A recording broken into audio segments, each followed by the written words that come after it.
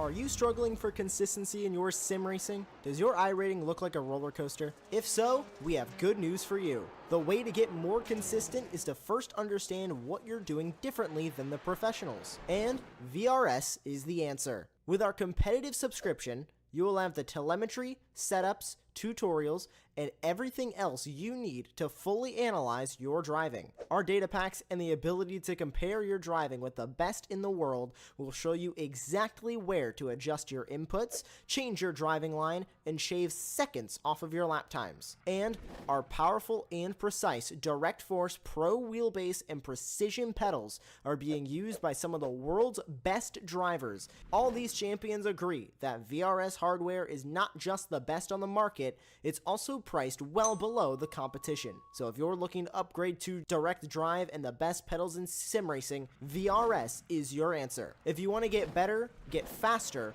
and make it happen sooner rather than later, you owe it to yourself to find out why so many people are switching to VRS. You'll be so glad that you did. Visit www.virtualracingschool.com and learn why the best use VRS.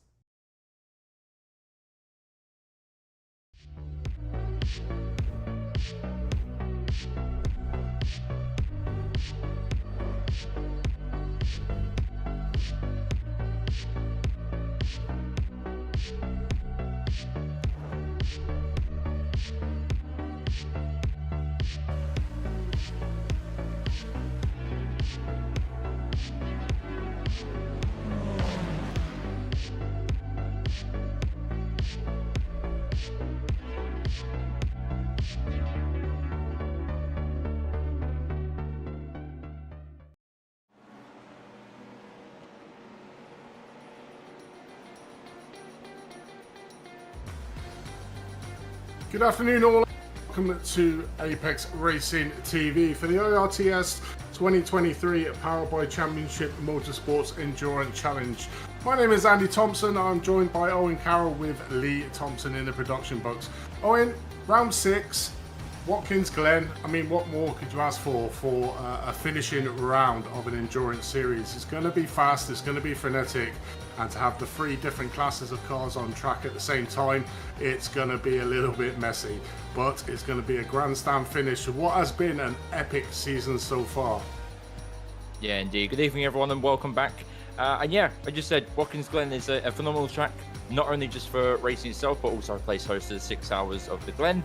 Today we're doing 3 hours of the Glen for the season finale here today, and yeah, it's a track that offers it all. A track that's fun for single class, but also multi-class as well, with it playing such a factor into these races. So traffic management is going to be key today, and your strategy to avoid traffic for the class of cars is also going to play very key today as well. But yeah, it's been a great championship so far already, and I'm sure we're in for a great round today for the season finale. Yeah, it definitely is. I mean, we've visited some iconic tracks during the season, all the way back on the March the 5th for Daytona. Then we went to Fuji on April the 30th, Le Mans on May the 21st, and Motegi on June the 25th. The July the 16th was Spa, and obviously today we have the final round, the 3 hours of the Glen. I mean, this is going to be one of my favourite tracks on iRacing. I think it's got it all. Got the straight down start finish, up through the S's, down the back straight, and this layout does have the inner loop on it, so the added hindrance of that inner loop through that back straight.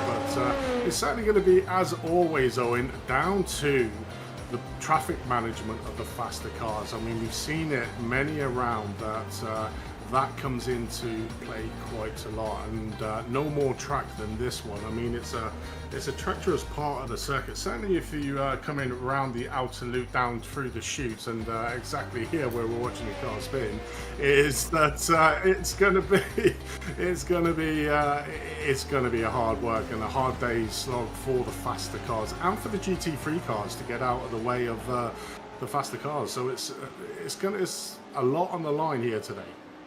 Yeah, indeed. It's just Watkins Glen, isn't it? The fast flowing nature of this circuit just, calls for incidents like we just saw, and also for multi-class as well. It creates such a mess for these guys to find out themselves in the first few laps as well. But yeah, I think whoever's on pole is going to have the best run through it, of course, and then just try and storm away from the rest of the field, especially in LMDH and LMB2 as well. But yeah, it's not going to be easy. It's going to be one where, as I said before, strategy needs to come into effect as well to try and avoid the traffic as much as you can, while also keeping a great momentum and pace through this fast-flowing circuit. Yeah, 100%. And just looking down at the fuel strategies and tyre strategies, the LMDHs and the LMP2s have got 100% fuel and unlimited tyres. But the GT3s have got 88% fuel capacity and only 3 sets of tyres to choose from. Now, a track like Watkins Glen, it gets extremely warm and also is very harsh on the tyres as well. So it's going to be a bit more of a challenge. We saw that out last time, didn't we, really, in Spa, coming towards the tail end of the circuit. But it's going to be certainly interesting. But let's have a look around this Watkins Glen track on board with the CMSRacing.com Pro Team. Coming up through the S's, getting on the power down to a short little straight towards the inner loop, an extremely fast set of corners, like the bus stop, literally clipping all the corners coming in and on the exit, then coming around the very long outer loop. Really got to maintain the speed and be confident of where you're getting back onto the acceleration. Coming down to the very tricky, and I'm expecting to see quite a few cars spin around this, the chute, turn number 6, a little dart now up to the toe, turn number 7, again another prime place for cars to be spinning around on, and very much a blind corner, so if a car has spun in front of you, it's got to be using the force really. Before a little sprint down to turn number 8, the heel again, literally braking as late as possible and using all of the curb, literally going on to the outside of the exit there, coming up through turn number 9, turn 10, another prime place for cars to be spinning around on track before a sprint up to turn number 9, a fast left-hander using on the course, getting right out wide before the last corner. I mean, that's one of the things you've really got to be watching out for. The entry to that pit stop is right on the apex of that corner, and if you're going around that corner, you want to be using it also. You've really got to be understanding of cars on your inside going considerably slower than the car going around the outside and fast as we saw there. But it's going to be an interesting track. I'm absolutely looking forward to this one. Yeah, indeed. We saw with Thomas Fisher's on board there, of course, Champions Motorsports Pro, our last winners here in this series so far for LMDH. They won round 5 last time out in Spa, so good for them. But yeah, as we saw on board with Thomas there, a lot of understeer on the front nose that he had going into most of these corners here today. So yeah, it's going to be difficult to manage the front tyres. Also the rears, I expect the rears is going to be mainly an issue for the GT3 cars, but particularly the fronts for the more prototype nature cars like the LMP2 and the LMDH. Yeah, saving the front tyres is going to be very crucial for these very fast flowing corners and very cambered corners as well. But yeah, it's going to be difficult for everyone really to find their feet and find their balance throughout this track with the multi-class. As you saw there with the final corner with the GT3 going into pit lane, it's so hard to miss, and yeah, it's going to be a treacherous one out there for these guys. But yeah, we've seen it before. Plenty of rounds have shown us that they can manage the traffic really well, so hopefully we shouldn't have too many issues here on lap 1. Well, on the first round of traffic, shall I say, and yeah, I'm looking forward to it. Yeah, it definitely is. And obviously the temperature plays a big part in the round. Currently at 37 degrees, 10 past 4 in the evening. So probably get over the majority of the heat, but the heat at this track is very much an influence on how the tyres get warm. Okay, let's have a look at the different current standings within the championship at the moment. So first of all, the LMDH. Currently being led the way by Penguin RC Simulation on 154 points. Obsidian Racing Future not far behind on 147, followed closely by RD Sim Sports on 142, with RD Sim Sports 2 on 140. So all to play for, certainly in that LMDH. Pneumatic Motorsports on 129, SimHQ Motorsport Orange on 122. Championship Motorsports Pro on 111, with Static Adrenaline Racing on 110. We2 Fast Racing on 108. Then we've got the tail enders, the Organisation Pro on 89, with Satellite Racing on 35, with 2Pi Racing, Leg Down Racing 21. Over to the LMP2s, currently Tempest Sim Sports $11 on 175, with SimHQ Motorsports Red on 142. Longhorn Racing 2 on 133, with Sim Republic SR on 129. Blue Shell Racing on 127, with the Organisation Pro Ams on 94, with Penguin RC Simulation LMP2 on 92. RD Sim Sport 3 on 90 with 100 Force on 85 and the organisation Amateur on 22. Over to the GT3 class then, our leaders are RD Sim Sport 4 on 170 points with Sim Racing PR second on 150, tied with 2-Back Racing on 150. Temper Sim Sport $101 on 138 with Back Pain and Ice Drain Racing Team on 128. Imperial Motorsports on 122 with Penguin RC Simulation on 118. Brake Fade and marginally above average sim racers both on 107 with Valhalla Motorsports on 99. Long Haul Racing on 92 with CMRSRacing.com Ghosts on 75 with Dog Bear Black on 75. Wild Juice Racecraft on 73 with the organisations on 68 with Flying Lion Racing on 57 with Can-Am Racing on 44. Two Bros on 28 and the Sim Republic SM Racing on 13 and Sim Republic SR2 rounding out the GT3 on 12 points. So all very much to go for there, Owen, in the championship. Certainly looking at the top of the LMDH, extremely close between the top four, and then you look across to the LMP2s, a little bit of a gap for Temper Sim Sport, $11, but then the rest of the field behind is closely following, so anything could sort of happen. And in the GT3 class, you've got RD Sim Sport 4 after pretty much a commanding championship at the moment on 127, 20 points ahead of the Sim Racing PR team, but extremely close for second and third within that GT3, so still all to play for, and anything can happen in a 3 hours endurance race around Watkins, Glen, can't it?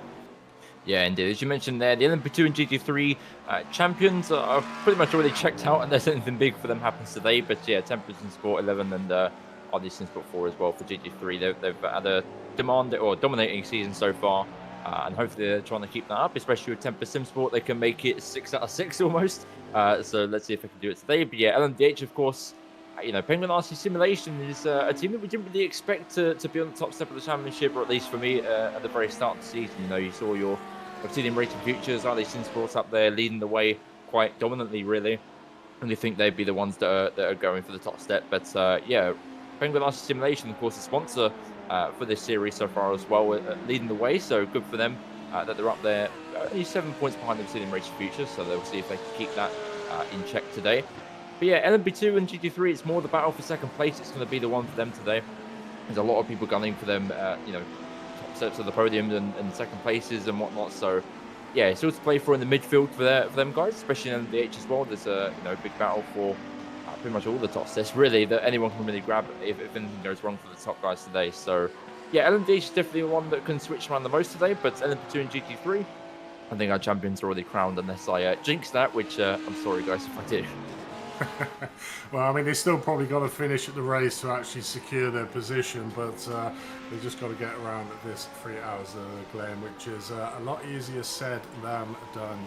You're going to be tripping over, certainly if you're in that LMDH class, a lot of the GT3 cars and the LMP2 cars. It's all going to be about traffic management. I suppose that's been the story of this series. I mean, I was looking at the layout, and I think it was by coincidence that it seems to be like a fast flowing track followed by a technical track. You can see Daytona, then Fuji, Le Mans and Motegi, Spa, and then Glen. It's almost like they designed the tracks around being a little bit of a sprint one, but followed by a more technical one. I think it was by sheer coincidence, but it certainly pays a lot of emphasis on the fact of here today being what I would consider the more technical ones, with the amount of corners, the slow corners that the drivers have got to navigate.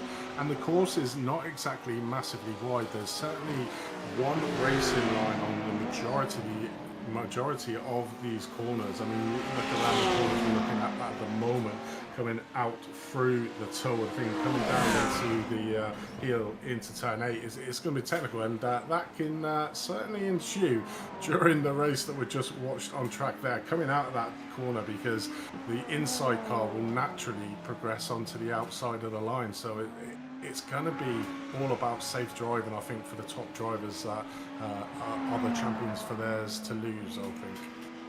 Yeah, a little bit of aggression we saw there with Longhorn Racing and the other Porsche as well. So good to see that they're kind of lightening up and firing up their attitudes before the start of qualifying the race. But yeah, so as we finish off practice, qualifying will just begin and we'll get to the flying laps here at Watkins Glen. And yeah, I'm really excited for this track. It's definitely a favorite of mine and one that I've loved a lot. So yeah, I'm interested to see how these guys navigate it today. Of course, with the bus stop, especially in the LMDH where it's so sensitive to these curb ridings and especially that inside wall for the first right hander. So it'll be interesting to see how risky they take it, to see how close to get to the wall in order to get the most quickest lap time possible. But yeah, we'll find out in any moment now. But yeah, the GT3 is going to find it hard to find the rhythm, especially with all these cars, pretty much right behind them with the LMP2s and LMDHs at the very end of the race, where everyone's going to be everywhere. It's not going to be as clear cut as you have one run of traffic, then you have a nice breather, then another run of traffic. It's going to be very, very to the limit. And yeah, I'm excited to see how these guys all prepare. Of course, we've seen in the series so far that everyone's mainly said that the traffic is fairly manageable, but yeah, I think today will be a little bit different to the previous rounds we've seen. Yeah, 100%. Just about to go into the qualifying. Each of the teams get solo qualifying with only 3 laps. So pretty much got to ensure they get that banking lap in to be able to really push on for lap 2 and 3. Obviously, that first lap as well, the tyres are going to be relatively cold out on track. So you really don't want to be wasting your second flying lap with just trying to secure a time. And it's very easy to get an off track, certainly around that first corner. If you go too far wide into it, just trying to push it that little bit too much, it's going to be interesting to see who will fly pole position for each of the relevant classes here today. Before we head into our 3-hour endurance race here around the Watkins Glen, it's just going to be an amazing, and just to reiterate the point that you were making, Owen, I think the first couple of laps will be probably the quietest that the drivers have out on track. After that, then you're going to have this big mix up of cars where the LMP2s are catching the GT3s and the LMDHs are catching the LMP2s, and it's going to be pretty hard to follow. But we will bring you all the action here live on Apex Racing TV. But it's going to be interesting in its entirety, isn't it? Yeah, indeed. It's I'm glad that they chose this track for the season finale. It's pretty much as you were saying before with the track selection this season. It's been fast flowing track and quite wide to a quite narrow and technical track to a more widened one, etc. So it's good that they've kind of merged that all together. And for Watkins Glen, of course, it's quite wide for you can have like around about 4 cars wide going into one corner if you want, but yeah, it's just quite fast and flowing to make traffic a little bit harder to pass and whatnot. So yeah, I'm excited to see how these guys get on with it today. I've seen most of these guys race this track before. Of course, being a driver myself, I've seen a lot of these guys out on track, and I've seen what they can do. So yeah, I'm excited to see how they get on today. But also an interesting factor will be the car choice for the LMDH as well. Of course, the Cadillac versus BMW discussion has been a discussion that we've had quite a lot this series as well. But yeah, I think the Cadillac will be quite strong. It won't be as strong in qualifying, but it definitely will be strong in the race, especially when that temperature starts to drop. That's when the Cadillac does start to come a bit more alive with the straight line speed nature of the car. But yeah, the BMW, of course, will be a little bit more powerful in terms of the boot section, where it's able to take these kind of medium to fast flowing sections quite easy. But the Cadillac will also be one to watch, especially towards the end, and especially down that long straight going to bus stop as well. Yeah, 100%. I mean, it just shows, obviously, the Cadillac lead in the field. It's obviously predominantly on the LMP, the LMDH is the BMW, but it's good to see that the Cadillac, obviously, top in the field at the moment for the RC Simulation Penguins team there. But it's going to be interesting to see if we actually get another LMDH with the obviously the news that Lamborghini have produced one as well. So I wonder how long that will be before we see a Lamborghini LMDH here on iRacing. So give a little bit of selection out on track, as only having 2 classes or maybe 1 with the new addition of the Cadillac on track for the LMDH was probably a bit one-sided, I'd imagine, but it's good to see that the Cadillac flag is being flown here. But yeah, the drivers are now on their flying laps, as you can start to see the qualifying times in. So Obsidian Racing Future head out the LMDH field on a 127.8, with the LMP2s being Temper Sim Sport there on 132. with the GT3s on 2-Pi Racing on 144. So you can sort of see the differences in speed between the three classes. But it's going to be an interesting start of the race, and then when we get the big mix-up. And then we've got the added complications that always put a spanner in some people's works, is the pit stops. Yeah, indeed. I mean, the strategy for the start of the race is going to be the same for pretty much everyone, really. No matter what class you're in, is just to have the best start you possibly can. And if you're in pole, try and run away and build that gap as much as you can as well to separate yourself from the rest of them when traffic comes for the first time round. So, if you have the gap, especially if you're in pole, if you have that gap around about 1 or 2 seconds when you go into traffic, it could make the difference between, getting 3 GT3s on the straight rather than in the corner compared to, anything else that might happen as well to separate yourself out from the rest of the field. So, really making sure you have a really dialed in start is key, and making sure that you're really saving the tyres at the very start of the race as well, just so that you're able to push a bit more at the end and really pull away as much as you possibly can do. So I've seen the racing future, of course, for LMVH on pole so far with the 127.8, but of course we are still very early into qualifying, around about 9 minutes to go here, so that all could change very soon. As you see, Jose Ramirez for 2-Pi Racing Team, of course, on pole by 0.083 so far, so good for them in the Lamborghini to find their feet. All very close to the wall there for Jose Ramirez. He is leaving not an inch out there in qualifying to try and keep his pole position there, which he is doing quite well so far. But of course, as I said before, still very early into qualifying, so all could change very shortly. Drivers only have 3 laps to do a qualifying, although the qualifying is 15 minutes. The drivers do only have 3 solo laps, so they pretty much put it all on the line. Like I was saying, it's so important to get that initial banking lap in, and then you can really push on in laps 2 or 3, and that's not what you really want to be doing. Going wide there, scrubbing all your speed. So this is a done and dusted lap for the 2-Pi Racing, but they are currently leading the way by 800ths of a second over the Tempest Sim Sport team. But yeah, it's interesting, and having that the shorter laps in with only 3 laps to get a qualifying time in, it puts a lot of pressure on the driver that is actually doing the qualifying session. Yeah, it does. Particularly that short amount of time as well. It's so difficult to nail the lap here alone in 1 lap, let alone 3 as well. So, yeah, it's a tough one. But these drivers are managing it well so far, especially in the GT3s. They're all fairly close together. In the MVH, it's more spread out than we usually see. We're missing the usual iRTES Sport 1 and 2 car up there as well. So, hopefully they have another off-track there at all to start at the back of the grid. But yeah, it's definitely one where off-tracks are easy to get, especially turn 1, as we just seen there as well. But yeah, it's a tough one, as you said, to nail the lap round here, especially with that off-track at turn 1, as we see Jason Lindy come through turn 1 now. See if he rides up on that curb. He does. Nowhere near enough to get the off-track, though, so he's safe from then on. But yeah, as I said before, it's a tough one to get a lap round here nailed and to not get an off track and to really nail the entries for the boot section as well is super difficult. And especially with this bus stop, as Jason's about to come through now as well, it's how close you want to get to that wall determines your whole entire bus stop. So he comes around the first right-hander and he doesn't go anywhere near the wall, keeps it nice and safe, rides the curbs nice and smoothly there, making sure his car is in one piece on the way through. He's come through now into the boot section where it's, yeah, as I said, quite difficult to nail the lap, especially to get the fronts turned in and gripped up nicely instead of understeering away from you, which he has done nicely there. Pushing out quite nicely wide to the exit as well. So it looks like a quite clean lap there as we see iRTES Sport 2 finally putting the time, which is only 6 tenths slower than the Season Racing Future, so quite far behind from what we usually expect them to see here. But Archie Coveney now coming through for iRTES Sport 1 car. He seems to be on an out lap, seems to be preparing the tyres just for his flying lap here. But yeah, I'm excited to see what Archie can do today. Of course, Archie is a very strong driver. We've seen that across this series. He's had great races, but he just had some not so great races in Le Mans, for example, but I'm sure he won't need reminding of that one. As he goes now to start a flying lap here at Watkins Glen, it should be about his final lap to go as he comes through turn 1. He wants to ride on the curb quite a lot, let his left-hand tyres drift over to the left-hand side. No, it seems like he's going for maybe another out lap. Didn't seem to push that much as I thought he would, but he's on his way to set another lap time. And Matt Kingsbury coming through for Penguin RC Simulation.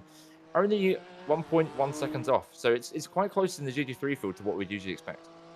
Yeah, I suppose this is the track in itself. I'm just looking down the different classes, and we normally see them within thousands or hundredths of a second of each other, but a lot more spread out here at the Watkins Glen. Exactly like you said, so easy to get off track. So drivers being really cautious to make sure that they get that flying lap in. Then they go for the second and the third laps around here, and where you're pushing extremely hard. I mean, that was a super close there from the Penguin RC Simulation GT3 team. They're just slightly getting it wide there on the exit of turn 1, and it's so easy to get that off track there, you know, and then that's your lap pretty much done. So, you know, it's so many places that you can lose the lap around this track in Watkins Glen, and that's sort of reflected in the times. I mean, you look at the LMDH, it's near enough half a second gap between first and second. I think that's unheard of in the previous 5 rounds that we had. Then you go to the LMP2, it is just over half a second for first and second. The closest one is the GT3s between Sim Racing PR, who have managed to just get above the 2-pack racing team. 0.08 of a second is the difference there, and then 1.167 seconds between 2-pack racing and Tempest Sim Sports as well. So a lot closer in the GT3 class than what it is in the LMDH and the LMP2 class. Yeah, indeed. As we see, Archie Cobbin now on board with him. He must have been on another outlap because he's 4 seconds off, which is usually not his pace. So as he comes here, flying through the bus stop on the right-hander, getting very close to the wall, nicely done. Riding the curb, straight line on the curbs as much as you can. Nicely done as well. Tucks in quite late into the apex of the carousel, widens out the corner nicely as well, coming into the chute on the left-hander, brake quite late, turning quite early, on the throttle very early as well to use with the camber, stretch the car out to the right-hand side using with the curb. Now, get the car over to the left-hand side, brake it in a straight line, then bring it back over to the right-hand side. Take a fairly late apex, he's done there quite well. Let the car drift out all the way to the left-hand side, just mirroring the grass on the left. Very nicely done there for Archie so far. It seems like a good lap, so it might put in somewhere near Obsidian Racing Future. Now, you don't want to overshoot turn 8 at all, which he doesn't there. Tucks in nicely to the apex, runs out wide nicely as well. Again, it's all about using the exits and the track that it gives you to your advantage as well. So running on the curb nicely on the left-hand side, bringing it over to the right on the curb nicely as well. Tucking over to the right and swing back over to the left for the fast left-hander. Completely flat out in these cars, pushing over to the right-hand side curb, back over to the left. And again, very fast flowing nature of the circuit. Push it all the way left to the wall. Seems to have a very nice time. Let's see as he comes across the line. And he goes pole. New pole sitter then in LMDH. RD Simsport with a 127.369, 3 tenths quicker than the Obsidian Racing Future. So great lap there for Archer. Yeah, it definitely was. Really put the pedal to the metal. You saw on board there is nice, smooth lines around. Completely different driving styles to the GT3s, which are a lot more ragged around the corners to get that speed out, whereas the LMDHs are super smooth on a track. But watching the RTS, marginally above average for racers. Yeah, currently in 4th place, so I would say well above at the moment in the GT3 field. Only half a second off the leader, who is Sim Racing PR there, but we'll have a look at see what Scott can do here, coming down towards the inner loop. A very tricky part of the circuit here for the GT3 cars. I mean, you saw how the LMDH pretty much just flat out through that part of the section. The GT3's gotta lift a little bit and then get back onto the power, but really gotta watch your exit coming out of the inner loop and then round the outer loop, like you were saying, just hugging that inside. I almost look for the marker on the inside where the road cutting is before getting back onto the acceleration and just literally spits you out the chute. But there's Scott just giving up on that lap up there. Currently joined with Peter Skidar there of the RD Sim Sports 2 team, currently in 4th place in your LMDH class. Starts another lap here, and extremely close now at the top of the LMDHs there, Owen. Yeah, this is more what we expected to see, you know, with the championship so far. We expected to see this fairly close field. And Peter Skidar, of course, another strong driver in this series so far, trying to equal well, if not better, the RD Simsport 1 car's time. It goes a little bit wide there at the chute. That might not help him in his chances of getting pole position here, but it might help his chances of getting closer to the Racing Future there. Which, yeah, RD Simsport #1 car actually improved this time from last time, so it goes another 500ths quicker than his last lap there. So just brings the gap away from Brazilian Racing Future even more. But yeah, for this lap for Peter Sigdar, it doesn't look too fast at the minute, sliding a lot and missing a lot of the apexes here, so it might do okay to fit inside Penguin RC Simulation for 3rd place. But yeah, it seems a bit squirrely there on the exit. You can see the rear end really dragging it round, and yeah, this doesn't seem a too quick time here, so might not even improve this time if he's if he's sliding like this, as you see coming through the last corner. Looks fairly tiny there, but doesn't seem to be quick enough to advance any higher. Let's have a look as he crosses the line.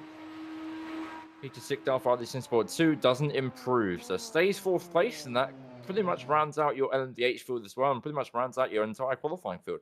It certainly does. I think he lost it there coming down the chute into turn number 6. You saw the back end just skipping out a little bit on the car, so he would have lost a lot of speed coming down there, and I think that's probably the main point where he lost that lap, did Peter. But during the race, I'm pretty sure that he's going to be up there with the rest of the field. But just waiting to head over to the starting grid here, so let's take you through it. So in first place, we got RD Sim Sports. In second place, we got Obsidian Racing Future with Penguin RC Simulation in third.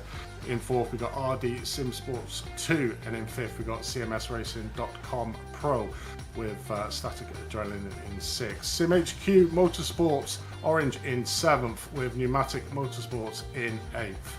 Into the LMP2 field, we've had Tempest Sim Sports 11 on your pole sitter, with SimHQ Motorsports Red in second place. The organisation Pro-Am in third place, with 104th in fourth.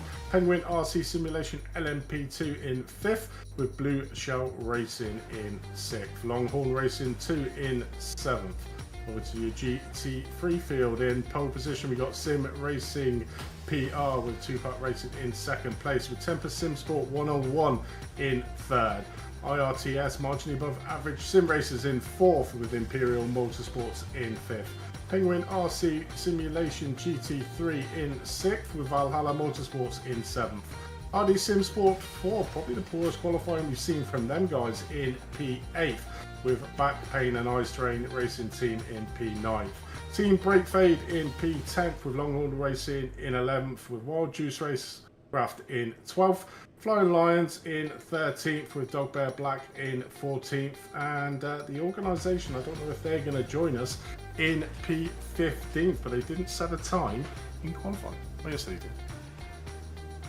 It's interesting there from RD Sim Sport 4 GT3 to not be at the very front of the field. Of course, usually we're used to seeing none other than Steve Mello qualify the car right at the front, but yeah, Rob seems to have a little bit of an issue there in quali, but yeah, if the car average pace is around about the same, we should see them at the front of the field very shortly as well. But interestingly enough as well, in LMDH, of course, your top three in the championship being Penguin RC Simulation, Obsidian Racing Future, then RD Sim Sport.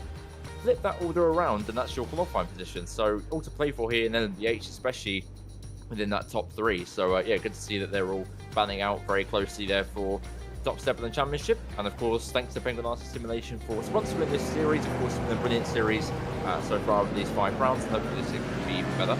And yeah, of course, Penguin RC Simulation make button boxes, other types of sim racing peripherals for your sim racing rig. So yeah, go check them out. Go head over to their website. They've sponsored this league, of course, for the whole entire season, and hopefully can bring us a fantastic end to this championship as well. Definitely is. One thing I really do like about this series is the opening lap there at what school is an orange zone, which is basically for the drivers to be especially careful on that first lap, which gives a really good opportunity for the tyres to warm up. And in this lap, it's on the outer loop where the orange zone finishes. So we may see not a lot of movement in the first part of the race, but certainly once they get past that orange zone, the action will ensue. But the drivers are very courteous of each other, certainly on that opening lap, because with the new iRacing Model 1 tyres, it certainly makes it extremely interesting, certainly around a track like this where it's going to be super easy on that opening laps to spin the car. But yeah, it gives the opportunity for the drivers to warm their tyres up and not expect someone to probably try an optimistic pass from about 10 cars back. So should get all the cars through the first lap relatively unscathed, touch wood, but you never know. This is Watkins Glen after all. But what's your thoughts on winners from each class then, Owen? Oh, don't do this to me. It's a tough one. I mean, I believe that Archie Coveney in the RD Sim Sport car and Austin Coveney as well can do greatness at this round today. Of course, we've seen how strong they've been throughout most of the rounds so far, especially in Fuji and Le Mans, but unfortunate setbacks made them lose out massively. So I believe they might be the strongest team here we got today, but yeah, I mean, we've seen it before. We've seen them lead by loads, and then suddenly a penalty comes in their way, or a mistake from one of the drivers himself actually make them, cost them a win and loads of points as well. But yeah, I'm gonna go RDC Sport for LMDH, and LMP2, of course, you have to go Tempest Sport. Why wouldn't you? And GT3, ooh, I'm gonna go for Two Pie Racing Team. I feel like they have something up their sleeve today. Of course, they won in round 4. And I believe they can win again here in the season finale. So yeah, best of luck to everyone out there, and I hope I don't jinx anyone, but they are my predictions here today. We'll see how they come on during the race here, but just about to get this one underway. 3 hours ahead of us is a race for the championship here at Watkins Glen, as we actually LMDH just coming around the last corner. You'll see it go green, but you might not see the cars go. There is a starting zone here out on track, which is about 100 meters back from the start finish line, but we'll wait to see the drivers going there, and it's all down to RD Sim Sports and Archie Coveney to get this race underway. You can see the cars there coming up. They are go, and Archie gets a good lead, gets a decent advantage over the Obsidian Racing feature. I've got Penguin RC Simulation Sport giving them a little bit of hassle into the first corner, and gets a nice little getaway, does the RD Sim Sports, driven by Archie Coveney here in the opening lap. This is the first time going up through the S's here, which is always very treacherous in these cars, but looking back at the LMP2s, Tempest Sim Sports pretty much stay where they are. 100 Force has managed to get a position gain over the organisation Pro-Am teams. Looking further back in the GT3 class, that's where we see the majority of the moves being made. The iRTES marginally above average Sim Sports have managed to get ahead of the Tempest Sim Sport 101 team, so they've lost a position. Penguin RC Simulation have managed to move up to 5th from 6th, and then you've got RD Sim Sports moving up 1 place at the start there to 7th place, but relatively tame on this opening lap. We've got 3 hours ahead of us, plenty of racing to be coming on, and the LMDHs and the LMP2s probably want to take a little bit of breath and enjoy these laps with just themselves racing, because it's going to be short-lived when they catch up to the rear end of the GT3 class, and then that's where the fun will really start to ensue out on track. But as we see there, Pneumatic Motorsport Blue, Jason Lundy, car got extremely, I think he's got certainly a crabbing car there.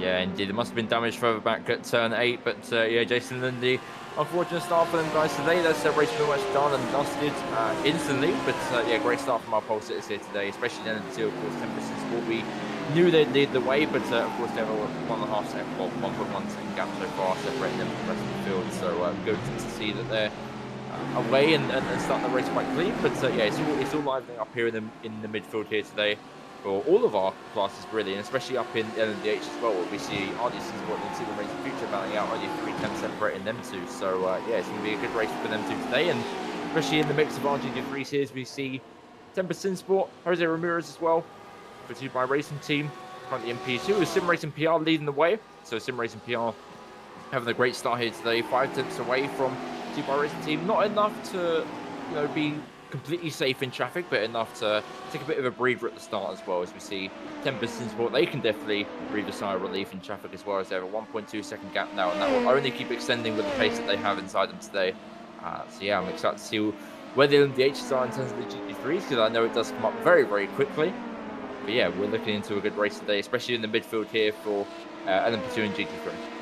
Yeah, it certainly will be a couple of laps before they get to the tail end of the GT3 class for the LMBDH, and probably about 3 laps for the LMP2s before they catch up. Relatively a short lap around Watkins Glen here, and that's when the fun is really going to start to ensue, and that's where we'll see the gaps extending, depending on where they actually hit the traffic out on this track. It's probably more prevalent this one than it was at Spa, because if you get stuck behind a GT3 coming down, say the chutes part of the section of track, you're really going to lose a lot of time. But back at the front, RD Sim Sports, followed closely by the Obsidian Racing Future. A little bit of a gap back to RD Sim Sports 2 before we've got our current leaders in the championship, Penguin RC Simulation LMDH in 4th, driving the Cadillac, all still within show. So the top 4 protagonists are the top 4 currently in the LMDH class, so all to look forward to on who will come out on top in that field. But LMP2 Tempest Sim Sport, I mean, they're just super quick out on track, aren't they? 1.6, nearly 1.7 seconds advantage at the moment. Andre's really driving that car hard early on, trying to just get out of that slipstream effect from the SimHQ Motorsports red team there in second place. But you start seeing the gaps already in tune quite large. 1.6 from second to first, 2.5 from third to second, and then 3.5 from fourth to third. I mean, the gaps are certainly there in the LMP2s on the track. Although to the GT3s then, got a close race at the front of that. That's him racing at PR. Currently only always see it at LMDH, but a GT3 car of the Tempest Sim Sport completely getting it wrong in that inner loop there. It's easy to do. Certainly if you try and take too much of the corner on that entry into the corner on the inner loop, that's where you can spin a car out. I think that's exactly what happened to Zhao there. It seems like maybe they've had a little bit of a contact with the wall there on the right front, but let's have a look at Jason Lundy here. Going for the grass, so you can see his car crabbing a lot. Right rear damage, shall I say, on that car. So definitely took a hit going into turn 8. So let's have a look at what happened. Oh, so he lit it all by himself there, and Static Adrenaline had really nowhere to go. Tried to predict it, but couldn't predict it well enough, and yeah, that's right rear damage for Jason Lundy. So a self-spin there for Jason, unfortunately there, but caught them out. Definitely lacking the Static Adrenaline there, just having nowhere else to go. So shame for them both, because they'll both have damage. Let's have a look at the Tempest Sim Sports. Incident there happened as well. I believe this will be contact with the wall from the right-hand side. He turns in, probably turns in a bit too early. Yeah, it does. So just hits the curb, runs off into the wall, and yeah, no ice for him to go. So unfortunate for Tempest Sim Sport there. Drives back on track and tries to get it fixed straight away. But yeah, there's going to be a lot of positions lost for what could have been a great race for Tempest Sim Sports there. Yeah, I mean, that was obviously the line, wasn't it, before they sort of iRacing updated the track, was to take as much of that inside curb as you can, but now they put a slight little raise on the inner edge of that curb, so if you try and hit the full corner, you see exactly what happened there. Literally the back end of the car lifts off the top, and then basically you're just going into the wall, unfortunately. But always a trick, and there's a fine line between getting it absolutely perfect to sort of getting it completely wrong and losing your race, and that's where we saw, as we already see now, the RD Sim Sports catching the rear of the GT3, gets around the outside of the outer loop, nice clean pass. But this is where it gets a little bit treacherous, coming down towards the chute. You've really got to be committed for where you pass the cars coming around here, because that inside line, a lot of the drivers will be hugging the inside line here. But you can see how much the leader is currently being held up by the GT3 car, locked, so you can see right in his rear view mirrors at the top of the screen how quickly now the RDC Sport 2 team has managed. What happened there to the Obsidian Racing feature? Was it just that Obsidian just got caught up in the traffic a little bit too much, and then that gave the opportunity to the RD Sim Sport team? It certainly looks like it, but they're currently a second back from the RD Sim Sport 2 team, so it certainly had some sort of issue. Yeah, it might have been just Obsidian Racing Future not taking too many risks early on, which is obviously a good tactic to use, but yeah, definitely one that can cost you a lot of places. So let's have a look at Peter Zickdal now, coming through the chute. Sees an opening inside, tries to look for it, it blocks it off. Oh, very quick thinking there with Peter Zickdal. And then, of course, the RD Sim Sport 1 car boxing them off, which allows Peter to go around the outside. It's a lovely move there by Peter Zickdal, of course, helped by the number 1 car there as well. So great team play there. And yeah, that's RD Sim Sport 1 and 2 in that order as well with team names. That was certainly a great bit of teamwork there, you know, blocking in the Obsidian Racing Future to give the opportunity for sister team to come around the outside of that corner. So a great 1-2 there for the teams as they go 3 wide, just come in here out of the S's. A little bit of door banging here between the Wild Juice Racecraft team.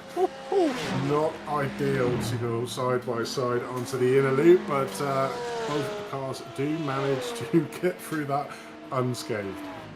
Yeah, very, very brave there from the Ferrari there. That was a good bit of driving there. Of course, forced his opponent out wide, which is a good tactic to use, but yeah, could be looking into the steward's room for that one as well. So got to be careful with their moves. Of course, we've seen how strict the penalties have been this season so far, so any wrong move, you have to be really cautious of what you're doing. So yeah, good move, good aggression, but might be looked at by the stewards soon enough. As we see this battle continue between Obsidian Sports 2 and Obsidian Racing Future. Of course, this really helped out Obsidian Sports 1 race because, Obsidian Racing Future were right on their tail for the entire first few laps. So they're able to romp away now, about 1.6 away from Obsidian Racing Future, and able to breathe a bit more as we seem to have cleared all the GT3 traffic now. So again, just pedal to the metal, really. Push as much as you can to try and extend that gap that you've just achieved there through traffic, and wait until the GT3s come around again, or if not, LMP2s come in the way.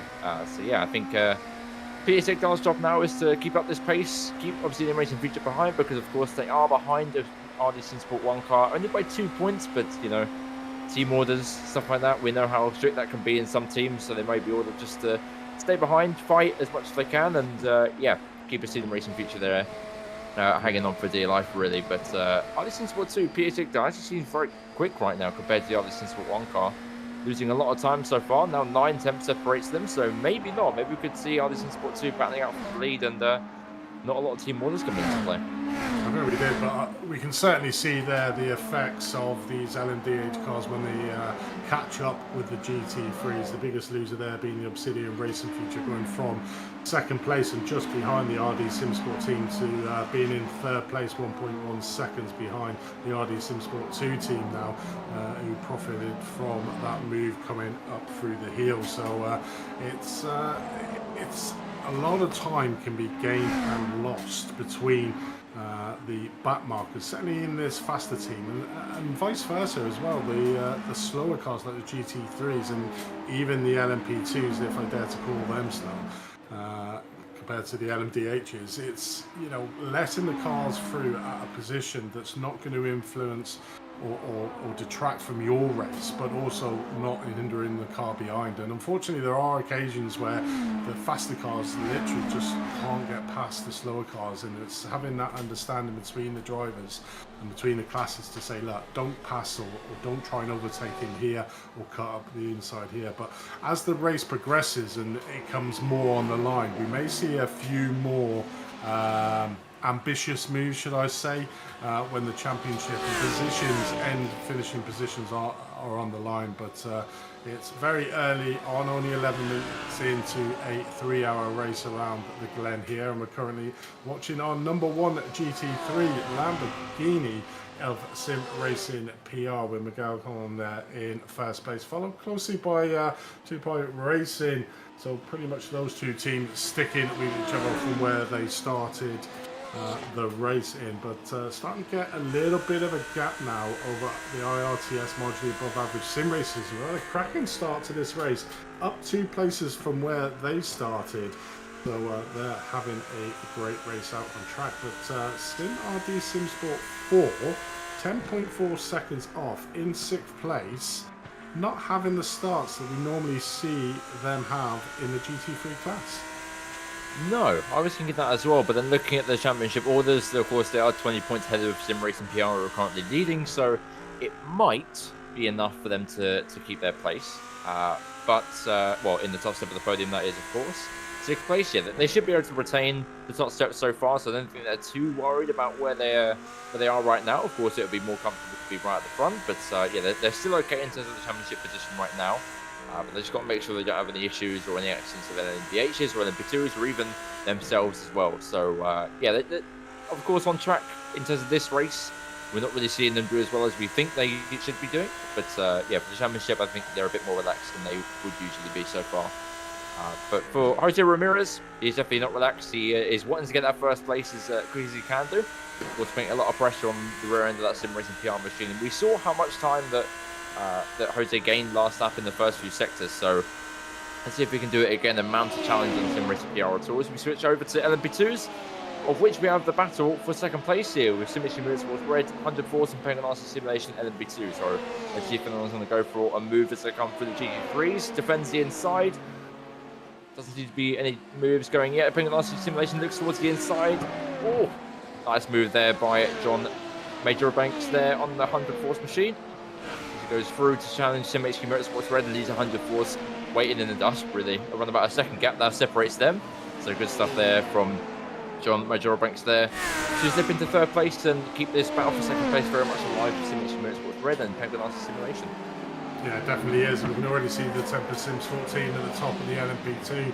Sort of checked out at the moment, 3 seconds ahead of this battle we're currently watching out on track for the second place in that LMP2 class. He did lose a little bit of time during that GT3 traffic, was up to around about 3.8 seconds, so I lost back around about 0.8 of a second overall of the Tempest Sims Sport. But as you can see now, the rest of the LMP2 SimHQ Motorsports trying to navigate the traffic, and like I was saying, it's where you hit the traffic, and that is the place that you do not want to be behind a GT3 car in one of these faster cars. And you can see that the SimHQ Motorsport Red already pulling out a 1.4 second gap over the Penguin RC Simulation just by getting in front of that GT3 car round turn number 9. So all to play for here as we look for a change for the lead here. Tupac Racing take over the number 1 spot in the GT3 from the Sim Racing PR team. So these two I think are going to go nail and tongue at it for the entirety of this race, both in the same car, so no real advantage of car difference. It's all going to be down to setups. I mean, Owen, setup, which one would you rather go with, a slow downforce or a high downforce? Well, at the minute, Miguel's taking it back, going through, down the inside of the bus stop there, takes it back with demanding force as well. 7 tenths now separates them both, but really aggressive move by Miguel, and paid off lovely as well. So really great move by Sim Racing PR to slot back into first place there with an 8-tenth gap than they had before. So Super Racing team's going to be a bit annoyed with themselves, so they didn't defend that too much, but Sim Racing PR takes back P1. And as we see, Archie Covenant as well leading the way from his teammate, RDC Sport 2 there as well. But yeah, in terms of the setup here for the GT3s, you'd mainly want a high downforce one here, to be honest, because the amount of fast flowing corners you have, especially in any type of car, in the LMP2 and GT3, high downforce is the way to go. Of course, the straight is fairly long. You can reach up to around about 295 kilometers an hour in these LMDHs, maybe more with the attack mode as well. But yeah, you'd rather have that high downforce to really help you round these fast flowing natures of the boot and all the rest of the corners as well, to really help your tyre wear and also help your sense of driving as well, to get more of a comfortable stance in the car as well. But yeah, in GT3 it's going to be more of the same, as we see Archie Covenant as well trying to use as much downforce that he can to blast through these corners to pull away from the cars behind him. Of course, the cars behind him being his teammate and the Team Racing Future, which are now all within 7 tenths, helped lovely by traffic as well. They'll navigate their way through, very, very slow through turn number 10 there for Archie. And now obviously the Racing Future's right at the rear end of Peter Sikdar there as well.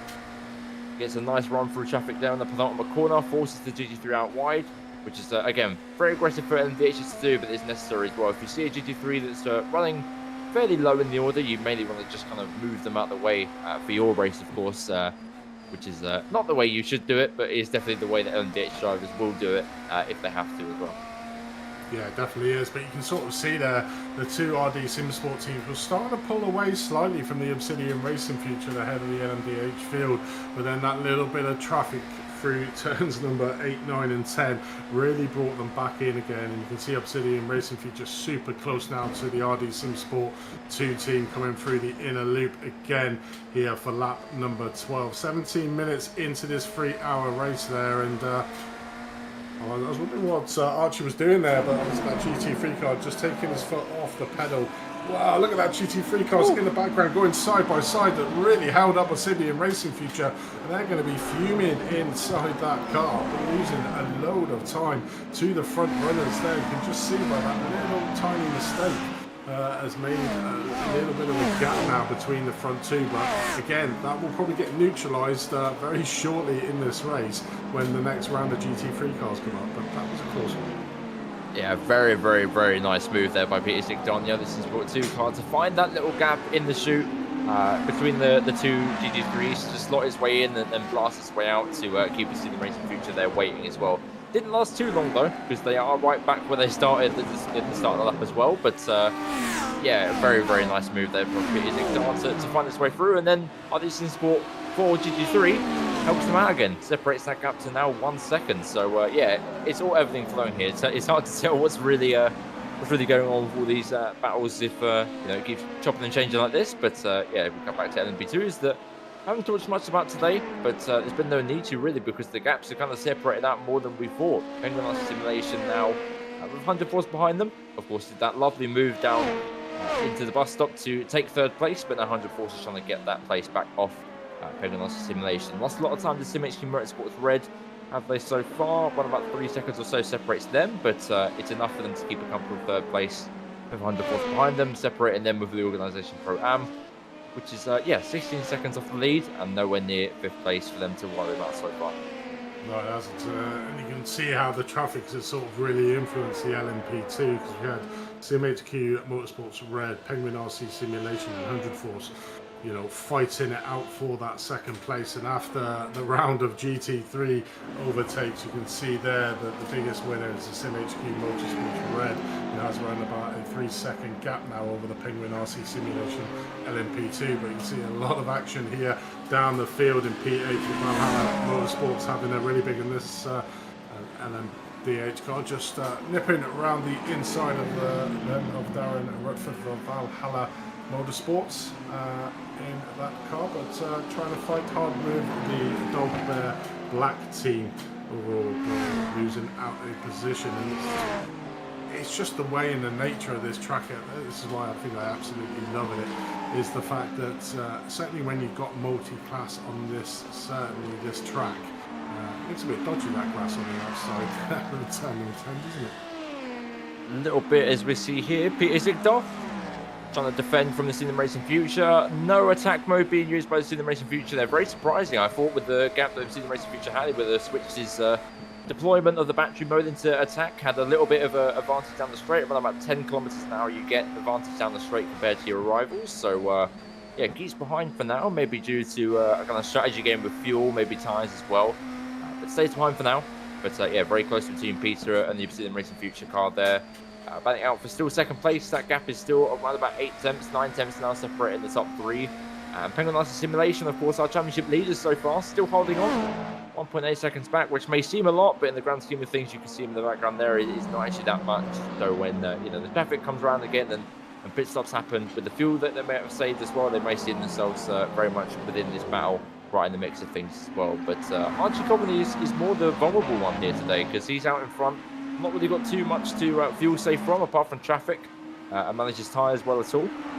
But he's out in front trying to lead the way with, of course, others in Sport 2 sitting there saving their tyres, saving their fuel, with obviously the Racing Future there as well, doing the exact same thing. So, Archie's going to be a little bit worried when it comes to the pit stops and how it's going to end up for his car. But, Patrick Sigdar, massive shot into the wall. Applies too much curb on the outside of turn 1 and goes straight into the barriers. Wow, that was a big accident there coming around turn number 1, and that takes out RD Sim Sport 2 as quick as that. Literally looked like he came around turn 1, like you said, took a little bit of a bounce on that outside curb that literally just thrown him around. Let's have a look on board with Peter and see what happened there. Normally a really consistent driver coming around turn number 1. Wow. Just that little bit of the track. I don't think he could have done absolutely anything. He's probably ridden that corner around about 1,000 times, and that is 1 in 1,000 opportunity that unfortunately has put paid to the RD Sim Sport 2 team at the moment. He will have to tow back so they've got to endure the tow back, then get the fast repair and get out, but that will be them at the back of the LMDH. That was a big accident. Yeah, it's the things you've got to watch out for in these LMDHs and all the cars, especially in LMP2 as well. It's just that understeer for turn 1. You give it that little bit too much steering angle to get the car turned in, instead of just straightening out the steering, taking the off track. You really turn the steering round, give it a lot of steering lock, and as soon as you do that and ride the curb, as you're jumping through the air, the front tires land back on the floor, and as you're still turning around about 90 degrees or so, your car's just going to end up flipping to the right hand side, which is exactly what happened for Peter Sigdar there. As we see a move here for Team Brake Fade, trying to go up into 9th place, and does so with a bit of ease there from Valhalla Motorsports. Doesn't seem to put up too much of a fight there, just allows them to go on through and see what they're racing in order to catch Dog Bear Black in 8th place as well. That gap has separated quite a lot since we last looked back at these guys, so traffic may have played a big part into it, or Dog Bear Black found a lot of pace to pull away from these guys. But good move there by Team Brake Fade. Fairly straightforward. As we got back onto the GG3 battle as well. For Sim Racing PR and 2-Power Racing Team, again, no to tell as we've seen them all race so far, with a good little battle that they had, a couple of laps ago now, with Sim Racing PR taking back the lead in a dominating way. But no to tell still. about 2 temps separated them. Doesn't seem like two-part racing teams going to get a solid run here to make a move into the bus stop, but should be a good opportunity to save some fuel, save some tyres, and just wait until that pit stop to try and get them that way and really extend the gap in the pits. Yeah, definitely, as we watch him on the inner loop, was having a look down the inside, but certainly shows the pace that the two-pack racing team have. Obviously, the last time that we did see the Sim Racing PR do the overtaking move really impacted the two-pack racing team. They obviously dropped off around about 1.5 seconds to 2 seconds, but have managed to claw that back to get right onto the rear tail of the Sim Racing PR Lambo team. Both of these are in the same car, so no car advantage out on track, but the Lambo is probably one of the all-rounder cars in iRacing in the GT3 class, so really well suited to this Watkins Glen track, and certainly showing at the moment the top two being the Lamborghini cars. iRTES marginally above average sim racers, around about 4.6 seconds off this battle we're currently watching. They're having a cracking race, up one place, I think they're up 3 places from where they actually started in the GT3 field in 5th. The biggest news that we just watched earlier on with Team Brake Fade is Valhalla Motorsports. They seem to be going the wrong way, down 3 positions from where they started the race overall, and looks like the Temper Simsport 101 team are certainly well at the back, down 12 places, so they've had some sort of major issue out on track that's really put paid to their race. Yeah, we saw earlier on as well that they ended up in the wall, so they've probably got that car fixed, and it's cost them obviously that loads of places they lost as well. But of course, like this in Sport 4, as we see a move there, going down the inside of Sim Racing Future. Tried it late there, going to turn 10, it almost worked. I just saw it coming, covered it off nicely with a good exit there. But yeah, that was demanding there from Sim Racing Future. Is desperately trying to get into the lead after they saw iRacing Sport 2 crumbling away from them right in front of their eyes. It was very, very close that no one actually got involved in that shunt at all. But Sim Racing Future, of course, they've had the back foot in this race. They've been stuck in P2, P3 at some points as well, but they might have been able to save their tyres a little bit better than Archie has right in front. So maybe Sim Racing Future just trying to use that to their advantage here and trying to really get behind the iRacing Sport 1 car and maybe try and mount a move before traffic comes again. Of course, we see them on screen now, so they're running through the stages of the traffic as we speak. Well, only one GT3 so far, but it's definitely one where, the battle has definitely ebbed and flowed here today, as we see, Archie and Sim Racing Future, they're getting very, very nose to tail there with that GT3. And it's, again, that one GT3 can make the biggest difference. Of course, we saw the gap there going into bus stop as around about 6 tenths, with Sim Racing Future saving a lot of fuel there, and all of a sudden it's right back down to 2 tenths, maybe even a move here for Sim Racing Future. We saw how late they went in down to the inside of turn 10, so maybe if the gap is there, then Rodriguez will have it down the inside, which he definitely is able to do. Certainly is. One of the drivers that are really intriguing me is the Penguin RC Simulation team, driven by Blake Reynolds, having a really conservative race there. You can just see him in the background, the one and only Cadillac LMDH car. He was catching the Obsidian Racing Future team, was right on the tail of the Obsidian Racing Future team, and then just backed off. So I think that team's playing a really good tactical race at the moment. Literally not getting too involved with the front runners, as we obviously saw with the RD Sim Sport 2. It's so easy to get it completely wrong around this track. They are currently leading the championship. Where they're probably at the moment is probably enough for them to win the championship, and therefore they're just going around, just making sure they keep with the front runners, but also stay massively out of trouble as well. So a very tactical race happening, and possibly even fuel saving at the same time, just keeping the front two, because they're not getting that far away. I'm just looking at the last laps. They were actually quicker than the front two drivers, so just steadily putting the laps in there, just keeping the front two honest as we watch the 3 classes near enough go side by side on the outer loop there, as the LMP2 just mostly gets out the way for Cadillac and chews on. But very interesting race overall. But back at the front, Tempest Sim Sport in the LMP2. there's no other team really in that class, to be honest. He nearly gets it completely wrong, showing his disdain there coming around turn number 10. Literally nearly lost that, and it's just so easy to lose it around that turn number 10 here out on Watkins Glen, but did a great job to save it. Currently 6.5 seconds ahead of the Sim Racing HQ red team, but at the moment seems to be driving this track as well as every other track in this series. Oh, and T-Bar Racing Team there, as we just see, takes the lead. So a bit of an issue there for Sim Racing PR, who went very, very wide at turn 1. Got smacked behind T-Bar Racing Team, and they are able to run away with it now. 0.6 of a second now brings that gap to a standstill, as they're in the slipstream battle now, coming through the bus stop. But yeah, T-Bar Racing Team take the lead in a fashion that I can't really see what happened, but we'll see the replay now. On board Jose Ramirez, as he's coming down into turn 1. For Sim Racing PR right in front of them. It seems like they might have overshot the... Oh, a little bit of a slide there going to turn 1. A little bit too much speed taken. Had to get on the brakes a bit more. That looped the front around, and there we go. That's Sim Racing PR down to second place with a bit more of a warmer tyres than he would have wanted. But yeah, 5 tenths of a second now separate these two, and yeah, I think they separated these two today. Of course, we've seen in GT3 the gaps have been quite spread out to what we usually end up seeing due to the traffic and other factors here and there, but these two have been noticed out throughout the entire race, so really great stuff from them two to stay as close as they can do and give us a great show in GT3. Who have also given us a good show is iRTES supporting the Team Racing Future again, up in the front. We're still battling nose to tail as we speak right now, going through GT3s once more. Doesn't look to the inside turn 10 as he used to there, did Rodriguez. Keeps it nice and calm, but yeah, as you were talking about with Penguin RC Simulation earlier on, you know, with their fuel management game, it might end up working for them, but probably not anymore with the amount of traffic that they've had. And, you know, a 4.4 second gap, that's not going to be possible in fuel there. So Antonio Rodriguez is very close to the wall. Scares me a little bit there. But yeah, traffic is definitely one to make a lot of difference here today. Not so much for the top leading GT3s, but definitely enough for these guys in there. DH as the LMP2 takes no prisoners there. It's getting very, very nose to tail and very twitchy and touchy here. For Sim Racing Future, still keeps around about 9/10 of a second away from RD Sport, but definitely a lot more of a pain-infused lap 21 than he would have wanted to start.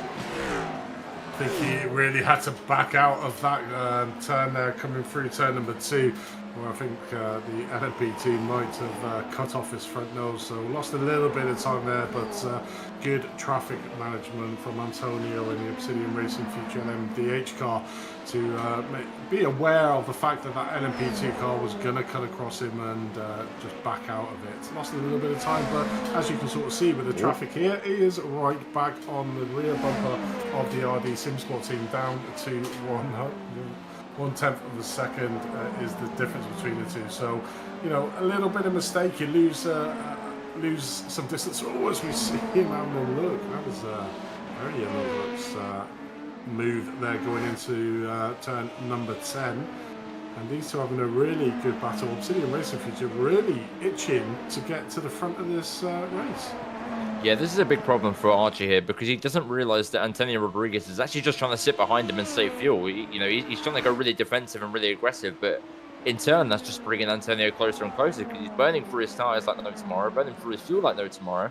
When Antonio's actually doing the opposite. He's just chilling there, as we saw going into turn 9. He was lifting, even when he was about a 10th behind him, ready to go for a move. He just sat there, lifted off the throttle, saw Archie was getting a bit hesitant to defend or not defend, and was now trying to mount a challenge on him. But yeah, Archie hasn't really played this too well, but he's done quite well so far to keep the Sim Racing Future behind. But for how much longer is that question? But yeah, it's that question of do you save fuel or do you attack that Antonio's kind of trying to deal with here. And I've been in this situation before in the 6 hours of the Glen as well this year. It's do you just go full out on attack and really use that pace advantage that you have in the car so far with the tyres, or do you just sit there, wait for pit stops to come and hope that you don't get traffics and lose that position you have now? But from the state of Archie Coveney's car, that rear end is getting really twitchy. It might be Antonio's time to mount a challenge, which he's looking towards the inside to do, giving Archie a little bit of a note to the head there, realising that, I'm still here, I'm still able to mount a challenge on you whenever I really want to. So Archie's a little bit more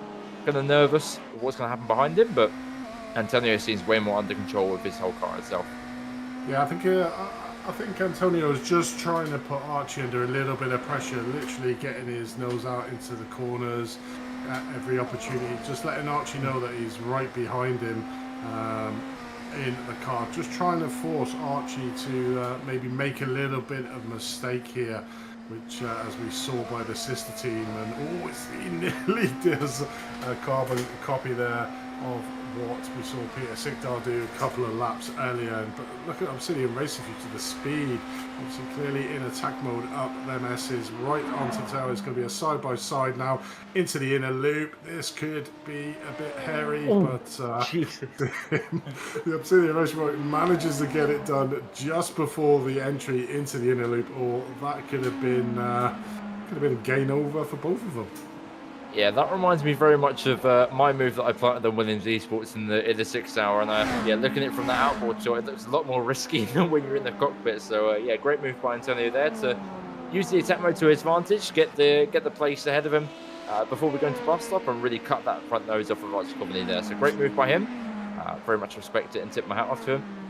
And yeah, as you can see, it's already pulled up 1.2 seconds, 1.3 seconds now. So it's clear to see that what I was saying before of Archie is come apparent that, you know, his tyre saving hasn't been as great as obviously the Racing Future has been, and of course that is just due to Archie just leading the way the entire time. So he's now really struggling for pace in that car as obviously the Racing Future are able to just pull away. So all that fuel system that they've done is now going to pay off to work as well, because not only are they putting away on track, they're putting away in the race as well. As you see Nicholas Maynard there for 100 force, trying to mount a challenge on Penguin Last Simulation and getting all squirrely on the exit there. So I think all these guys are kind of praying for new tyres now as we come up to almost time for the pit stops, especially in LMP2 as well. But yeah, not much else to say on LMP2 so far. Of course, Tempest Sport leading the way by 10 seconds. I mean, who would have guessed when we started this race that they'd be leading by 10 seconds? But of course, Penguin Last Simulation and 100 Force giving us a nice little battle here in terms of the strategy and also race pace as well. But apart from that, there's no real big or small gaps out there, really. It's, you know, Two-Bar Racing Team have sailed away from Sim Racing PR in the same nature that Obsidian Racing Future sailed away from RD Sim Sport, who are now 3 seconds behind. So must have been a traffic situation there for them, and maybe even tyres as well. So I think the best bet for Archie here is to pit early as possible, get some new tyres on, and really find his peak again. I mean, that's just one of the things about Watkins Glen. It is a tyre chewer of a track. I mean, you can just see the long sweeping bends around there that puts a lot of pressure on your left-hand side tyres when you're going around there, around these corners. And then there's probably equal amount of right hands where it puts your left-hand tyres on wear. So as you can see, a lot of the drivers now, certainly with the RD Sim Sport, feeling that tyre wear a little bit more and starting to come back into the clutches here. The Penguin RC Simulation LMDH that we talked about earlier was he was just going around nice and merrily, just letting these front two fight, or front three at that time, fight it out. But now we're starting to lose time on the Obsidian Racing Future in front. 2.4 seconds is a gap. And the Penguin RC Simulations, just see him in the background there coming up through the S's, is now starting to gain on the RD SimSport teams. So they're coming back into the fray as well. So you can just see how much the RD SimSport team were really pushing at the start of this race to try and get ahead and break the toe from their teammates and the rest of the field. Has really not paid off for them, because it does seem that Archie's struggling a little bit on tyres. Penguin Last Simulation as well. They are first in the box here today. We have a Penguin Last Simulation and LMP2 in the pit lane, as well as Organisation Pro-Am. So they are our first in box here so far. Let's see where that comes and place them out in terms of their battle with 100 force for P3 there. But they are our first pit stop of the day. So nice and early pit stop for them. Probably getting a fresh set of tyres on to use that pace on the start of the second stint to their advantage. As you see a lot more LMP2s coming into the box as well. So we should see a lot of LMP2s pit fairly shortly, and that means that LMDHs should be in very shortly as well. But for Archie Coveney, if it was me, I would have pitted pretty much as soon as Obsidian got past me, really, to get that fresh set of tyres and say almost no you don't in a way, and you know, use that fresh tyres on the start of the second stint to pull away as much as I can. As we see Archie Coveney there now 4.2 seconds behind. So definitely not the way he would have wanted to start off his race. Of course, 38 minutes into the race so far, or 3 hours, as we see Tempest Sport leader coming into the pit lane now. course, no real threat from behind at all. They can pit as early as they want, late as they want. Won't really matter to them too much. They have the pace to keep up that car in P1. 104 sorts of boxing as well to keep an eye on that battle of Penguin License Simulation, and 104 for P3. But yeah, all the LMP2s now coming into the pits to take a fresh set of tyres and fresh change of fuel as well. And GG3 should be coming in very soon as well, so we should all see the pit stop start fairly shortly. Well, maybe not GG3s just yet, but maybe soon. We all should see them come in. But again, if you're sim racing PR, RDC Sport, you may want to think about boxing fairly shortly, and you risk having to splash at the end, because their fresh set of tyres can really pay dividend at this track. You don't realise how much of a fresh set can really put the pace down, maybe even 2 seconds worth in some cases here as well, especially in MDH, I know that for sure. So yeah, boxing early can make a big difference, but as we see in 10% Sport, the leads in LMP2 come out of pit lane. Yeah, it definitely is. Track temperatures around about 33 degrees C.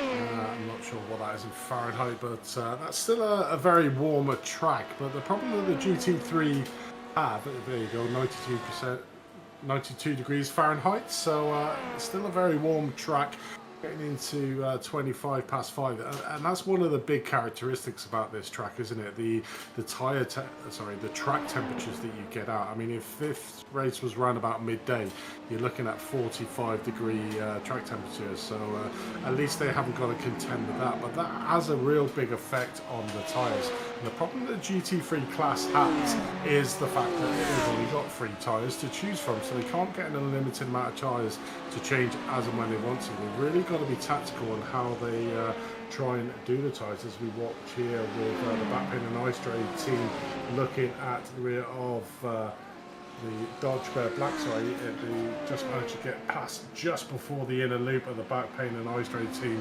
But we've had a few chats with them in the booth, and how they got their name was just sitting in the rig for hours and hours, and just that's what you get, I think. So very aptly came up with that name, and I think they are more like myself, of the older generation, and we're more susceptible to them sort of issues. But they're currently in 7th place at the moment, and as we saw with them before, their tactic is just to make sure that they stay on track, keep it nice and smooth, nice and simple.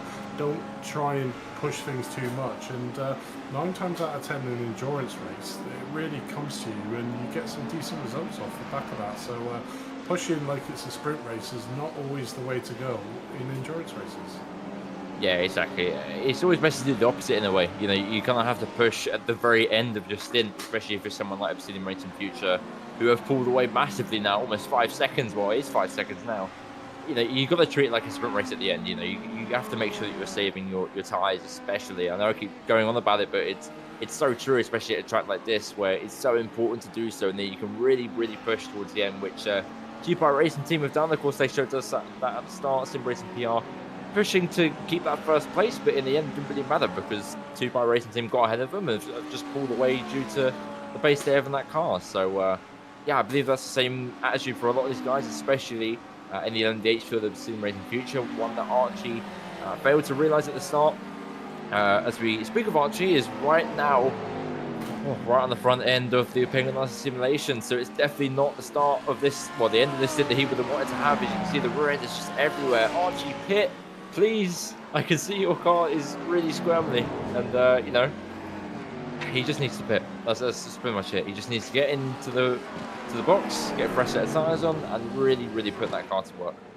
I'm just having a look at the lap times. The lap time from the Obsidian Racing Future team was a 1:30.07. Archie was a 1:30.88, so 8 tenths of a second loss on the last lap, and then Penguin RC Simulation 1:29.77, so 0.9 of a second. So you can just see the amount of time that Archie is currently losing in that car, and it's almost like a cliff, isn't it, with these tyres? They work really well, and then all of a sudden you have one maybe slight little incident in the car that unsettles you, and you're a lot more cautious until you come in. The tyres may be okay, it's just you gaining that confidence back with the car to be able to get back onto pace, but you haven't really got time to be able to do that when you've got these type of drivers around you that are pushing you to the absolute limit. You can just see there the gap now with the Penguin RC simulation, literally down to 0.4 of a second, when we were looking at, say, 10 minutes ago, the RD SimSport was leading the Obsidian Racing Future. So, you know, it's amazing how much can change in such a short while, and it's having that confidence in the car to be able to give you back what you want to keep your lap times that are really progressive. I mean, we're not talking massive, we're not talking seconds here, we're talking under a second, but continuously under a second. That's how Obsidian Racing Future are now at 6.5 second gap ahead of the battle that we're currently watching.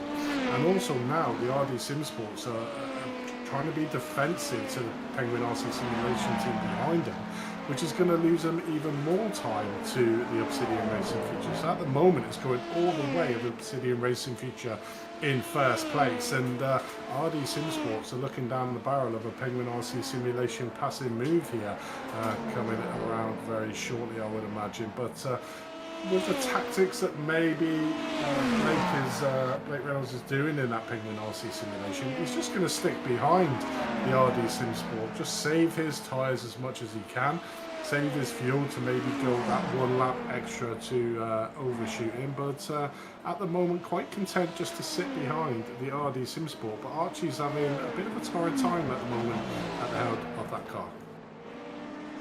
Yeah, and it's just playing into the hands of, well, both Penguin RC Simulation and Obsidian Racing Future here. Of course, Penguin RC Simulation doesn't need to have, like, a huge scoring here today, because if you get P2, it's 32 points, and if you get P1, it's 35. So they can really sit P2 and still be okay for the championship win. So all they need is P2 here, and they can secure their championship. So, of course, it plays very much into the hands of Blake Reynolds so far, which is only sitting 2 tenths behind. And, of course, they are losing an abundance of times in the Racing Future, but again, as we mentioned before, if you just sit there, save your fuel, wait to the pits, and gain your place there, that's all you can really ask for. So, yeah, they're in the right position now, exactly what they want to be doing, and Obsidian Racing Future are in a good place there to move themselves, or keep themselves in P2 very comfortably as well. As we see, Obsidian Racing Future now into the box, as well as Archie should be pitting now as well. All of them are now into the box, yeah. So we see Antonio Rodriguez coming to the box, RD SimSport, Penguin RC Simulation. And here is what I was just talking about. Let's see if Penguin RC Simulation can jump RD SimSport in the box here today. Yeah, it definitely is, as we watch them trundle down the long pit straight here, down the start finish straight before they get into their box. But looking further back then at the GT3 class, we've got Rob Sutherland of RD SimSport 4. Not really made their usual gains in the race. I think they sort of know that it's very much theirs to lose. 20 points is the advantage of the Sim Racing PR team at the moment in the GT3 field. So, you know, maybe giving other drivers the opportunity to bring it home for them. Because I don't think I've seen Rob Sutherland in the car before for the RD SimSport 4 team, so maybe giving other drivers an opportunity. But at the moment, riding around in P8, does have the team brake fade just in front of him, around about 1.2 seconds ahead, as you can see just there, the black Audi.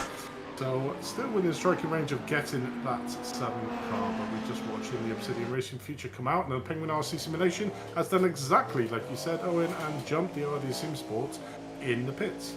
By a long margin as well. So, yeah, I think Archie's going to learn a big lesson there from that one. You know, leading the race is cool and all at the start, but yeah, now he trundles 4 tenths behind Penguin RC Simulation and 11.2 seconds off of the lead.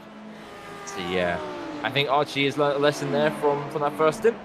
It's an unfortunate one to learn in the race, but definitely one you need to learn to continue, you know, a good form. And of course, we know how quick Archie is. Of course, he took pole here today by almost 4 tenths as well. So we know how quick he can be. Just maybe some more endurance racing practice for him here today. But yeah, he's done a great job so far. So hopefully he can push forward and catch back up to Penguin RC Simulation. But unfortunately for RD SimSport today, it's not been the day that they had hoped for.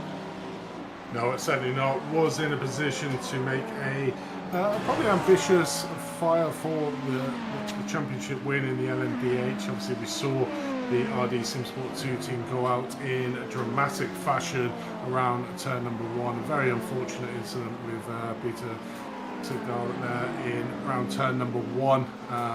Literally just hit the wrong part of the curb and sort of spat him off track and into the wall. And I think pretty much every single wheel was bent on that car, so had to tow back to the pits, so that put pay to his race. But obviously the sister team RD Simsport was leading this race and unfortunately got overtaken by Obsidian Racing Future, but probably trying to push a little bit too hard, I think, like you were saying, Owen, and pretty much cooked their tyres earlier on, which gave the opportunity for Obsidian Racing Future to have the gap that you're currently seeing, 8.7 seconds, but then also gave Penguin RC Simulation, who were around about 4 seconds, if I remember last we were saying, behind the battle that was ensuing between RD Simsports and Obsidian Racing Future.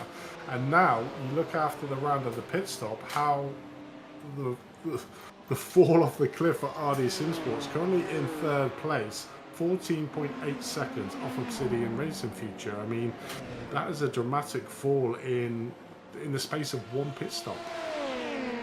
It just goes to show how key tyre saving is here in terms of the other rounds we've had so far as well. Of course, tyre saving is always the biggest thing in the endurance races, no matter where we go, but especially for a track like this where it's so fast and you know, it's so cambered and windy and twirly as Watkins Glen is. It's so key to be saving your tyres, and it's just what works. So unfortunately Archie learned that the hard way, and is now only just 2 or 3 seconds behind, or in front of CMS Racing Pro. Not in the position they want to be. Of course, P3 is still a good result on paper, but yeah, of course, 15 seconds behind the leader is not something they want to be after starting pole by such a margin as well. As we see Sim Racing PR come into the pit lane as well as marginally above average sim races, and again, same thing's happening here as well. TPI Racing team, who started this race in P2 behind Sim Racing PR, are now still out on track in P1, able to use all of that fuel that they've saved up to go around again and have a nice clean run. Of course, they have a Sim Racing Future coming behind them now, but that will only be 1 or 2 maybe LMDHs that are coming behind them. Shouldn't cause them too much issues here. Going around the outside of the chute, tuck back inside. There we go, nicely done. So yeah, TPI Racing team now able to extend their lead even more due to the fact that they've saved their tyres, saved their fuel, and able to have one last shot at a nice clean air lap. Yeah, we are currently coming up to a 3rd race distance, and Owen, your prediction at the moment looking like it could come to fruition. So yeah, I think you called it pretty damn well at the start of the race of who's going to be winning in each one of the cars, but still a long way to go in this race as we watch the 2 pack racing team. They're going to come in, I would imagine, on this lap, but are they going to change any tyres, or are they going to save the fresh new tyres for the last stint? And that's one of the things that are going to go through the GT3 head, and this is one of the issues. That pit entry is, as you saw there, coming on to the entry into that last turn number 11, which is super quick, and if you've got an LMP2 or an LMDH car, it could get a bit ropey being a GT3 car in there, but the 2-pack racing coming extremely nice, so it's going to be interesting to see when they come out if or how much of an advantage that they do have. But I'm just looking at P2. The iRTES marginally above average sim races have leapfrogged Sim Racing PR in the pits. So starting around about 5th in class, I think, overall at the start of this race, now finds himself in P2. So an exceptional race. So what was the pit? Let's have a look. Oh yeah, I'm just looking at the pit stop timings here. And the reason for that is a 13-second difference in the pit stops between the marginally above average sim races and Sim Racing PR. So that is why we currently have a new P2 of iRTES in the lead at the moment of this race. So we also, sorry to interrupt you, Andy, but we also have Penguin RC Simulation now in the lead with Sim Racing Future dropping like a stone in the H so far. Yeah, there it is, no more front end for their car, so there must have been an incident either with traffic or maybe in the bus stop somewhere, but that's a big lock up there. by Antonio Rodriguez. So they've again had an incident from the lead that's pushed them all the way out of this race almost. So yeah, see what they did to get that incident. But as they come trundling around to pit lanes, you can see crabbing a lot. You can see the steering there through the TV cameras as well as Antonio brings it into pit lane to try and get that fixed. Yeah, it's another incident for Obsidian Racing Future from the lead that's cost them a lot of time and maybe even the whole race as well. So let's have a look what happened here. So Antonio Rodriguez coming through the chute. No one else is around him. Maybe looped it on his own, touched the grass on the inside. No, it wasn't that. Looped it around the corner itself. Oh! Static adrenaline right in front of them. Antonio got completely spooked like a deer in headlights and went straight towards him. Wow. Okay, so yeah. Well, there's static adrenaline involved in another incident, but and of course the Brazilian Racing Future. It's always hard to take that, isn't it? Coming around the corner and unfortunately another car across the track in front of you. There's not a lot you can do about it, so you got to sort of feel for the Obsidian Racing Future. But that is one of the other aspects of this track.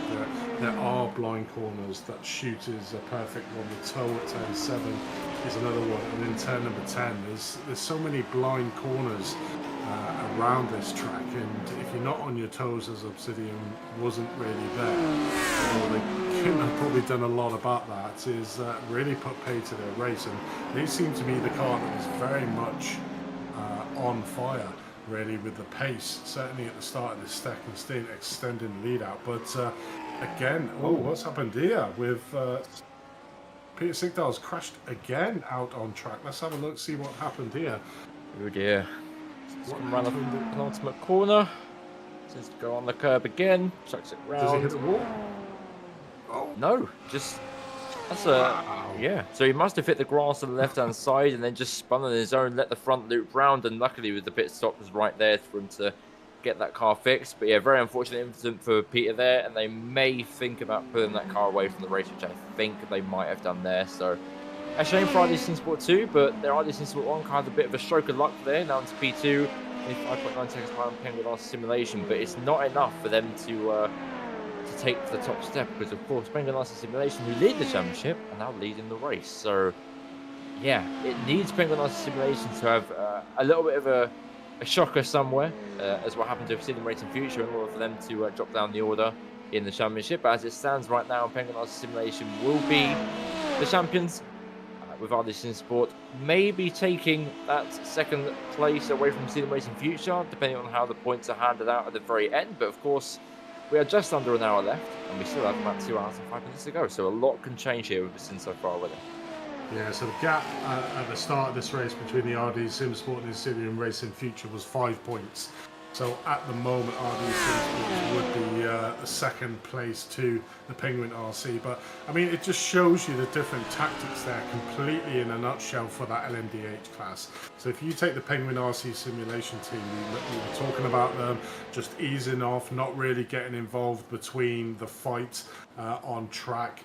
You know, taking it nice and easy in that first stint, saving the tyres. Then we had iRTES Sport, who went really aggressive at the start of the race.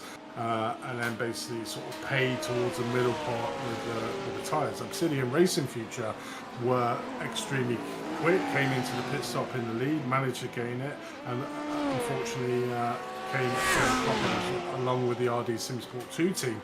You know, so, you know, Penguin RC Simulation, I've got all the look here today at Watkins Glen. They've literally played a really safe first race, so they find themselves 4.2 seconds ahead of the iRTES Sport, not needing to win this race, but finding themselves at the top of the tree. iRTES Sport now just need to look at what's just happened on track.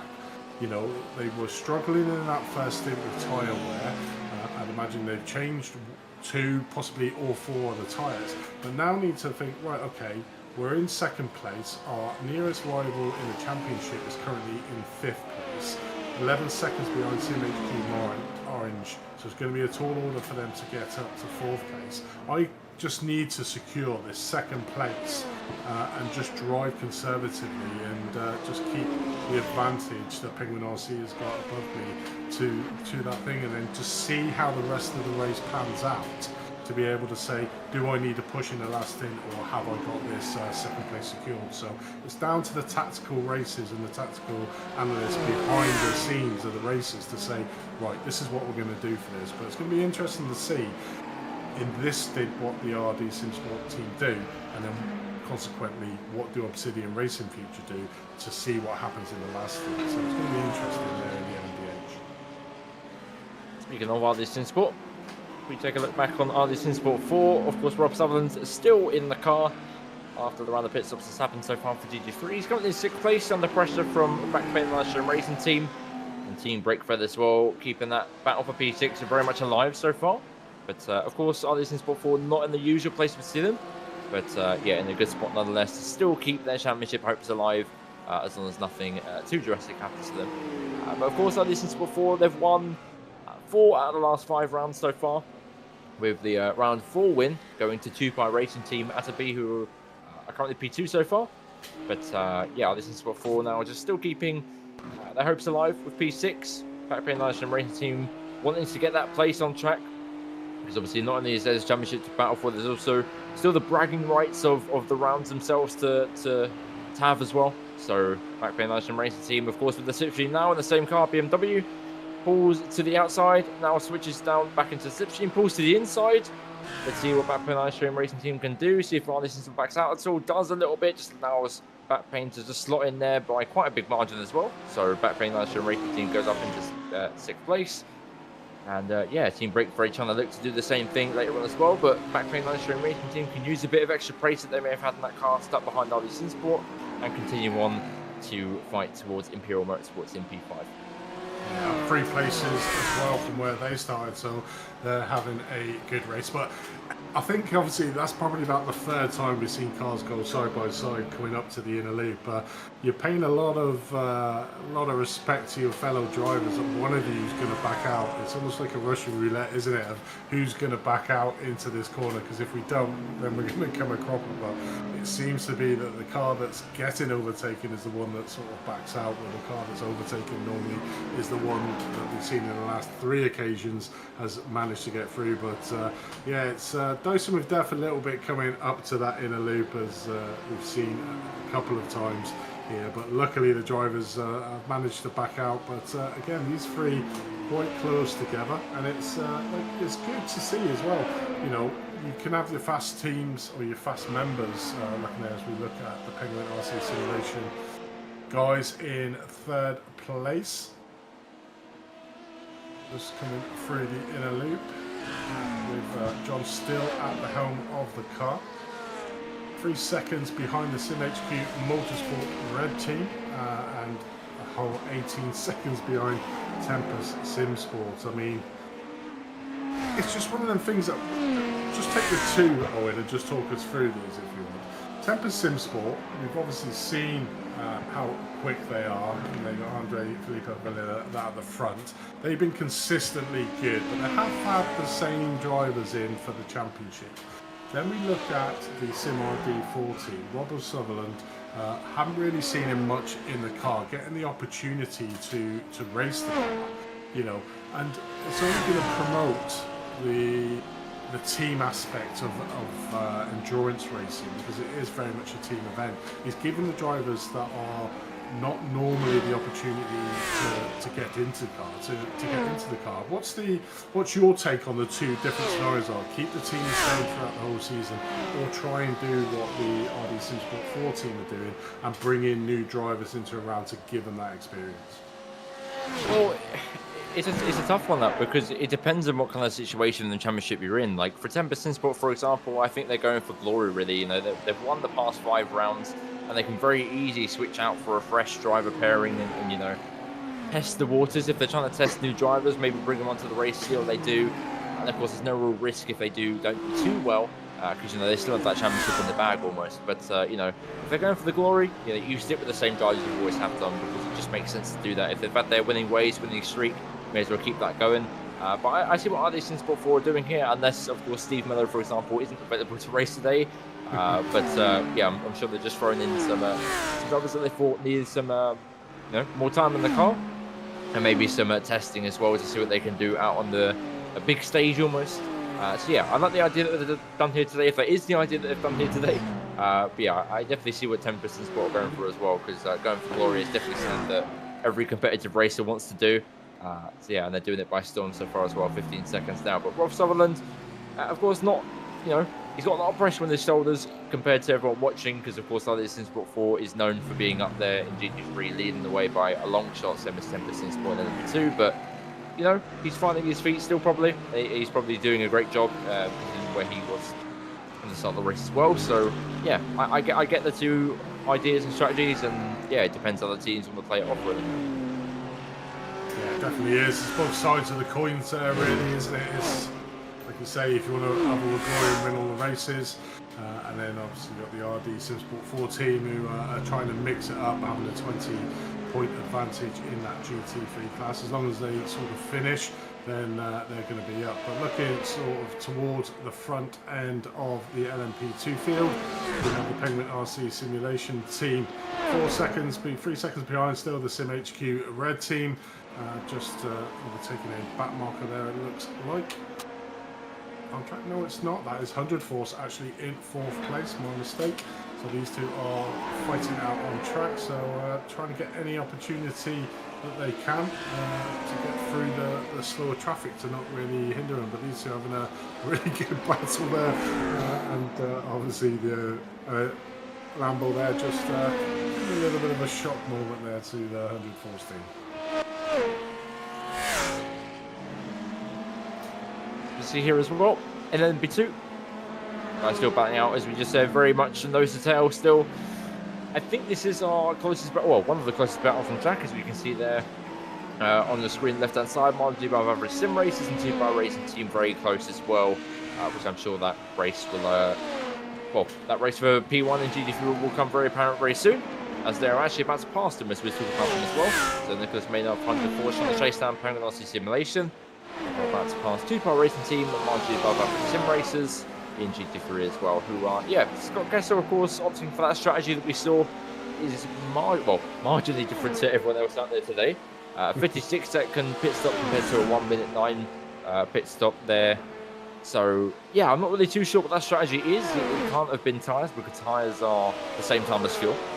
So fuel would take longer than tyres. So unless they've underfueled it to try some shorter stints throughout the middle part of the race, could be an option if they have the pace to do so, and it's working for them right now. Of course, they are stretching away from where they was once before. So I like the idea if it does pay off, but if it doesn't, then at least they can say they led a few laps to the final round of the season as well. But 2 bar racing team about to make that not so apparent, because they are only 4 tenths behind, trying to make their way through back into the top step. And of course, Sim Racing PR haven't had the best of luck. Well, yeah, best of days here today as well either, because they have obviously slopped down into P3, 6 seconds behind 2 bar racing team, who were once their biggest rivals, trying to battle them out nose to tail and chopping and diving together, especially that move into the bus stop. But as we see 2 bar racing team now looking towards the inside, making sure Scott Kessel knows that he's there, waiting to pounce whenever he gets a chance to, and he's definitely on for a move sooner or later.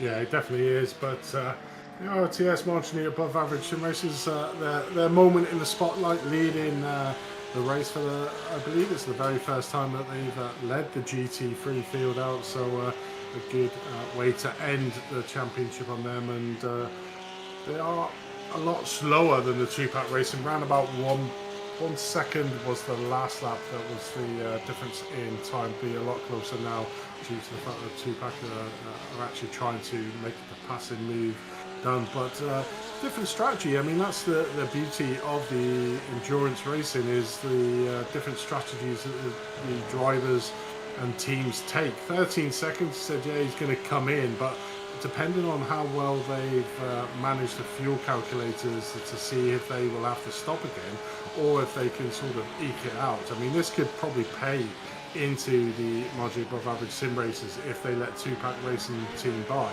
and they tuck up mostly behind them, as we just see the Cadillac there of the leaders, the Penguin RC Simulation team, go by, is that they could then save fuel behind the 2-pack racing team to mitigate that 13 seconds that they gave up or they lost in the pit stall for fuel. So it could pay out quite well for them if they do let the two-pack racing team by, and then try and do a little bit of fuel saving to mitigate that. Yeah, exactly, which is why I'm surprised that Scott Kessler's not opting for that option. But of course, their strategy might be completely different to what we know, and might actually be the strategy of the gods and push them into the lead even further. But I'm highly doubting that with the way that the rest of the field was in a pits for, as we see Stuart Bryson's team not holding about anymore. Sends a lovely send. Down to turn 10, forces margin above Sim Racers to panic a little bit. Scott Kessler drives off into the grass, and that's an 8-10 gap now for the Super Racing team. And yeah, very lovely move there by Jose Ramirez. Well, saw that little bit of gap and went for it. Obviously pushed Scott out wide on the exit into turn number 10. Looking to obviously keep that car going. Lost a little bit of time now, but yeah, needs to try and close down that gap if at all possible, Scott, and then basically try and do a little bit of fuel saving. But that two-pack racing team certainly have the speed in that Lamborghini today in the GT3 class. As you can see there, they were fighting with the Sim Racing PR team, but they've sort of obviously fallen by the wayside a little bit. 5.2 seconds behind is the gap at the moment. So Sim Racing PR now have to try to chase down the margin above average Sim Racers to try and get it status quo before the round of pit stops. So it's going to be really interesting to see what the marginally above average Sim Racers actually do in their second start, and see where they finish up, because it could, like you say, be a masterstroke of tactics, or it could be a bit of a hindrance where they have to pit for a splash and dash at the end of the race. But at the moment they are flying a crest. They're in second place.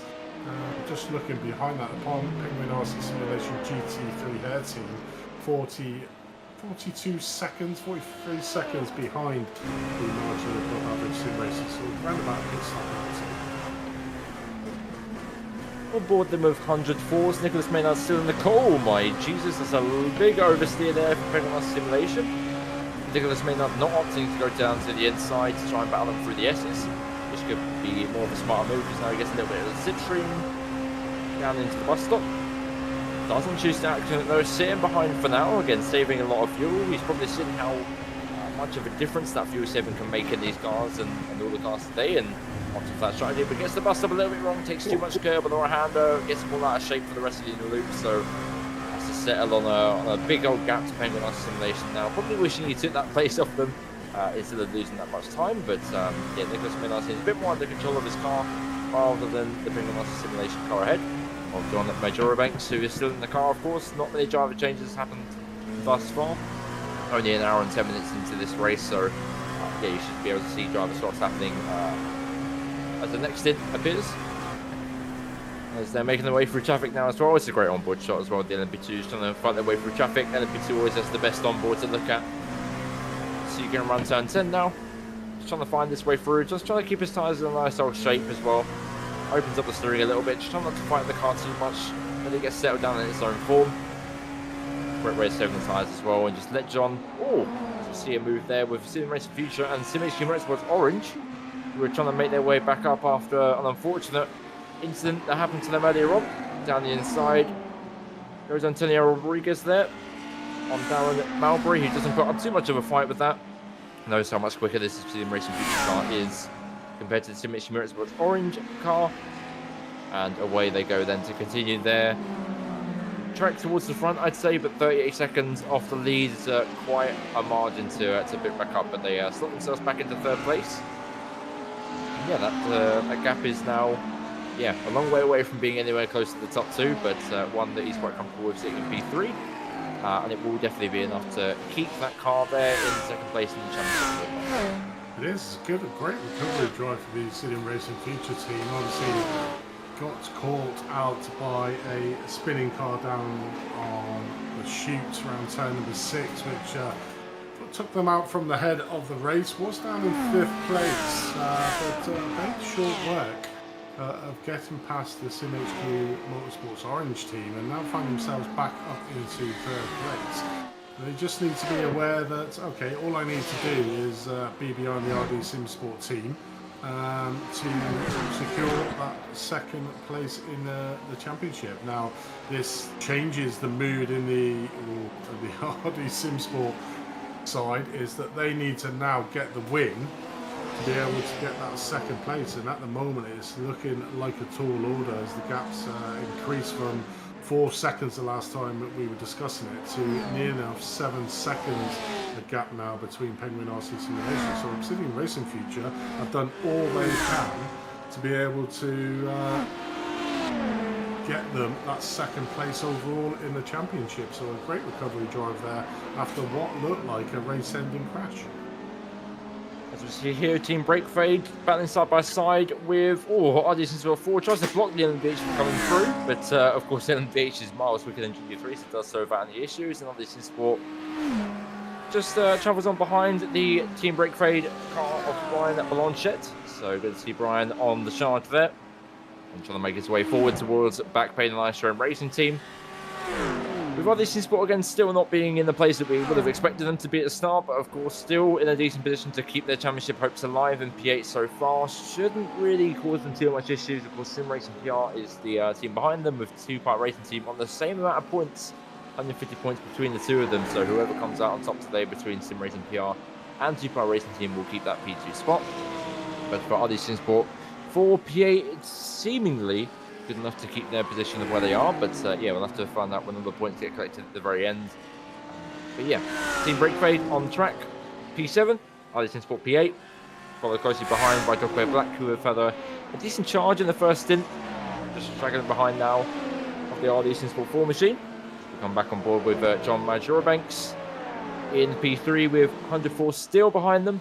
In P4, again, opting for that tactic of just saving fuel, saving tyres, and waiting for the pit stops, as we've seen Obsidian Racing Future did at the very start of the first stint, and yeah, did it to great effect as well. And speaking of Obsidian Racing Future, just looking at the top left here in the timing sheets, it's been a pretty good comeback, as we were saying back before, with them now catching up around about 5 seconds to the lead so far. It was 38 seconds behind, now 33 seconds as 100 Force tries to look for a move down into the bus stop.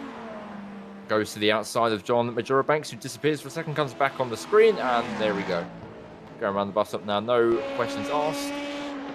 Yeah, it seems like quite a tame race at this lap 49, now 15 minutes into the race. It's more just about keeping your car alive at this stage, navigating the traffic as easy as you can, and yeah, keeping your tyres alive is how much of a difference that can make. Yeah, it definitely is. Smooth is good.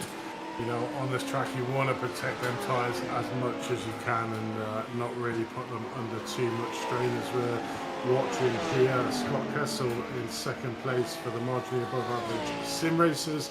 They have been caught now by the Sim Racing PR, who managed to get the place done coming down into the first corner. So I think from a relatively third place when they came here before the pit stops, coming out of the pit stops in first place, they're back to where they were at before the round of pit stops. But I suppose they had to roll the dice there, Owen, because the top two drivers in the Lambos are extremely quick, a lot quicker at the moment than the margin above average sim racers. So therefore they need to be just trying something a little bit different. So you've got to give them that for doing it. But we're looking at the Penguin RC Simulation LMP2 car coming into the pit stop for what I think is their second pit.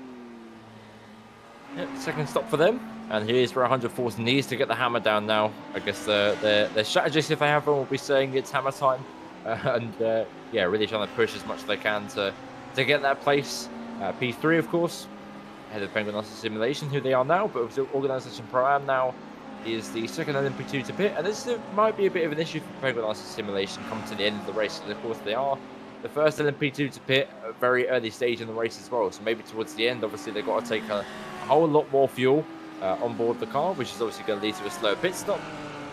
Maybe 100 Force, realising that and making sure that they pit as late as they possibly can to get the shortest splash and dash they possibly can do. Another great exit there as well. But yeah, pit exit now for Penguin RC Simulation, who comes back onto the track. 10% Sport, your leaders in the platoon now coming from the pits from a 17.4 second lead. Who would have thought?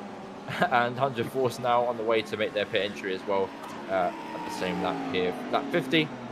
So yeah, fairly even here, even numbers for these guys to make a pit stop on. And let's see if 100 Force can make their charge towards Penguin RC Simulation to keep P3, of course, which they are in right now. Ewan Marshall now in the pits, 100 Force as well in the pit lane, as you can see on the timing sheets.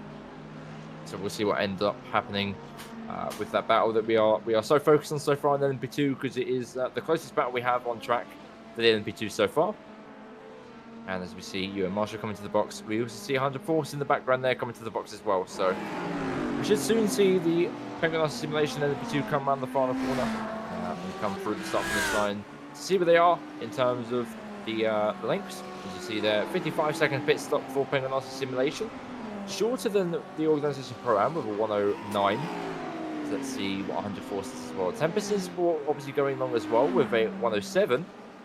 100 Force now. Maybe going on the same length. Maybe Penguin Arsenal Simulation is copying the same thing that we saw with margin above average sim races as well. Going for that shorter stop, shorter fuel stop, and using that pace advantage to get ahead, which they have done as well. Of course, 100 Force still in the pit lane. Let's see where they come out in terms of the positions as well. So Penguin Arsenal Simulation does get ahead of 100 Force. And there you are. So Nicholas Jazowski now in the pit lane, or in the car, sorry, not in the pit lane. It's out the pit lane now. In P4, trying to chase down Penguin Arsenal Simulation, who I don't believe has a driver change, but I could be wrong. No, they haven't. They've still got John in the car, but a little bit more of a gap there between Penguin Arsenal Simulation and 100 Force for that battle for third place in the LMP2s, but a good battle. I mean, it's interesting, isn't it, where you were saying the Penguin Arsenal Simulation team going for maybe a different strategy. Now, you know, one of the big things you've got unlimited tyres in the LMP2. They may find that their tyres are going off a lot quicker than the rest of the field. So, therefore, you know, get that earlier stop to change your tyres. You have a decent run at the stint that you're going to go into by putting a fresh rubber to just take it a little bit different, because, you know, there's nothing worse than having to do a pit stop, say 10 laps or whatever, or 20 minutes before the end, and not getting a full stint's worth out of your tyres. So maybe just mix it up slightly, undercutting the fuel at this stint to be able to then, for the next stint, to be able to give them the leapfrog to get the maximum stint on their tyres for the very last time that they come into the pit lane. So it's really interesting, and it's almost like a race in itself, isn't it? The pit stop strategies when you look at endurance races. You know, the sprint races, it's in, get the fuel just enough to finish and maybe change some tyres.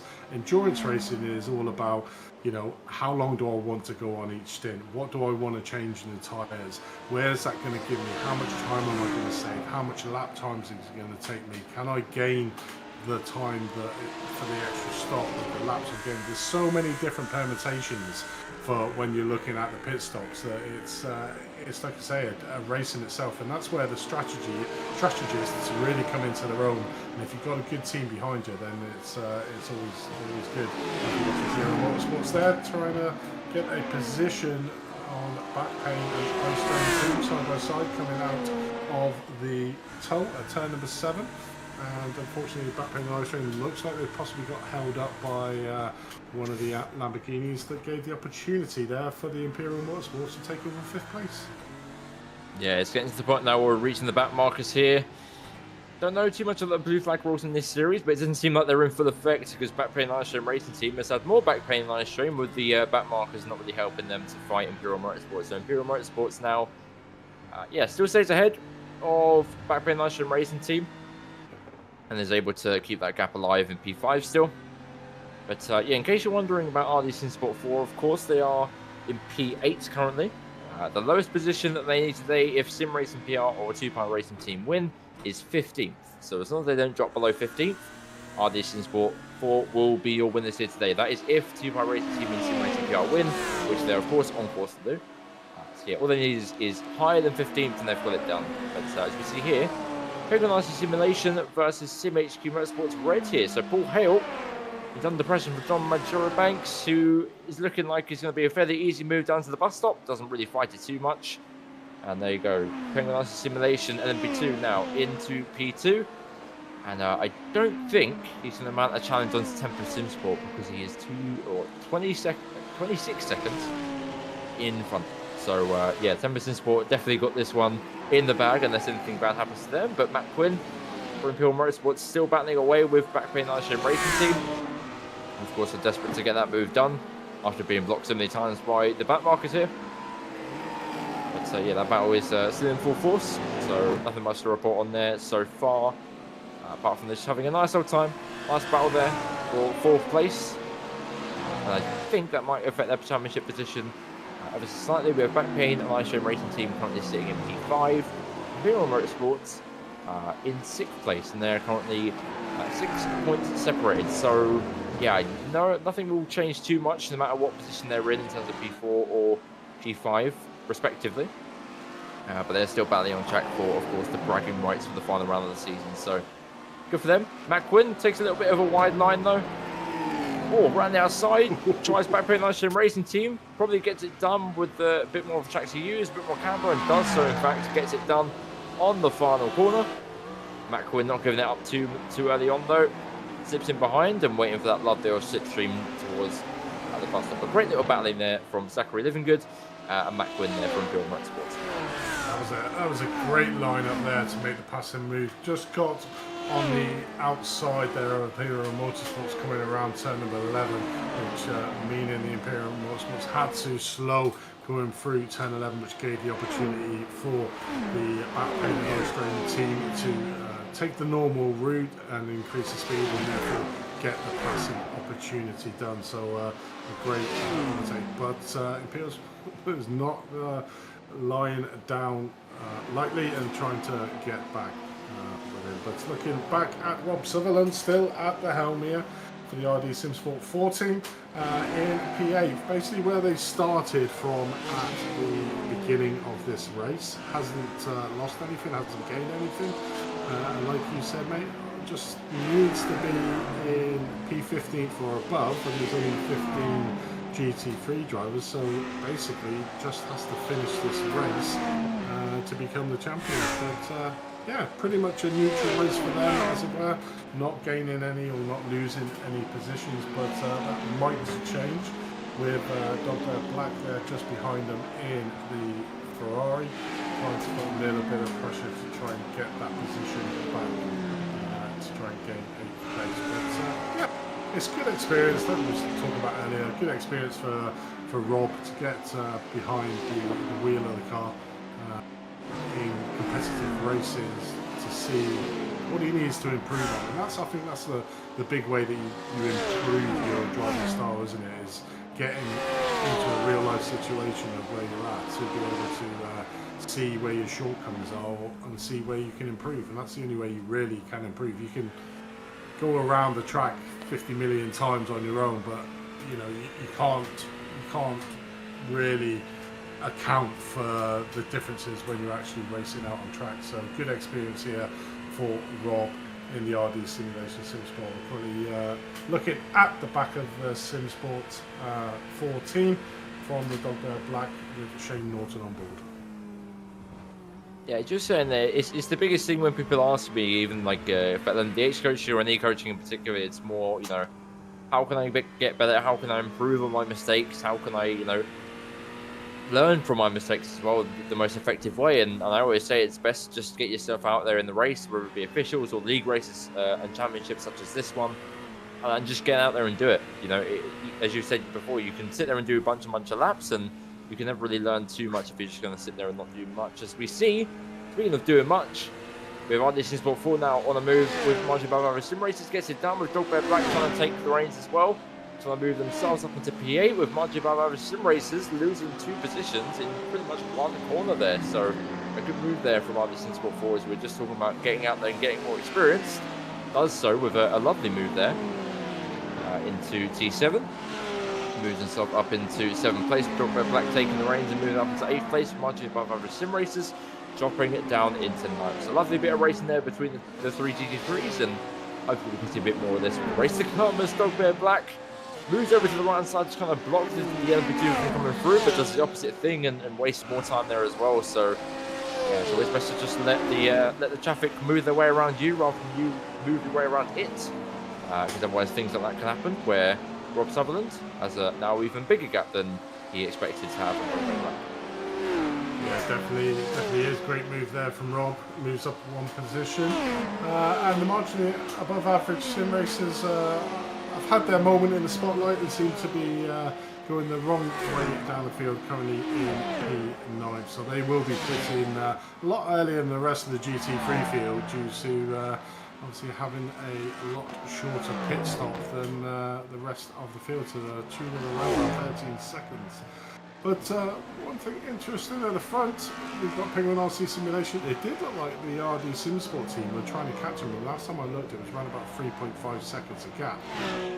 But Penguin RC Simulation have marginally done better on the traffic. That gap has gone back out to 8.6, and at this rate I wouldn't put it past Obsidian Racing Future catching back up with RD SimSports to challenge for second place in this race. They have got some certain speed on them going around this track. You see them there 29 seconds behind the leader, 21 seconds behind RD SimSports after completely wrecking the car around turn number 6. Have done a phenomenal job to get that car back up into third, and a really good opportunity for second place. So Archie again under a little bit of pressure here from behind to see if he can increase his time, but that time is only going one way, and that's down for Obsidian Racing Future. So he's probably taken out what, around about 15 seconds in say 10-15 minutes. Yeah, it's definitely had a big old charge as Obsidian Racing Future. So yeah, it's good to see. Yeah, let's see if we can actually do it towards the end. Of course, it's still, well, we're only 30 seconds away from halfway through the race so far. So, yeah, I believe it is definitely possible because we've seen how many mistakes can be made around this track and how easy it is to lose the car under your own steam and many other things as well. As Archie Comedy now pits from P2. It's our first to pit again from the MDHs this time around for the second round of pit stops. So let's see where it puts him out in terms of the battle with Obsidian Racing Future and Penguin RC Simulation.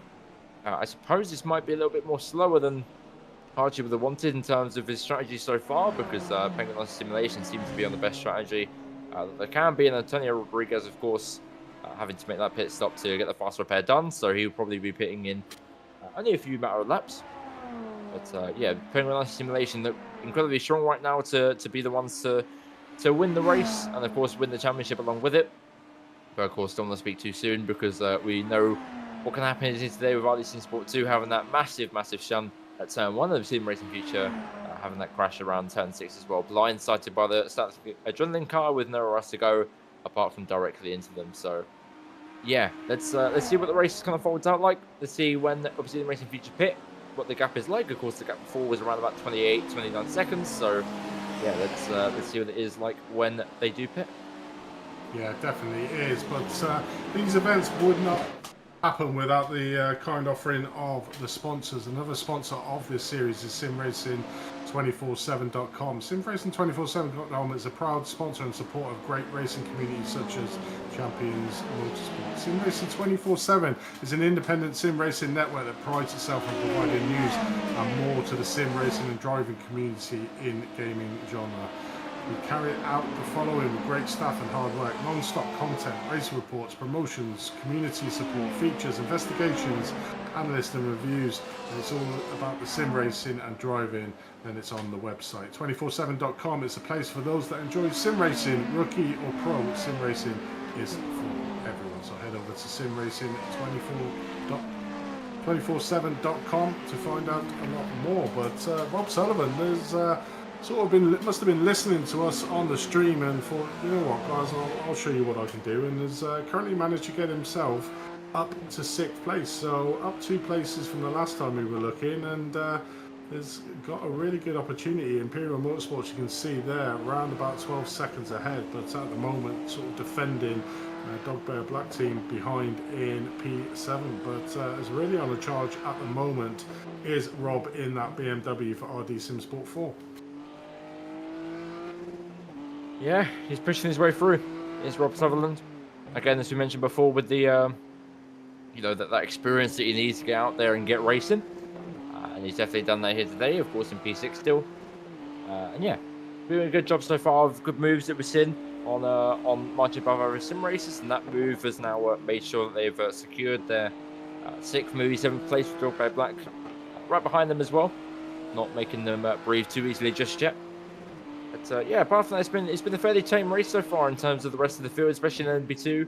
Some good moves here and there, but we still have Penguin Arsenal Simulation who are ahead of Sim HQ Motorsports Red still, but not by a whole lot, as Dog Bear Black now gets really close to the rear end of Rob Sutherland in that Ferrari as well. Of course, that Ferrari is a little bit more straight line speed compared to the BMW, so maybe you can use that to his advantage down on the run towards the inner loop. So let's see, does he move out of the slipstream at all to have a move? He does, so looks towards the inside. LMDH coming through as well, maybe a little bit too late. Wade's behind as well, side by side through the bus stop there. Rob Sutherland still trying to hold it as much as he can. Can't hold on quite as much as Shane Norton can in Dog Bear Black.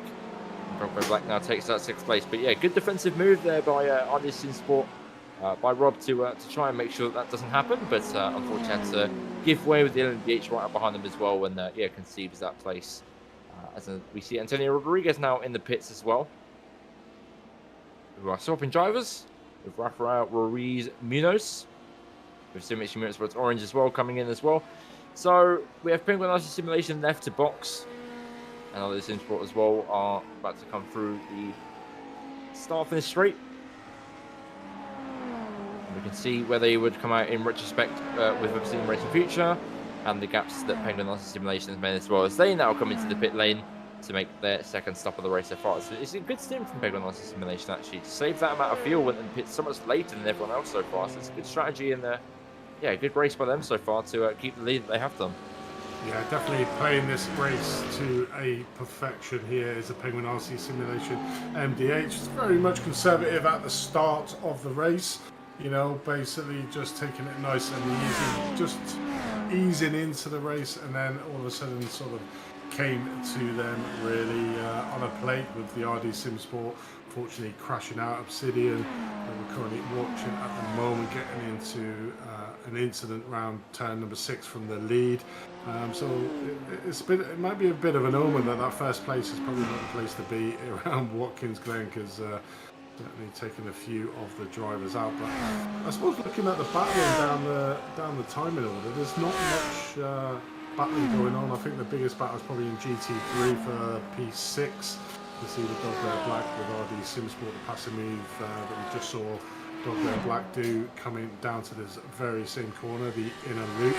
And again, it was another one for the overtaking car to be the more aggressive car, with the overtakee having to back out through the inner loop and getting the positions done. But I suppose that's the thing with multi-class racing around what is a very tight track, is that, you know, as soon as the faster classes start catching you, that's where you lose time in the race, and that's where the bigger gaps sort of encroach in the different classes. But still some great racing out on track, as we're currently watching the Two-Pack Racing team in 1st place in that GT3, 10 seconds ahead of the Sim Racing PR. So a difference a stint makes, where those two sort of glued together on that 1st stint.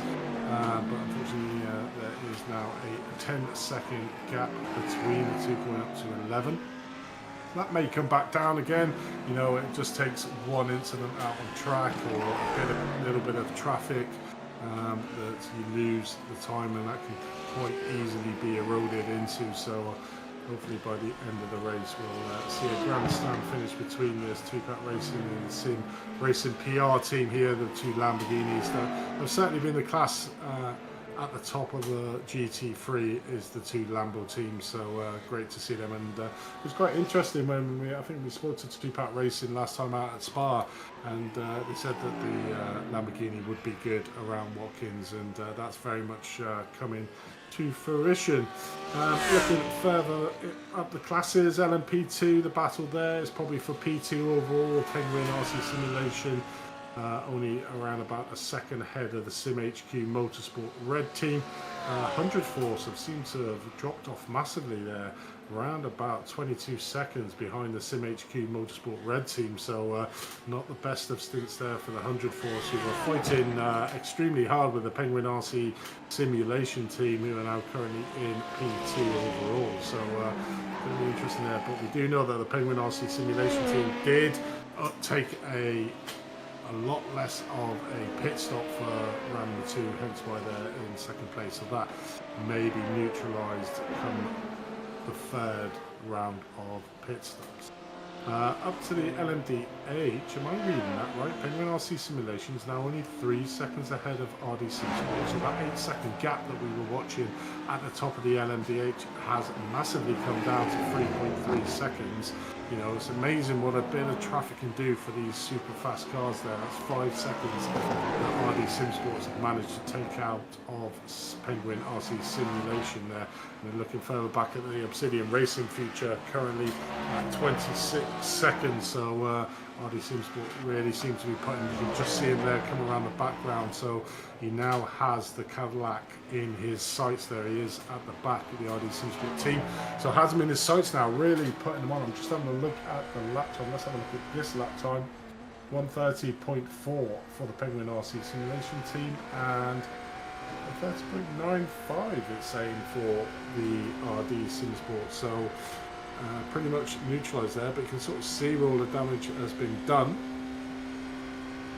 in the track. And yeah, game on for the RD Sim Sport. They just need to keep eroding that time there, Owen, to do it, because obviously Obsidian Racing feature now are chasing them down, and they really need to get that first place to give them the opportunity to leapfrog the Obsidian Racing feature for second in the championship.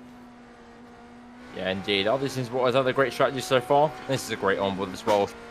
Around Watkins again in the LMDH. It's a perfect combo, really. As you can see, flying through turn number 7. Got traffic right in front of him. Quite a lot of traffic, in fact. A few bits of traffic here as well. As you see, a drive through to back paint line racing team for pit entry infraction, resulting in an avoidable contact. So that was 55 minutes into the race. So yeah, a decision there from the stewards for back paint line racing team. Shame for them. They've had a good race so far up in P4, and they're going to have to come crumbling down the order now due to that as well. So Pepe Nation Racing Team now have a drive-through penalty for that infraction. And as you see, RD Sim Sport still on the chance to get towards Penguin RC Simulation. And again, it just shows what Archie can do as well when he's got his mind to it. And also with the strategy as well. Of course, they pitted earlier than anyone else, meaning they have fresher tyres to use. So, of course, they're able to catch back up to Penguin RC Simulation with that extra bit of tyres. But of course, now they're both on the same amount of tyre wear, so Penguin RC can stagnate that gap as they have done. And of course, Archie Coveney flying it around through the S's and flying it through the bus stop, which is a great onboard to look at as well. Going through the bus stop, it's super tight, really close to the curbs, close to the wall on the right hand side. Fling it in, ride the wall, over the left hand curb, and again, and over the right, and then set it up nicely for the carousel. Bring the throttle slowly back into it. Again, keep that tyre wear preserved. Very nice and smooth inputs here. Down to the chute on the left hand side. And we have an incident under investigation for Blue Shell and Penguin RC. As we see an LMP2 up ahead that stopped and crashed out there. I can't see who that is, but they've not had the best line through T7 at all there. Don't think they've come together with anyone so far, but yeah, it's interesting to see the LMP2 without that control there in front of Archie Coveney's eyes. As we see, 2.8 seconds is the gap now between the two cars. As you can see, the Penguin RC Simulation vehicle right up ahead on the road, currently held up by an LMP2 so far. You see him trying to go around and down the inside. Loses a little bit of time there as well, but that's going to play nicely into Archie's hands here. And yeah, nice and calm for Archie here again. Doesn't want to make the same mistake he did in the first, which is burning up his tyres, burning up too much fuel too soon. And you know, he has that fresher tyre wear from the start of the stint that he can use to get Penguin RC Simulation, so he doesn't want to waste it at all, which he is doing an okay good job at now. He's missing a few of the corners here and there, which could heat up the front quite a lot to really burn up that tyre wear too soon. But yeah, you just got to make sure that he's really giving that car a nice smooth ride throughout the whole entire boot section, and especially into turn 1 as well. So yeah, Archie's doing a good job so far. A little bit of traffic up ahead. This is a big spot for traffic where you can lose so much time. As you can see on the timing tower, loses pretty much a second for that whole section there. And yeah, now he's still on the charge to Penguin RC Simulation, but obviously the racing future, 25 seconds down behind Penguin RC Simulation, so they've gained around about 3 seconds since the pit stops. So good job for them so far. And Matt Quinn now takes 4th place with Backpain Nitro Racing Team dropping back due to their drive-through penalty. They are still in P5, so I don't think they might have taken it just yet, but yeah, they are still in P5 as it stands at the minute, and Imperial Motorsports up into P4. With Two-Pie Racing Team with a minute gap to everyone else, so I don't know if there's pit stops that I might have missed somewhere. Yeah, Two-Pie Racing Team in the lead, and I've been for quite a while now to keep their championship hopes very much alive for P2. And all these things are still in P8, so of course above that P15 mark, and they need to secure the championship win of the whole season, of which has been dominated by that iRTES Sport 4 car this season in GP3. And speaking of domination, Tempest Sim Sport, of course, up in the ranks there. 29 seconds ahead all the way through. And Rafael Ruiz Munoz again keeping that charge very much alive with Penguin Simulation. I don't know if he's going to get it towards the end because the two cars ahead of him are still very quick and there isn't that much time to gain 26 seconds worth of lap time, but he can definitely make an impression, not only to us, but to others out there as well that might be watching this race, looking for future stars. And of course, Obsidian Racing Future, whole reason for the future name there, trying to look for their future drivers for their main team as well. And there we go. Jose Ramirez picks from the lead in GT3. Yeah, definitely is. I was going to say that he's due to come in very shortly with the Sim Racing PR guys and the iRTES Merger League guys have already pitted. So this will complete the second round of pit stops for the GT3 teams. So it's going to be interesting now. So just before, so they will have to all pit again. And it's going to be interesting to see what the drivers have done with their tyres. Have they changed them at every stop, or have they saved a set for the last stint to try and push on? We saw that I think we nearly saw it come to fruition in Spa, but this one's obviously a lot more consuming on the tyres, so the option of saving tyres or double stinting tyres may not be an option around a track like this. Certainly at the beginning stints where the temperatures were up into the 37 degrees. Obviously the temperature is coming down now quite nicely into a more user-friendly for the tyres, but going to be interesting. We're currently watching the Backpain and iStrade team there in P7. Oh, I don't believe. Sorry to interrupt you, Andy, but I just saw iRTES in Sport 4 have a big shunt there at the S's. I'm fairly certain that was iRTES in Sport 4, and it is Josh Wiggins. Oh, just coming he's out. parked in such a dangerous spot as well, just coming out the pits. Oh dear. This might not be good. Oh, it's definitely not good. Oh no. Oh dear, so Josh Wiggins, after just coming out the pit lane, loops it at the S's and struggles to get back on the track with big damage to that rear end of the car. Might drop them, potentially below 15th place if there's enough spaces to do so, but he might be okay with it. Have a look at what happened here with Josh Wiggins throughout the pit lane. Might have been an incident with LMDH perhaps. Let's have a look. Ooh, that might actually be a penalty, in fact, for Penguin Simulation, who are coming through the S's. Look to the inside a little bit too late. Is that neck code? Yeah. I don't know. Let's have a look. Well, that was neck code.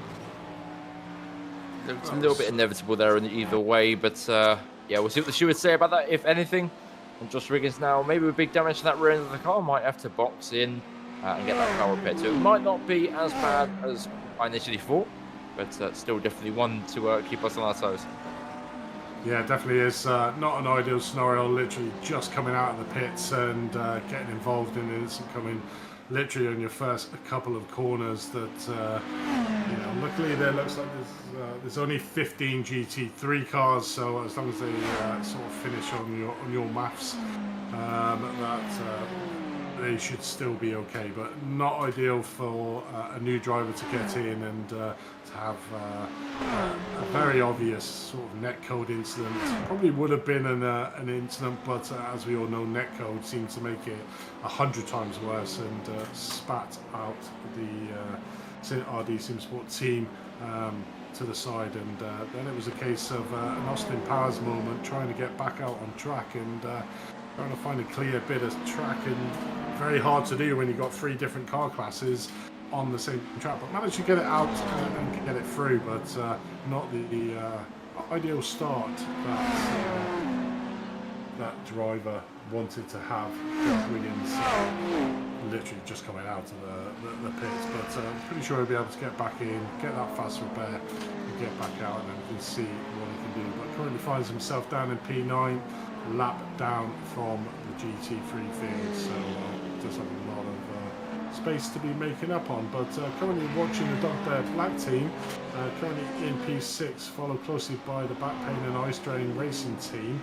I don't believe they have had their drive-through yet, or drive-through penalty, so they still have to serve that, which is a bit unfortunate for them because they've been doing exceptionally well. It looks like they possibly won't lose a position from that, with the team brake fade being a lap down from them. Oh, as we see Mercedes spun at turn number 1. That is the organisation. I don't think they have much luck, the organisation. So I think, if I remember rightly, the 3 rounds I have commentated on this, they've not exactly showered themselves in glory, should we say. And I don't even know if they finished the race, to be honest. But sure you'll be able to correct me if I'm wrong there, Ryan. But not having the best of days, the organisation. No, the organisation haven't had the most amount of success in this series so far, but yeah, definitely been there along for the ride nonetheless. So it's been good to have the organisation in different aspects of the multi-class here so far. But it seems to be all kicking off for a little bit. I saw some smoke after the bus stop as well, so a few people having a bit more instances here and there. But yeah, it's all kicking off here for lap 70, or around about lap 70 here so far, with iRTES in Sport 4 out of pit exit now. They dropped down to P11, so again still above that P15 margin, and they need to win the title. It should be still fine, but yeah, definitely yeah, a knife edge moment for us and also for them, definitely. I'm sure for Josh Wiggins it would have been a nice experience, maybe just come out the pits and get taken out straight away. But I'm interested to see if the should say anything at all about that incident there with Penguin Arts Simulation, because it is one that might need to be looked at. But yeah, we'll have a look what they say, if anything.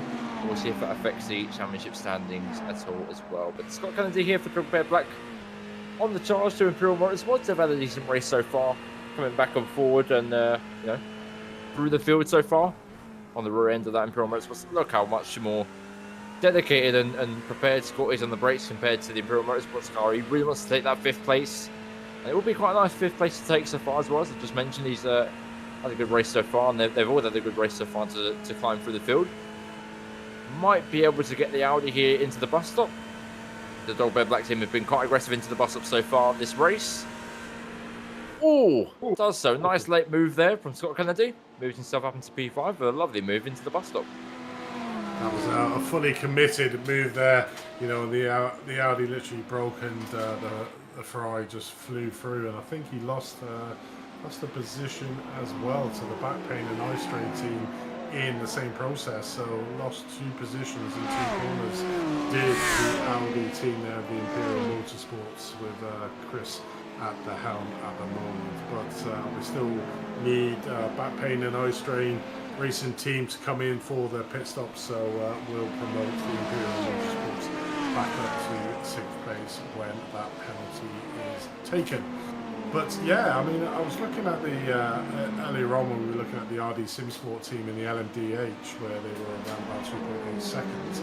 They were on average around about 0.3 of a second faster than the Penguin RC Simulation team. But that one incident with that GT3 car literally holding them up and losing that 5 seconds, it's got to be it's one of probably the biggest frustrations when you're racing around a track like this in the faster car with multi-class on you, is that, you know, you make all that effort to in-road to get to under 3 seconds, and then all of a sudden one slight incident and you're back. As we watch the Eye Strain and Back Pain team get pushed out extremely wide into turn number 1, with the Tempest SimSport there being rather aggressive with the GT3 field. I mean, is 34 seconds ahead of the rest of the field not big enough?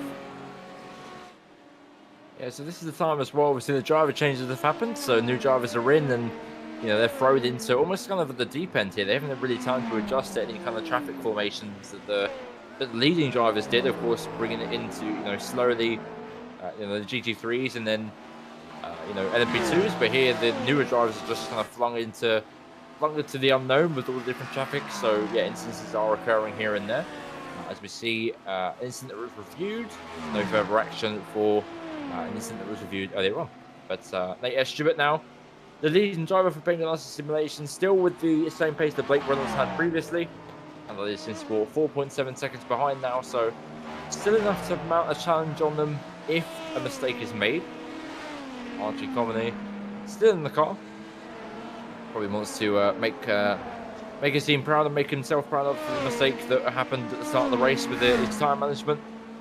But yeah, he's definitely on the chance to get Penguin Simulation and grab that P1 spot. But yes, Penguin Simulations look very strong, and even though they've lost a lot of time since the last pit stop, of course their strategy has been very solid as well. And so have seen the race future, of course.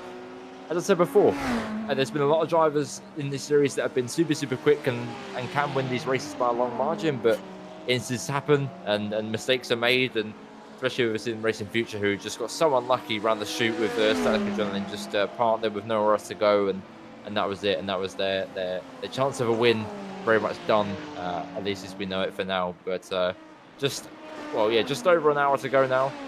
I don't think it's possible for them to slot into P2, but if it's possible, then they're for sure going to try it. But Tempest in sport here, of course, as I said it before, we expect them to be in this kind of form they are right now, leading the way. And I remember when these guys, about a year and a half ago, were hashtag racing, now turned into a more professional esports team with Tempest in sport, harvesting a lot of Portuguese talent, and they've definitely done so, especially in this series as well. So obviously congrats to them. Hopefully nothing happens to them now that I've just congratulated them, but yeah, they're definitely on the way to claim victory by a dominating way as well. Yeah, it definitely is. I mean, you can just see 36 seconds ahead of the rest of the LMP2 field. They are driving around. Yeah, they pretty much, like you say, got this race sewn up at the moment, barring any incidents, but still, you know, an hour and 8 minutes left to go in this race, and as we've seen at the front end of the LMDH field, anything can happen.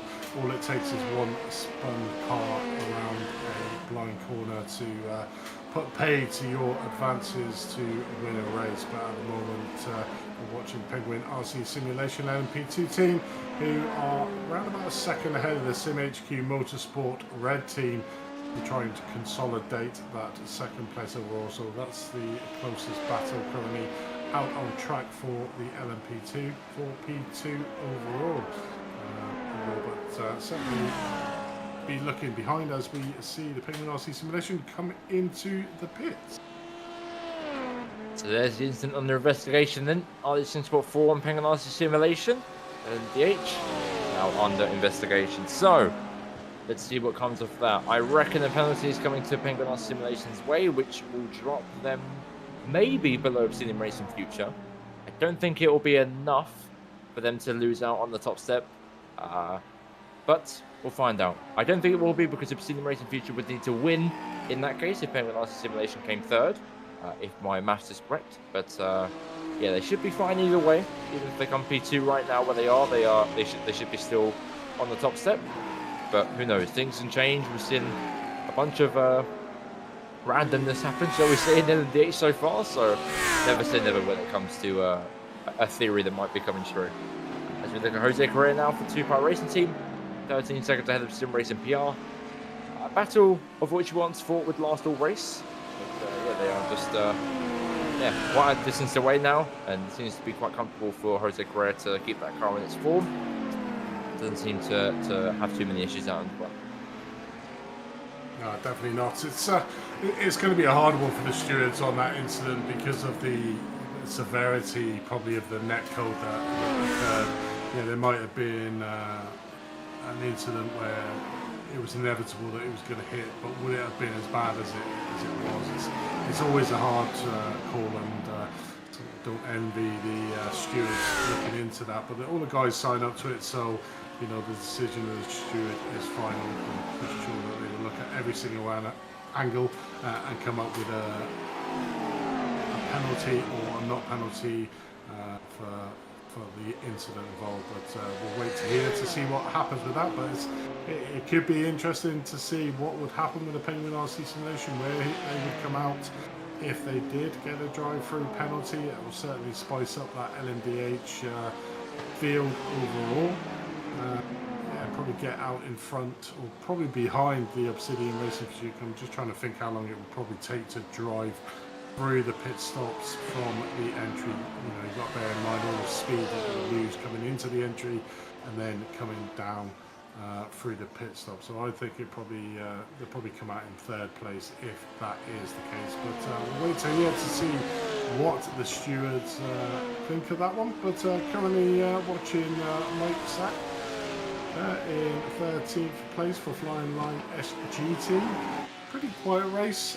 Has the Flying Line SG team. Haven't really spoke about them all race at the moment. Currently in P13, 2 laps down from the leader, but having a little bit of a battle between himself and Longhorn Racing on the same lap. So yeah, a little bit of. It's always good to have a car that you're going to be fighting over rather than being laps down and almost like a rolling chicane out on track, isn't it? Yeah, for sure. It's always best in that scenario to have that situation right in front of you. And I thought Mike Sass was going to go for a move there on the Longhorn Racing team, but yeah, Mike Sass is doing a decent job so far to keep that car in a good position. Obviously, 13th place for them is quite good so far. With Longhorn Racing in front of them, it's been a pretty good race for them so far as well. Not the race they probably would have hoped for, but it is a position nonetheless for them to stick by. As you back pay nice Racing team, drop down the order there as well as Valhalla Motorsports. So they now move up to 11th and 10th place in the standings. And the one in front of them, I believe. Drive-through penalty. The Penguin RC Simulation for avoidable contact. So a very quick decision there from the stewards to give Penguin RC Simulation their drive-through penalty. So they can choose to serve that as they please, which I believe will be in a few laps. But yeah, that's going to definitely pay a price to them in the race. They're taking it right now, in fact. So in they come. They've had quite a good gap as well with iRTES Sport. They've seen the Racing Future. They pulled out quite a lot since their last pit stop as well. So they must have done some type of strategy call there in order to give them that extra bit of room to breathe a little bit more. But they won't lose out too much to Obsidian Racing Future. Of course, you can see them on the track map. The number 3 green car coming around the final corner now. Yeah, they won't be anywhere near the Penguin RC Simulation car just yet. That brings Obsidian Racing Future right back into the mix, and iRTES Sport now are your leaders, not by net. They are now the de facto leaders as well. So 5 seconds now separates Obsidian Racing Future and Penguin RC Simulation, and we know how quick Obsidian Racing Future are. So let's see how this pays towards the end of the race, but I'm sure that Obsidian Racing Future will start to get the hammer down a little bit more than they used to, and try and get up to the back of that Penguin RC Simulation car after that penalty by the stewards. Yeah, very quick penalty decision there. This could put pay to the championship position for Obsidian Racing Future, to be honest. So iRTES Sim Sport currently leading the way in the LMDH. They do need a car difference between themselves and Obsidian Racing Future to possibly take the second place in the LMDH field. At the moment, that is the case with Penguin RC Simulation in front of Obsidian Racing Future to a tune of around about 5 seconds. So it's going to be interesting now to see what happens behind the iRTES Sim Sport. Is Obsidian Racing Future able to catch up with Penguin RC Simulation and make the passing move tell? Or is the position going to be the same as it currently is? And if that's the case, then it's possible that iRTES Sim Sport will take second place overall in the championship. So that drive-through penalty there could play into the hands of the iRTES Sim Sport come the whole entirety of this championship. So at the moment, they are in the prime seat of the number 1 position, still driven by Archie Coveney. Been in for nearly just over 2 hours now, so pretty sure that the next stop he will hand over the mantle to another driver that has to bring that car in. But it's going to be interesting to see the battle behind in tube between the Penguin team and the Obsidian Racing team as well, of who is going to win out in that battle, because that drive-through penalty is certainly a spanner in the works for the Obsidian Racing Future to secure that second place overall. So now they're the team that are massively under pressure to be able to make the passing opportunity on the Penguin RC simulation team, which seems like a bit of a tall order because they've been very similar on pace, but I think Obsidian Racing Future have literally got to throw the kitchen sink at this now to try and make that happen to secure that second place overall in the championship. Yeah, so just saying there, as it stands at the minute, with this order of iRTES Sport in the lead, they will end up with 177 points overall. And if Obsidian Racing Future stay in P3, then that will equal to, as well, 177 points overall. So, Obsidian Racing Future would need to overtake Penguin RC Simulation to secure second place. And Penguin RC Simulation, no matter whether they're in third, second or first, will win if they do stay in third or above. So yeah, Penguin RC Simulation could leave a bit of a sigh of relief there. But Obsidian Racing Future would need to overtake Penguin RC Simulation in order to secure that P2 in the championship. Not only in the race, but also in the championship as well. And iRTES Sport, yeah, will finish either in P3 or P2, dependent on where Obsidian Racing Future finishes as well. So a lot of pressure riding on Obsidian Racing Future's shoulders to move up into P2. But yeah, they are on course to do that. Looking at their recent pace, but it's not going to be an easy order for them to do at all, because all four of them cars are around a similar pace no matter what scenario they're put in. It's more about the traffic, more about how they manage their tyres towards the end of each and every stint, and also how they save their fuel for the final splash and dash as well. So yeah, I'm interested to see what happens, if the Obsidian Racing Future can get in front, but yeah, it's still a long time to go, roughly about 56 minutes to go. Yeah, it's only about 5 seconds or 6 seconds or so separating them two cars. Yeah, it certainly is. So it's sort of spiced up a little bit here in the LMDH class. You know, it was getting probably a little bit stagnant there, but that drive-through penalty certainly has increased the excitability portion of the championship in that LMDH class now. Very much down to Obsidian Racing Future to see what they can do, to be able to see if they can get that second place overall, because if they do finish where they're on even points, I believe, and I'm not 100% sure, that it'll be countbacks, and as iRTES SimSport have won this race, they will take second place overall if it was to finish as we are now. But still got 55 minutes of this race to go. So still plenty of time and plenty more action to go out on track to be able to look at. Back into the LMP2, Tempest SimSport, 42 seconds ahead now of the Sim HQ Motorsport Red team, who have managed to overtake the Penguin RC Simulation LMP2 team to the tune of around about 9 seconds gap from the pit stops. In fourth place, Organisation Pro-Am, literally a lap down along with Blue Shell Racing. So it's very much battle for second and third in that LMP2 class.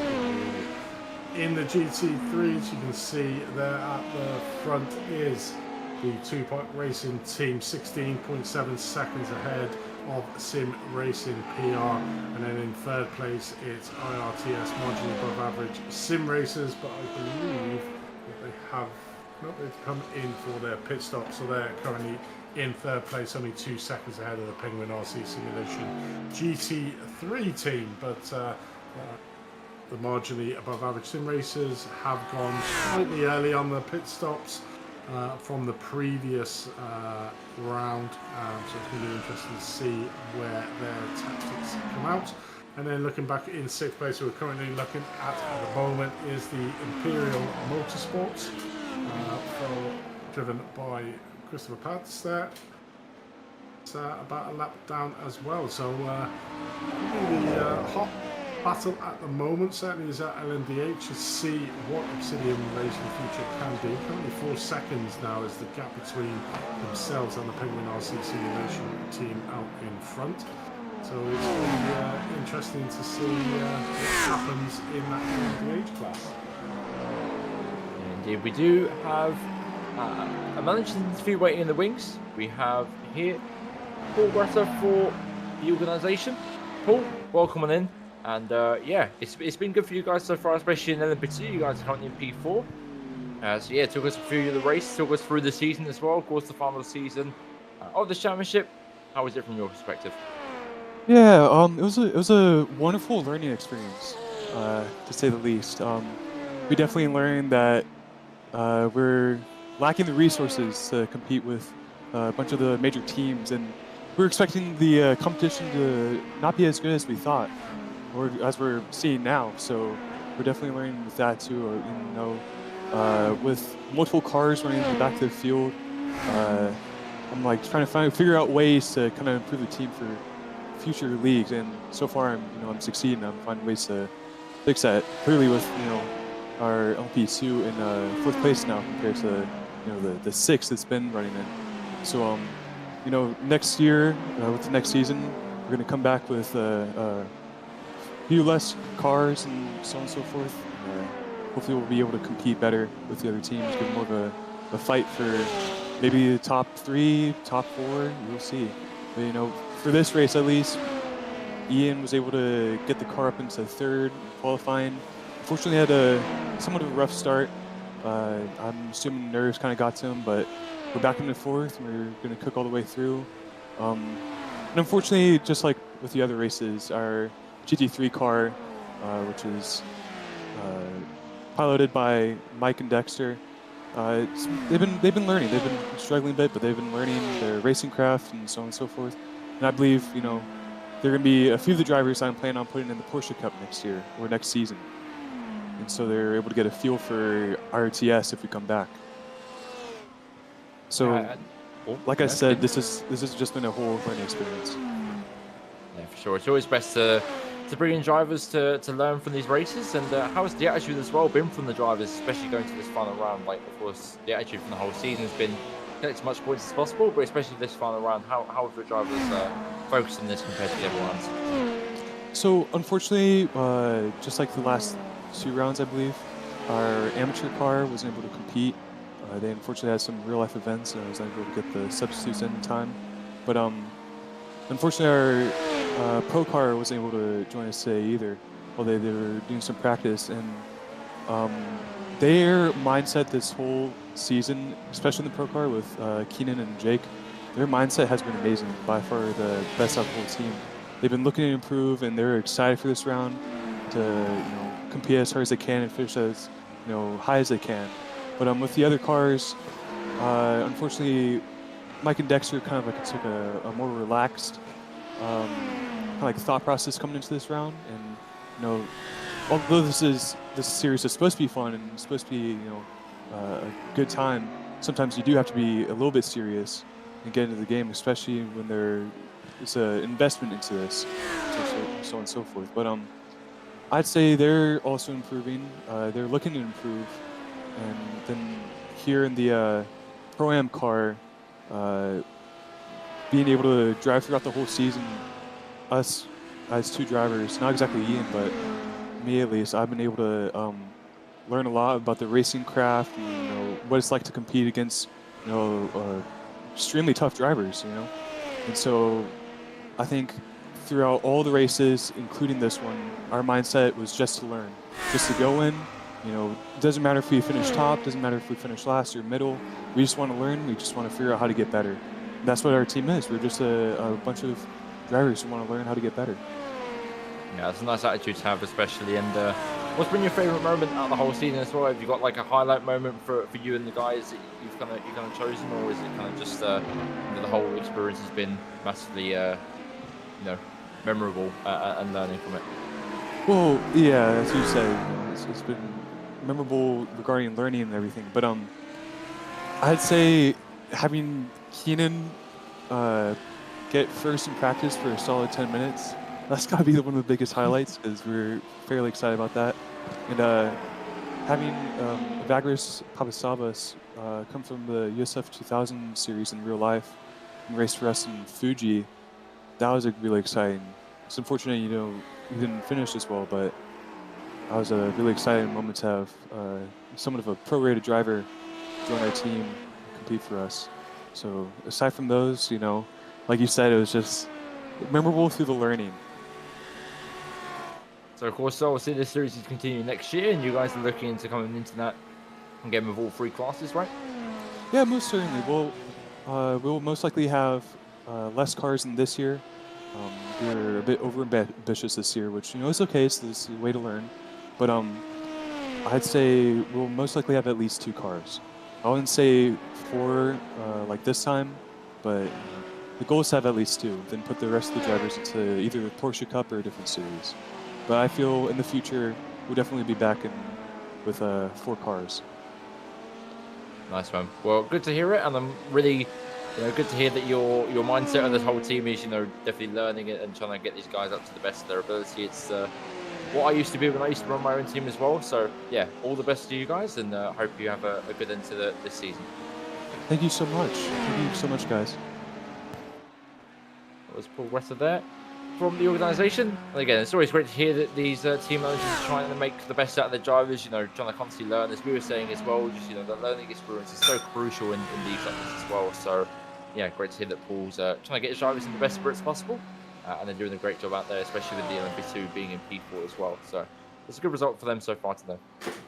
Yeah, it's a great mentality to have, isn't it? You want to put your drivers under a lot of pressure. You want to keep pushing them on to make them better, because you can always go into events that you can win comfortably, but you're not learning anything out. And these sort of events are really good for when it comes to taking your drivers to the next level. So you've got obviously the official series that you race in, that can be a bit of a demolition derby at times, but that's to get the stable sort of understanding of iRacing. And then you take your team, if you're going to be involved in a team, to the next level. So incorporate yourself into leagues, get the league racing done, which is a lot cleaner, a lot better.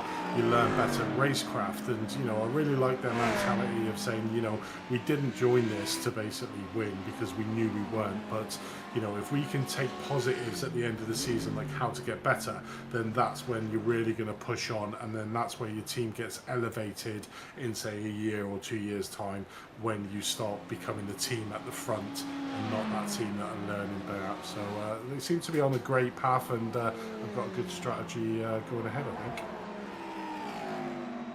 You see iRTES in sport there, pitting in from the lead of the race, and keeping you up to date with the MVH standings as well. Penguin License Simulation still ahead of Obsidian Racing Future there as well by 8 seconds. That gap went from 5 to 8 seconds now. So Nate Stewart doing a great job there to keep the car pushing on and stop Obsidian Racing Future from making that comfortable P2. Of course, iRTES in sport, if they win this race and Obsidian Racing Future are in P3, they go level on points in the end. So I'm not really sure who would come out on top then. I believe it might be due to the best positions. But yes, there will be level on points at the end of the race if that is the case. But of course, Oscar Coveney now jumps in the car in place of Archie Coveney. So let's see if he can have the same amount of pace that Archie once had. And yeah, Obsidian Racing Future still doing a good job to keep it there after their troubles that they've had this race. But yeah, they still remain in net P3 so far, with Penguin License Simulation in net P2 as well. If you look at Christopher Hires in Imperial Motorsports, P6 still for them, good position so far. And we have RG Bravo Sim Racers ahead of them, Penguin License Simulation in P4, Dogbear Black in P3. So really great stuff by Dogbear Black to keep moving forward as much as they can do. And yeah, it's been a pretty good race so far for the GG3s. Yeah, the Dogbear Black team have got up 11 places in class and 13 places overall in the field. So an excellent day at the office for the Dogbear Black team, currently running in third place, 23 seconds behind. Second place, the Sim Racing PR team, who are trying to chase down the two-pack racing team, but at the moment seems like very much a tall order. We're now finally into our last under 45 minutes of this 3-hour race to go, and it's still not all written in the stars, certainly for the LMDH class. So that Penguin RC Simulation, that gap is not really coming down for Obsidian Racing Future. And that could be really telling for the overall championship as well, because RD Simsport, who have done their pits, and I believe they should be able to get to the end on that pit stop. So it's down to Obsidian Racing Future to try and make the passing move on this very elusive Cadillac LMDH car. And the Penguin RC simulation team have driven that to perfection, being the only Cadillac car in the race dominated by the BMW. Has done an exceptional job. Considering it was a new car as well, so not only did they have to learn the new car, but how that new car went around the track, and they've done a bit of a masterstroke, to be honest, to get that car in first place overall in the championship. And pretty much like you said, all they need to get is third place overall, and the championship is theirs in the inaugural season within the Cadillac car anyway. So they've driven it to perfection. But yeah, it's all down in the LMDH, down to Obsidian Racing Future, to be able to make that passing move on the Penguin RC to secure that second spot. So it's down to them to be the aggressors in this final 45 minutes of this race. So it's going to be interesting, and the last round of pit stops is certainly going to be interesting. Is Obsidian Racing Future going to risk it all by either not changing all the tyres or taking in a little less fuel, hoping that the race will finish slightly earlier? I think they've got to try something different, because whatever they're doing out on track, it just doesn't seem to be working at the moment, and this is certainly not going to help being stuck behind a GT3 car going in a loop. Leaves a little bit more time to the Penguin RC crew, so it's going to be an interesting run into the flag in that LMDH class to see what happens. Part of me is a little bit cautious of iRTES Sport LMDH at the minute, because they've pitted quite early on for the final race. Well, not the final race, the final stint, sorry. So he might be able to stretch that fuel all the way to the end. It's around about 45 minutes or so. Ooh, it's going to be close. It's going to be close. I think Oscar will have to save quite a lot of fuel. He might be fine, but it's been a while since I did a stunt here at Watkins Glen, so he might be okay towards the very end. But this is the difference, right? You know, you have Obsidian Racing Future and Penguin RC Simulation, who's been saving fuel throughout the entire race for this reason only, you know, to make sure that their final stint is as short as they can possibly make it. So this is what might be a little bit under threat here from both Penguin RC and maybe Obsidian, depending on how quick the pit stop is from the two ahead of them. So it might be an interesting finish here for these guys at the front. But yeah, I wouldn't count Penguin RC Simulation out too soon for a possible win, because it might happen. You know, we've seen many different things this race. So yeah, I'm interested to see what Oscar can do in terms of the fuel usage at the very end of the race. Yeah, definitely is. But we do have an opportunity for another team member to come in. This is Chad Dick joining us in the booth for Marginally Above Average Sim Races. Chad, welcome to the booth, mate. 5th place overall in the GT3. For a short portion of this race, you were leading it. Just talk us through that strategy in the pit stop, being about 13 seconds below the rest of the team, and how you think it's going so far in this race and in the championship in its entirety. Well, let's start with your last question and move our way backwards. Thanks for having me. In the championship, we just strive to be marginally above average, which I think we were coming into this race in like P6. So I don't know that we're fighting for any podiums or anything in the overall championship, and anything we could do to be even more marginally above average, we'll certainly take it. In this race, I think the tire and fuel pit strategy is really key, because the little stint that's left over at the end, which has been there for all of these races, is long enough that I don't think you can get their fuel saving. So it's going to be really interesting to see how people balance pushing versus fuel saving versus tire strategy. We decided to double stint at the beginning of the race because our tires were in good condition, even though the temperatures were hot. We ended up getting a black flag, so we had to come in and pit when the tires ran out. But we ran them to the end on those first stint and a half, and we're hoping it's going to be interesting to see how it plays out for everybody else. Do they run them all the way to the end with black flags, or do they have a number in mind, and how does that all play out with the pit timing? Because I think it's going to come down to that, certainly for the podium positions. Yeah, it definitely is. Obviously, talk us through the differences now with the GT3s only getting 3 sets of tyres during the race. How that has sort of changed up the strategies when you come to sort of going through your pit stop strategies. Yeah, even with this one, we kind of calculated that it was going to be, depending upon how much fuel you save, between 15 on the low side and 18 laps on that short stint at the end. So, that's why we decided that was just too much to try and fuel save. And I think that, the key math is going to be when you make a driver switch, you got to wait 30 seconds. And so 18 laps, the time that it takes in the GT3, at least in the Porsche, to refuel is like right on the limit. Like it's not quite long enough to do the driver swap, which is why we opted to double stint the tires with the same driver. I'm not sure the other teams are doing that. It's hard for us to tell whether or not they're doing a driver swap with their short stint. And I think if they do that, that's going to cost them a few extra seconds, at least according to our math. So that's what we're kind of waiting and watching to see what happens here, because it could come down to 5 or 7 seconds here at the end. Definitely is. And just to interrupt there, we did just see RD SimSport getting into a contact situation with an LMP2, so we'll bring you some more updates to see whether if that RD SimSport car has got some damage on it, and it seems to be running around okay. Just about to come up behind yourselves as well out on track, but certainly not what they wanted to be caught up in an incident just after their pit stop. So sorry to butt into you there, Chad. But Chad, I mean, obviously overall, where are you hoping to get to in this race? Well, our goal for today was podium. I don't think we've got the pace to knock off P1 and P2. They've just been faster than us all season. So, if something unfortunate were to happen to them, we think maybe better than P3 is possible. But quite honestly, our goal was to see if we could get a P3. And I think if we keep it clean and we keep this pace up with our tire strategy, I think we've got a shot at it. Again, it's going to come down to a few seconds, I think.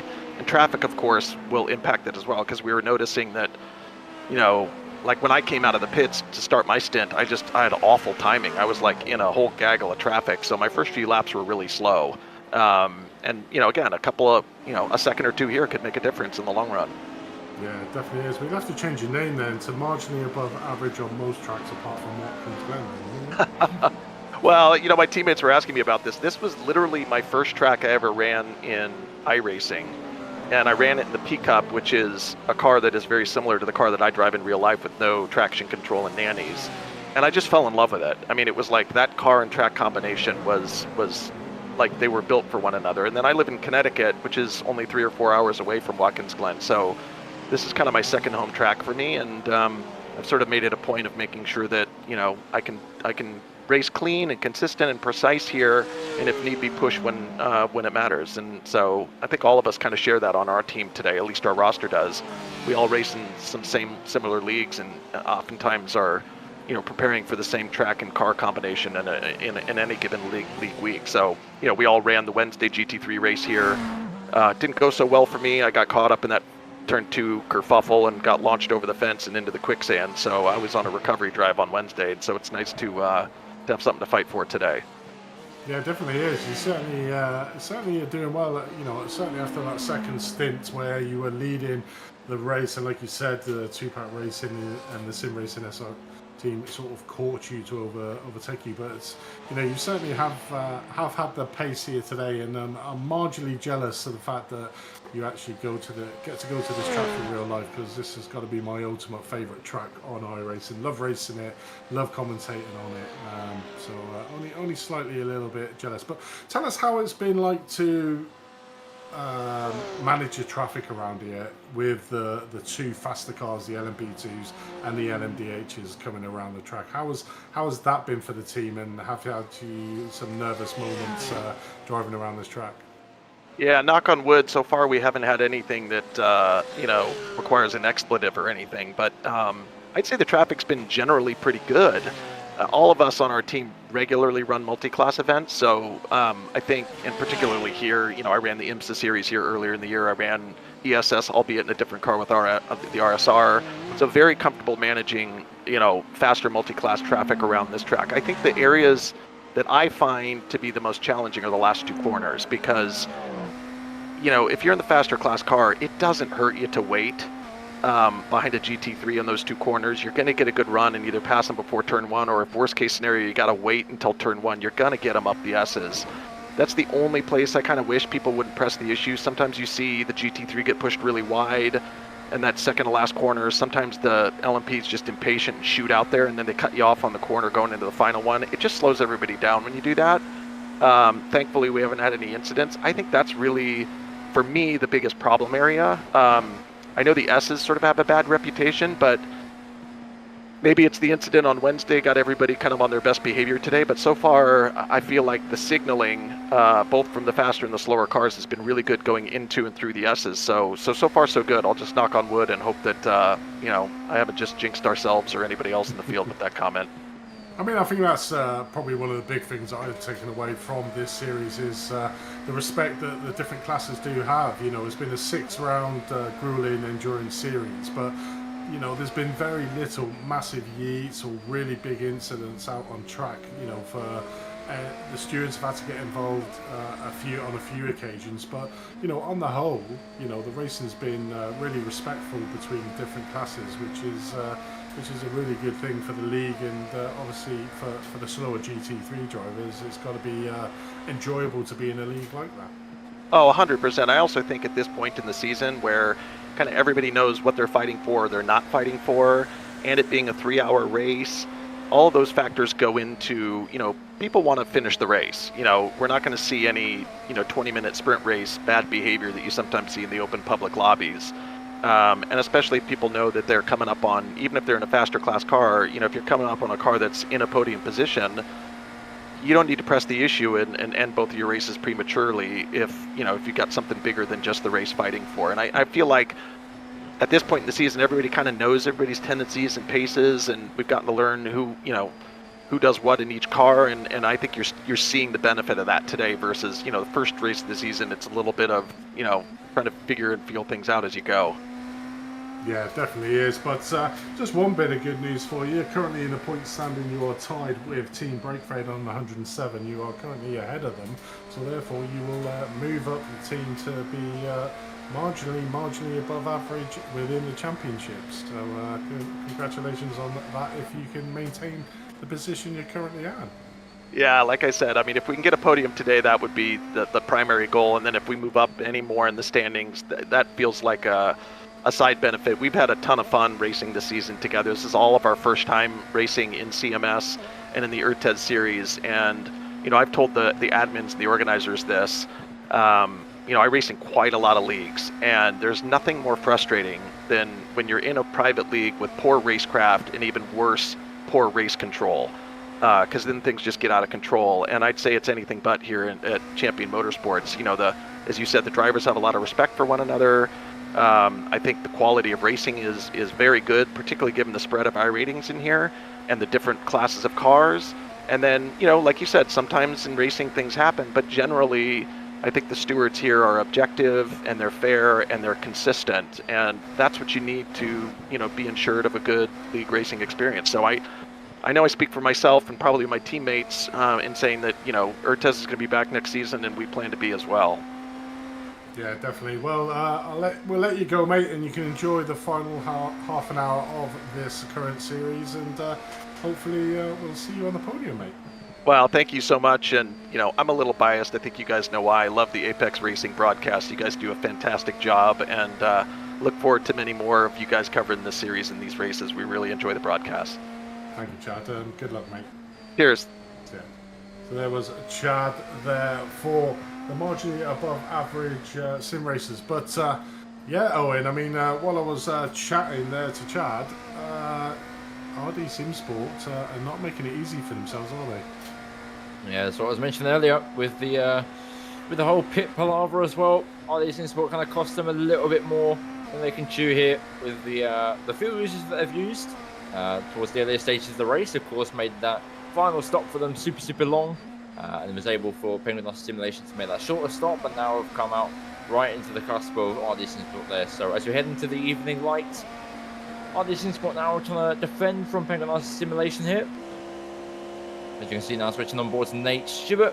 Only 0.3 of a second now separates them, and here is a golden opportunity here to get right on the rear end, follow them through bus stop as close as you can do, and of course Nate Stewart has the massively more upper hand here because he has the fresher tyres. He can push more of his tyres towards the end because he has more of them to use, whereas Oscar, for example, doesn't. He has to save them towards the end. And of course, there's no more fuel to save realistically, so he can just push as much as he wants. Avoid the Longhorn Racing GT3 on the right hand side there, which they both do very nicely as well. Shame for the Longhorn Racing there to be in the wall, but this battle still commences here. 0.3 of a second still separates them. Again, Nate Stewart with the more fresher tyres across the whole entire stint. Will they be able to push them more and more? As you can see there, 2/10 of a second now as we head into turn 8. Or Oscar really dragging that car out wide. That's not going to be good. Dives through the inside. Thinks about the Robert. Does Nate Stewart just hang around for a more cleaner exit off of turn 9 here? Or it's tricky. It's very tricky because, you know, Nate's in a position where he can easily just get, pranced on Oscar whenever he wants to. But Oscar has to really save his tyres and really make sure he's conserving his energy to the later stages of this stint, which is pretty much the later stages and the checkered flag of the race, really. But yeah, it's a tough situation for us to be in. Very easy situation for Stewart to be in because Stewart all he needs to do is stay right, not tucked into his rear end. Keep following his line through traffic. Really forces GT3s out of his way to make sure that they know he's coming through along with the iRTES Sport car. And here we go. Switch into attack mode now. Does Nate have to? And pushing all the way to the bus stop. It seems like he switched into attack mode. That time is coming down rapidly. Doesn't seem to be too much of a nosebleed coming his way. Thinks better of it. Nicely done. Bars his way cleanly into the bus stop. This is a nice little battle between these two. These two are going to be battling out all the way through. Of course, they want to win this race, win the season finale.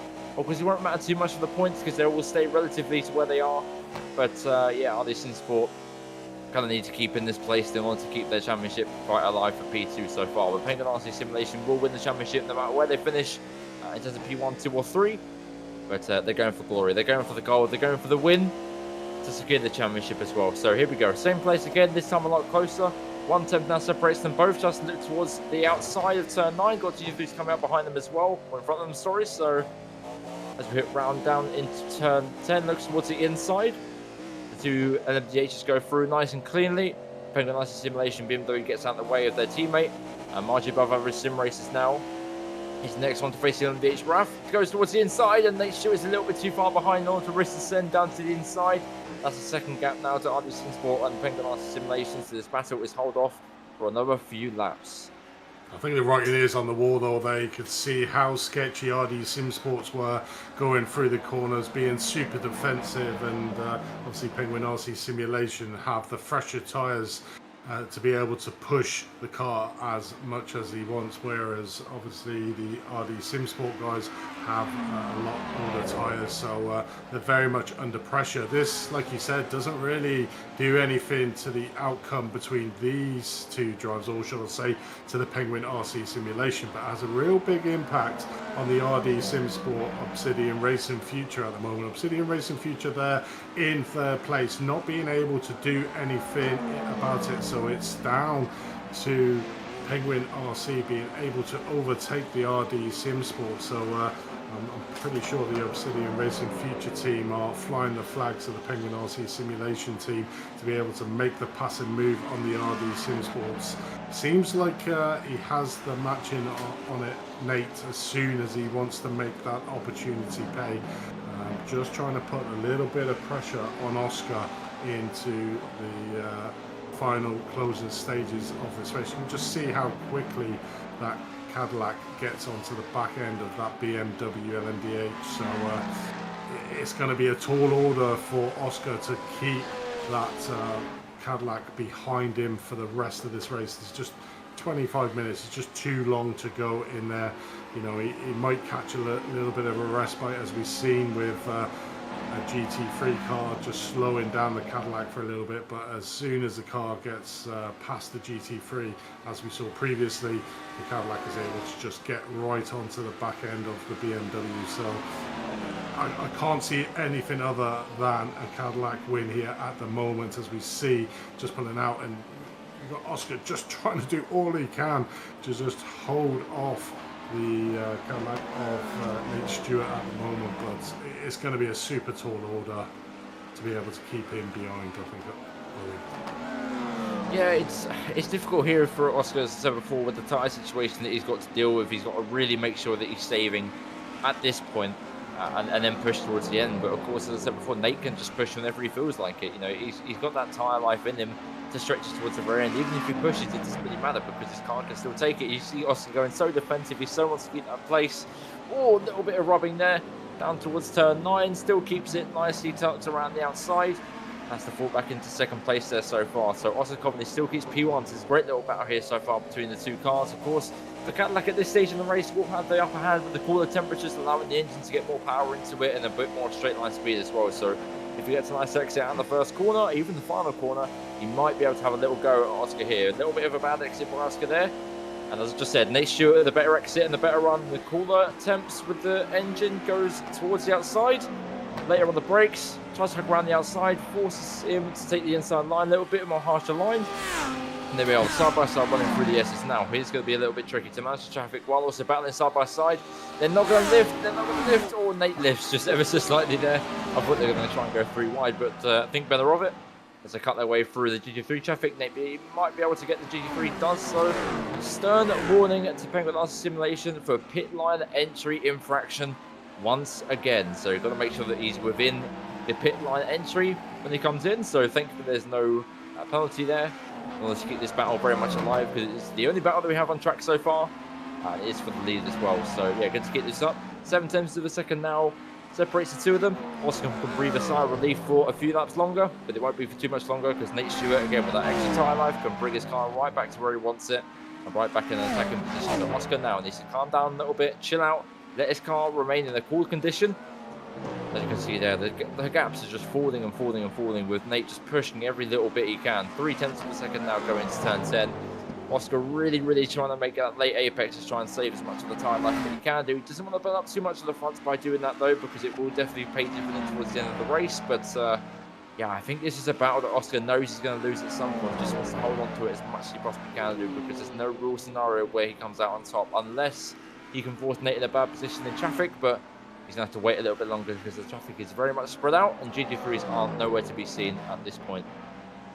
I think he's hoping for some GT3. We just saw them there the last time round coming up the S's, and I believe that was with the Sim Racing PR team that was the GT3 Lambo that was in the way going up through the S's. And I just thought, oh no, what's going to happen here? But luckily they got out, as you see a GT3 car going down the slip road there to get out of the way of these two. These two are in a zone at the moment. You know, Oscar's trying his hardest to keep ahead of the Cadillac driver and just praying for GT3 cars at good places for him, but bad places for the Penguin RC Simulation for Nate in the car behind, to give him that little bit of respite, because at the moment there's just a full screen of red in the rear view mirrors of that BMW LMDH of the Penguin RC Simulation LMDH car behind him. And like you said, mate, I think it is a matter of time that the passing move is done. It's not when, it's if. Sorry, not if, it's when the passing opportunity comes. You can see there Nate's doing a little bit of a flash into the RD Sim. It does seem to be that you know, the RD Sim guys are maybe doing a double movement on under the braking to get in front of it that maybe Nate's not too happy with. But at the moment, Oscar's trying to do everything he possibly can do to keep that Cadillac behind him, and at the moment he's doing quite a good job. But it's whether them tyres can hold out for the rest of the race, which is currently just under 20 minutes, which is still a long way to go. Here we go then. Nate Stewart doesn't hold the outside. I thought he would if he has the tyre way to do it, but chooses better of it. And there we go then. Through the bus stop now they go. 7/10 of a second now separates them, because Nate had to back out and take a little bit of a more harsher line for that whole section. Keeps Oscar's hopes alive just for a little bit longer now. So there's GT3 coming up behind them. So he needs to make sure that he gets them in the right place. Does so. It's not going to cause too many issues for both of them. Actually, it might do. Joe Black tries to keep to their line, forces Nate to go around the outside, but that's no real issue for him. He has the tyre way to keep that car in a good condition. Look at that. Around the outside of turn 7 there, and still able to catch right on the back of our distance spot. Just shows the tyre life that Nate's able to preserve in that tyre and push towards Oscar as much as he can do. So yeah, Oscar's really fighting for his whole career, I guess. But yeah, he's really trying to make sure that he doesn't lose his position, and good on them as well. It's, you know, always best to see them just battle it out rather than just give it to them plain-handedly. So Oscar's giving us a good fight here for the end, but it's definitely one that's a lot more stressful than before. You see him weaving all across the straight, making sure he doesn't get any of sort of the toe, but all Nate needs to do is flip that switch into attack mode, and he's got him straight away because he has the gap to do so, but I don't think he realises how close he needs to be. But here we go. Prime opportunity here for Nate to slip into attack mode here. Attack mode, of course, giving you extra power due to the battery, giving you around about 10 to 15 kilometers an hour difference, depending on what car you're in. If you're in the Cadillac, it will give you around 15 kilometers. He's not opting to do so far. Keeps that gap of around about 1/10 and a half. Maybe trying to play into a little bit of a fuel game as well. Maybe Nate's underfueled the car slightly just to get ahead of the iRTES Sport car. Maybe it hasn't worked and needs to save a little bit more fuel, which if he is doing, it's working wonderfully for him. As you can see, 2-bar racing team there. The leader in GT3, as we go past the leader there. 2-bar racing have a very successful race here today. 48 seconds now separates them towards the rest of the field. I believe they need to pit at some point as well, but yeah, this battle still remains quite tight. 4 attempts between the two of them now. 3.5 attempts now. Now down to 3 attempts. You can see that Cadillac power all the way down the straight. And you can see there from the time towers on the left-hand side, Nate is lifting a whole bunch to save quite a lot of fuel, which is helping on the exits because iRTES is pushing it a little bit too hard at the minute. He needs to kind of relax himself a little bit more. Chill out, let the tyres cool down at the front end, because if he keeps pushing them too much, he's going to have nothing to defend. It's very similar to what happened in the first stint with Obsidian Racing Future and iRTES Sport. He pushed way too much at the start, pushed them fronts to their limits, and Obsidian Racing Future were able to take the position and romp away with it. So as we see here, a tenth now separates them. Going down to turn 1, Nate again lifts once more. He might not think about lifting into the bus up this time around though, as he gets a better exit. This time around on turn 1, 2 attempts of a second separate them before the S's. Now a temp separates them. Attack mode is definitely engaged for Nate Stewart. As you can see there, the gap is coming down like it's nothing. A temp now separates them once again, going to the bus stop. Nate Stewart still not into attack mode, coming to the left-hand side. Still needs to lift a little bit more, so he definitely is playing that fuel game. And yeah, it's a great little battle going on here, but I think we'll have to wait a little bit longer before Nate starts to make a move. Yeah, it definitely is. There's a cat and mouse game going on here. Tall Oscar is certainly being chased down by Nate Stewart in the Penguin RC simulation car, so this one's going to go to the wire. It's either going to end with an excellent passing move for the Penguin RC team, or it's going to end in disaster. Or as we see, one of the Porsches off there around turn number 7. But yeah, it's either going to end in tragedy or it's going to end in success, because there's a lot of movements going on going into the braking lane, and I think Nate's just trying, and he just needs to stay calm himself. Is that okay? The BMW in front is moving around on him and bits and pieces like that. He's just got to pick his moment right, and exactly like you said, probably the opportunity is here, out of turn 11 down to the start finish straight, put it in attack mode, or out of turn 1 up through down up to the inner loop. So they're the main 2 areas that are the obvious, as you can see. Just looking on the inside there, not quite getting it done, but these are the opportunities here. You can see that RD Sim Sport car getting a little bit twitchy now at the rear end, going around turn number 1. You can see Nate flashing his lights, saying, you know, I'm gonna either get it through or even just try to put them off. I don't think I'm a big fan of that, to be honest. You know, let's race on track and get done in the proper means, but it's there to be used, I suppose. So the drivers are going through, but you know, we've got 15 minutes left of this race to go. Oscar has managed to survive 10 minutes of onslaught pressure from the Penguin RC simulation team. Has he got it within himself for the next 15 minutes to keep that prancing Cadillac behind the BMW? It's a tall order, but he's doing a great job. Yeah, Nate's getting very impatient now. You can see the gap there. You can see the flashing of the lights behind him. He's not too impressed with the moving on the braking, but it slips through the inside. Nate Stewart now slips into P1 as Austin Company goes a little bit wide, tries to force his way down the inside. Very deep move there into turn 10. Tries to hold his way around the inside, but he's got a Porsche there on the inside as well. GT3 blocks him from ever going for that move again. Wow. So a little bit of a mistake there from Austin Company, just deepening 2 down the inside. Leaves Nate the inside line to blast round, and there we go. Nate Stewart now leads the race and can able to pull away with that extra fresh tyres, but a little bit of a mistake there by Oscar allowed Nate Stewart to slip through down the inside, and the GT3 there on the inside of the turn 10 was not allowing Oscar at all any room to force his way through to Nate Stewart again. So all Oscar needs to do now is keep his momentum, flying forward, keep a good pace towards the end, really push his tyres to the limit now, use as much of them as he can do if he saved up any at all, and make sure that Nate Stewart has no breathing room left at all. But a second now separates the 2 of them with Obsidian Racing Future, 4.3 seconds behind the leader, so around about 3 seconds behind iRTES Sport now. Yeah, it's going to be very close towards the end, especially if traffic holds them up any longer. But great little battle there between the 2 of them so far. But the battle seems to be put on hold for a little bit longer, maybe until the rest of the race, because we know how much Penguin RC Simulation have pace in that car. And yeah, iRTES Sport, that one little mistake cost them the entire race so far.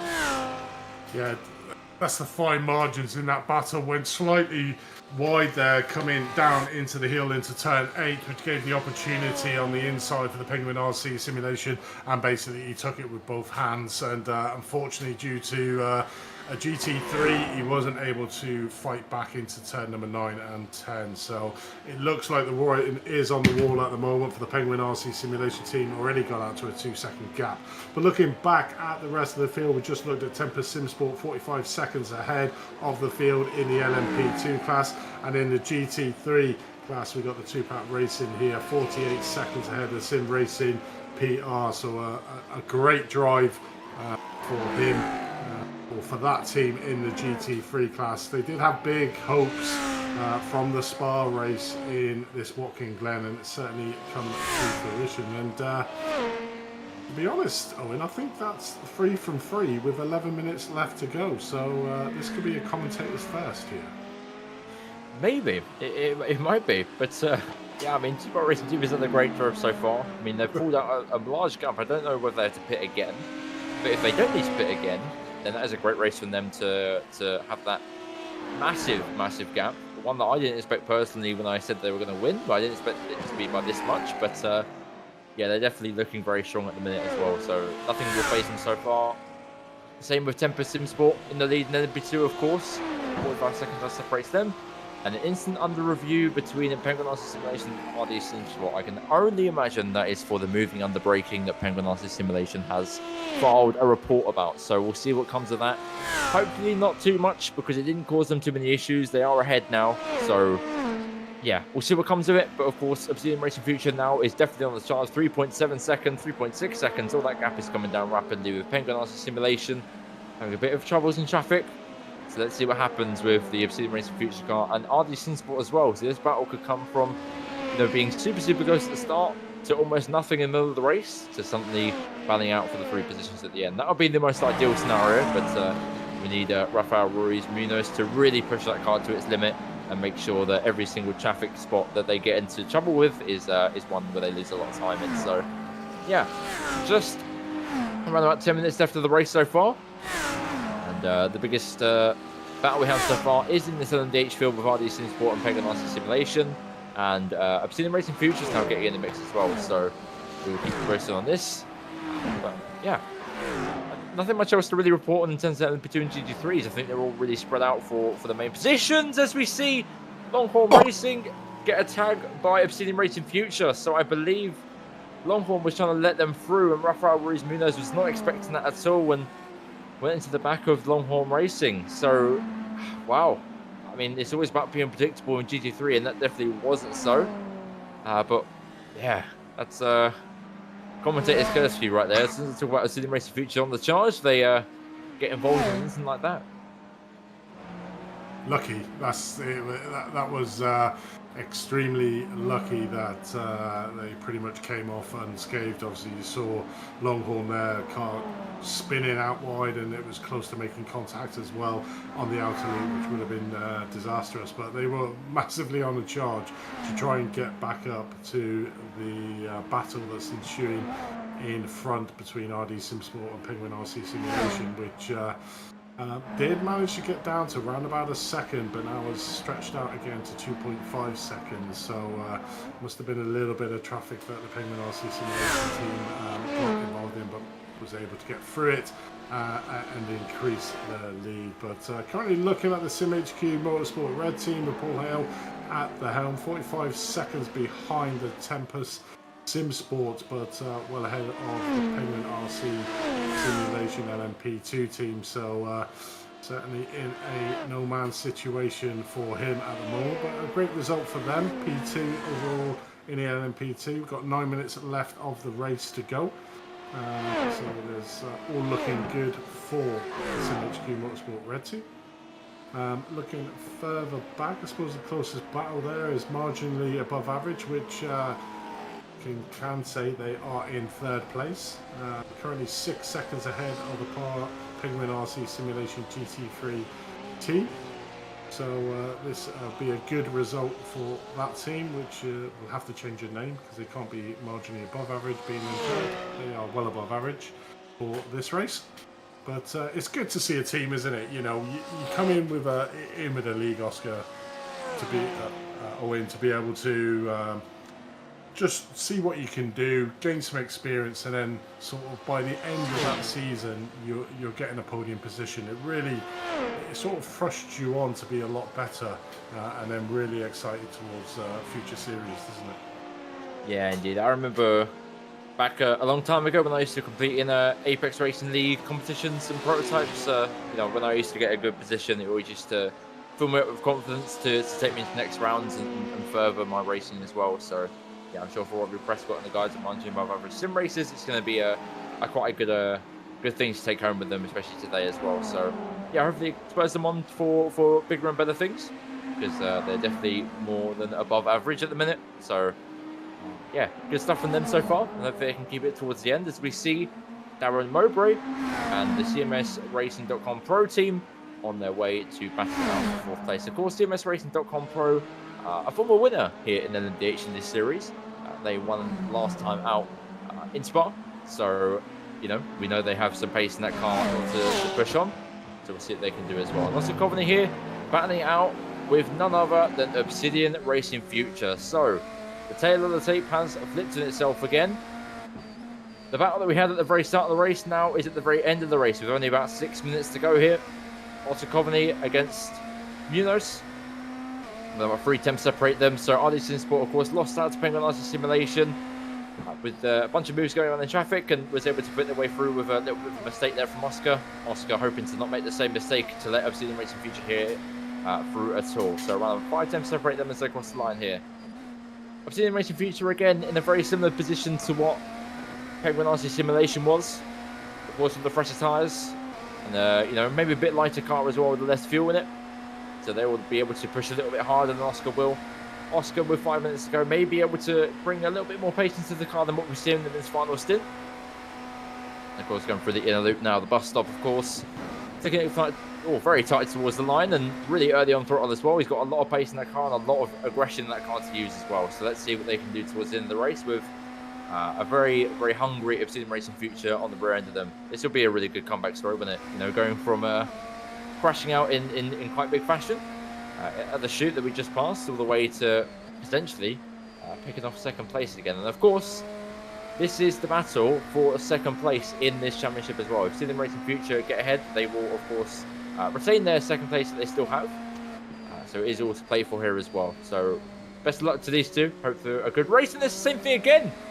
Very much the same thing as we just had before. Austin Coveney, a little bit wide at turn 9, allows Rafael Munoz to slip through, very similar to how we let Penguin RC Simulation slip through at the same corner. Wow. Got to be kicking himself. That's 2 for 2 that he's let through now on that same corner, getting it slightly wide. Like you said, you've really got to be committed on the braking coming into turn number 9 to be able to stop the car, and if you don't, you go extremely wide, that we've seen him do twice and let 2 cars through. But I mean, you can't take it away from Obsidian Racing Future. They, like you said, they crashed out from the lead of this race around about 10 seconds ahead of anyone. Coming down through the chute, a car had spun in front of him, came around the corner, and basically had nowhere to go. So pretty much went from hero to zero in one moment from the top to the bottom. But as it fought his way back here, I mean, what an amazing drive to be able to get back up to 2nd place, only 3.4 seconds behind the Penguin RC Simulation team. I mean, that's just a feat, because I think they had to tow back to the pits because that car was pretty much mangled. And if not, he would have lost a mountain of time anyway trying to drive that car back to the pits, literally halfway around the lap. To be able to then get 2nd place overall, and possibly, I think time is certainly not going to be within 4 minutes left to do. So I think 1st place is very much a tall order for Rafael and Obsidian Racing Future. But I mean, what a comeback drive. Yeah, dear. I mean, it's what I expected from a team such as Obsidian Racing. Of course, this is their development team, the future. And of course, definitely showing that they are the future of Obsidian Racing as well, having a very strong LMDH team already. Pablo Esparza, who unfortunately left Obsidian Racing very recently, but still a very strong team nonetheless. But as you can see here on the bottom right hand side of your screen, the lap deltas between Rafael Munoz and Nate Stewart.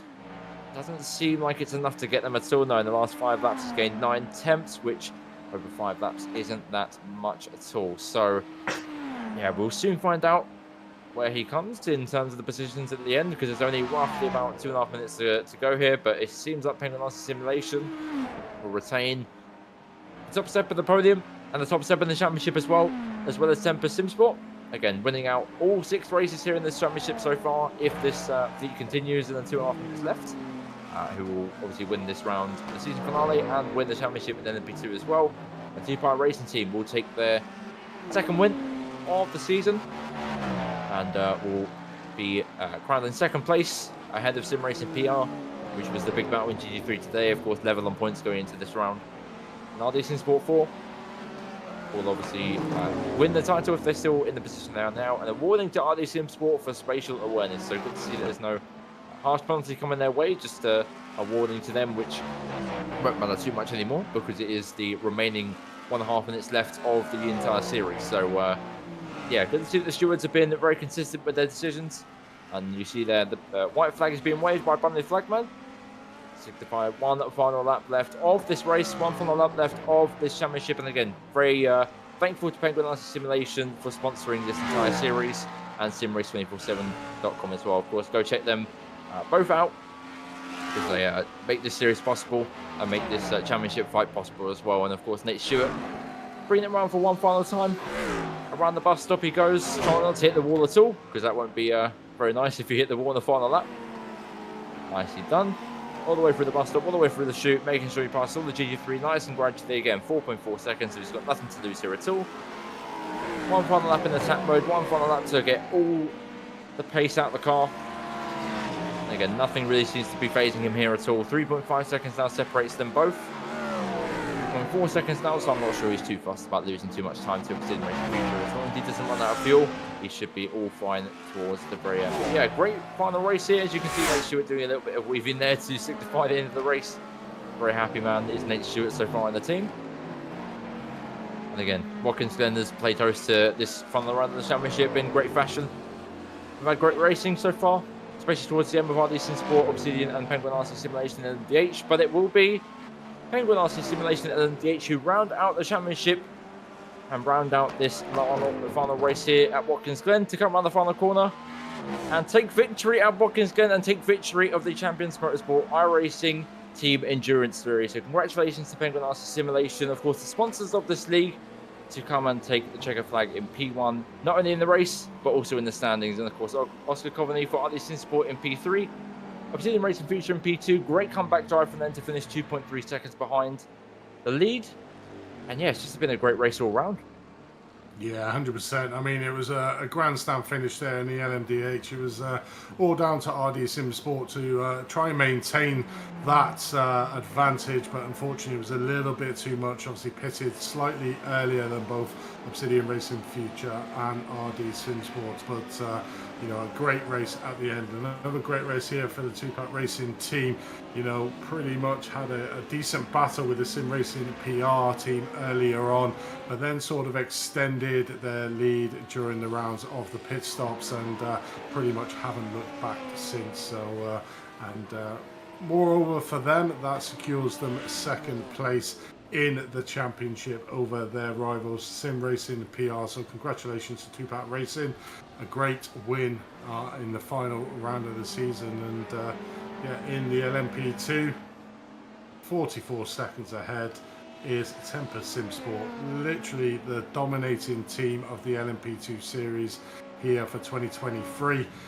Comes around to take 6 from 6, I believe that is, and that is some feat.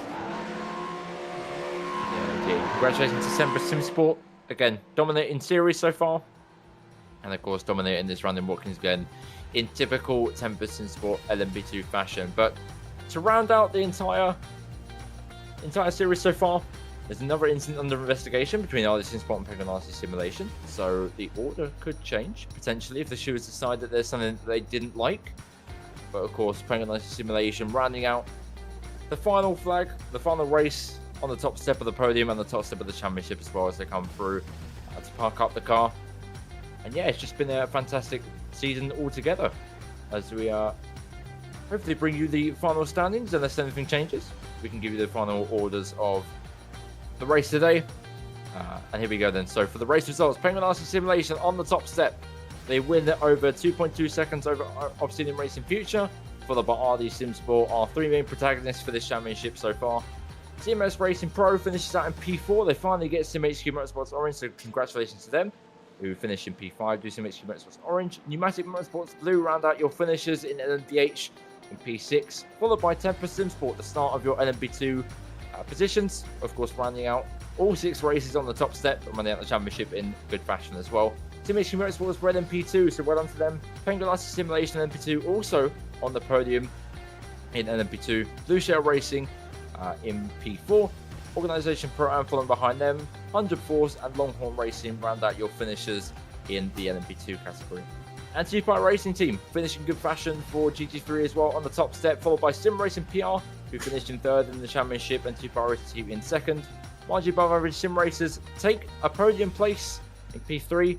Penguin RC Simulation in P4, Dogbert Black finish out in P5, Imperial Motorsports P6. Behind them, Team Breakfade, Wild Juice Racecraft, Flying Line SG, Valhalla Motorsports, RD Sim Sport 4, your final championship winners in GT3, Longhorn Racing, and then Static Adrenaline for LMDH. Organisation, Backpain Ice Racing Team, and these are the last of your finishers here of this race who unfortunately didn't make the checkered flag.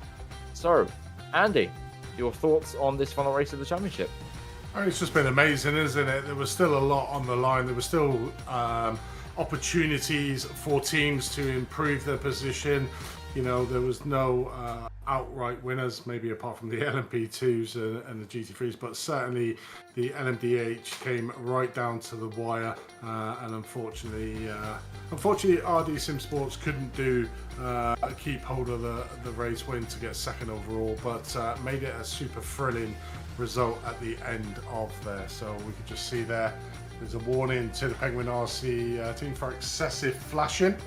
So the results do still stand. So there we go. But we can get into the rounds of the interviews. Let's go with the LMP2 winners. And we'll welcome to the booth Tempest Sim Sport 11. Wow, I mean, what a season you have had so far. 6 from 6. I mean, you must be flying a cloud really high at the moment. Hello, good evening.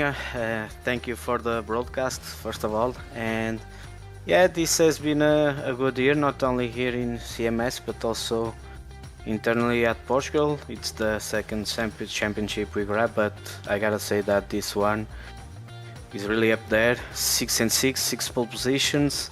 And also, I believe we lead every lap. Only didn't lead when the pit stops were not synced. So technically we're always on the lead, so yeah, it was really a great championship for us. You've had the perfect race, perfect season. I mean, how do you top that? You can't. I think you can't. The only thing that eventually comes to my head is to move up a class to the LMHD and try to do the same thing, which I don't think will be possible because the LMHD class, I think it's more competitive than the LMP2, but I don't know what the team will decide to do, if we are going to defend the LMP2 title or not the next season, but I hope so, because we really like to drive the Lara LMP2 car. I mean, you certainly know how to drive it. I mean, 43 seconds in this race. I think on average you were at least 30 seconds ahead of the rest of the class. I mean, it may throw a gauntlet to other LMP2s out there, and our very own Owen in the booth to sort of maybe put a challenge to you in the next season events, because you certainly have the pace around there. What do you put down to the secret of your success? Is it, you know, unlimited laps around tracks, just really have a really good understanding of the car? What do you put, you know, your success and the way that you've had your success this season down to?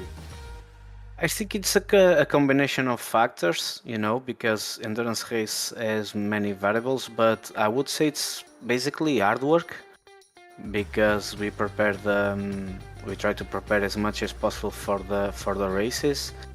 Also, we are very active during the official iRacing season, which is good because it keeps you competitive. I think we got a quite nice understanding about how the car works, what you can do with it, what you can't, and I think that's essential for be competitive in any type of sport. But mostly, I would like to say it's hard work. If you don't work for it, you will not get it. That's for sure.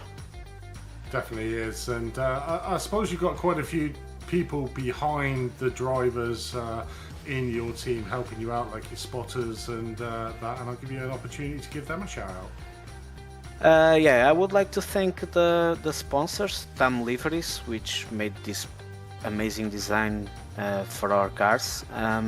Also Mundo Ideias, which is a store that helped us with our team t-shirts and all that, and to all my friends and my team buddies, team friends, because even if they are not racing, they are always trying to help us and cheer us up and rooting for us, and that's really important to feel that support when you come to the race.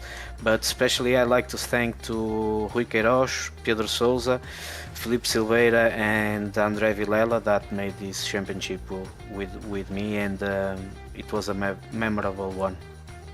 Yeah, definitely is. Well, congratulations on your perfect season for Tempest Simsport, and hopefully we'll see you back for next season. But until then, mate, congratulations on your LMP2 win. Thank you very much. Thank you so much, guys, and good job with the championship. Looking forward to the next one. Good. And there was the Tempest Simsport team, absolutely dominating season. But Owen, who have you got standby with? Well, I have got the championship winners in LMDH, and of course the winners of Watkins, Glen, Penguin Arts Simulation, LMDH. So guys, congratulations. Flawless race for you guys as well. So talk us through the race and the championship. It was a great race, stressful, but we knew our situation for the championship, and we tried to execute the best we could on that. I opened the stint pretty conservatively. I kind of stayed behind those fast three. The RD2 car crashed. Something happened to the 13, I think, and then I don't know. We caught RD1, and then we battled with them for most of the race. And then Nate got in the car, and the race turned upside down. It was stressful from there for me. Yeah, I accidentally committed to a move I probably shouldn't have. Ended up giving us a drive-through, and then I knew I had the speed to win, but giving us that drive-through just made it so much harder than it had to be. And then I just ended up getting in, putting my head down, and then I just essentially went full bore to the finish and was able to get up to Oscar. Oscar didn't race me the nicest, which I wasn't particularly a fan of, but it is what it is. We got around him thanks to some helpful traffic, and then it was set sail from there, and thankful we were able to come across P1 when probably should have been there more than we were this race, and also won the championship, so that's pretty cool too. Yeah, indeed. Of course, you guys at the start of the season, it looked fairly tame at the start of the season. It was more like Obsidian and iRTES Sport leading the way, and all of a sudden you guys come through at the final hurdles and final races. So what was that change that you guys made to bring the car in such a good place?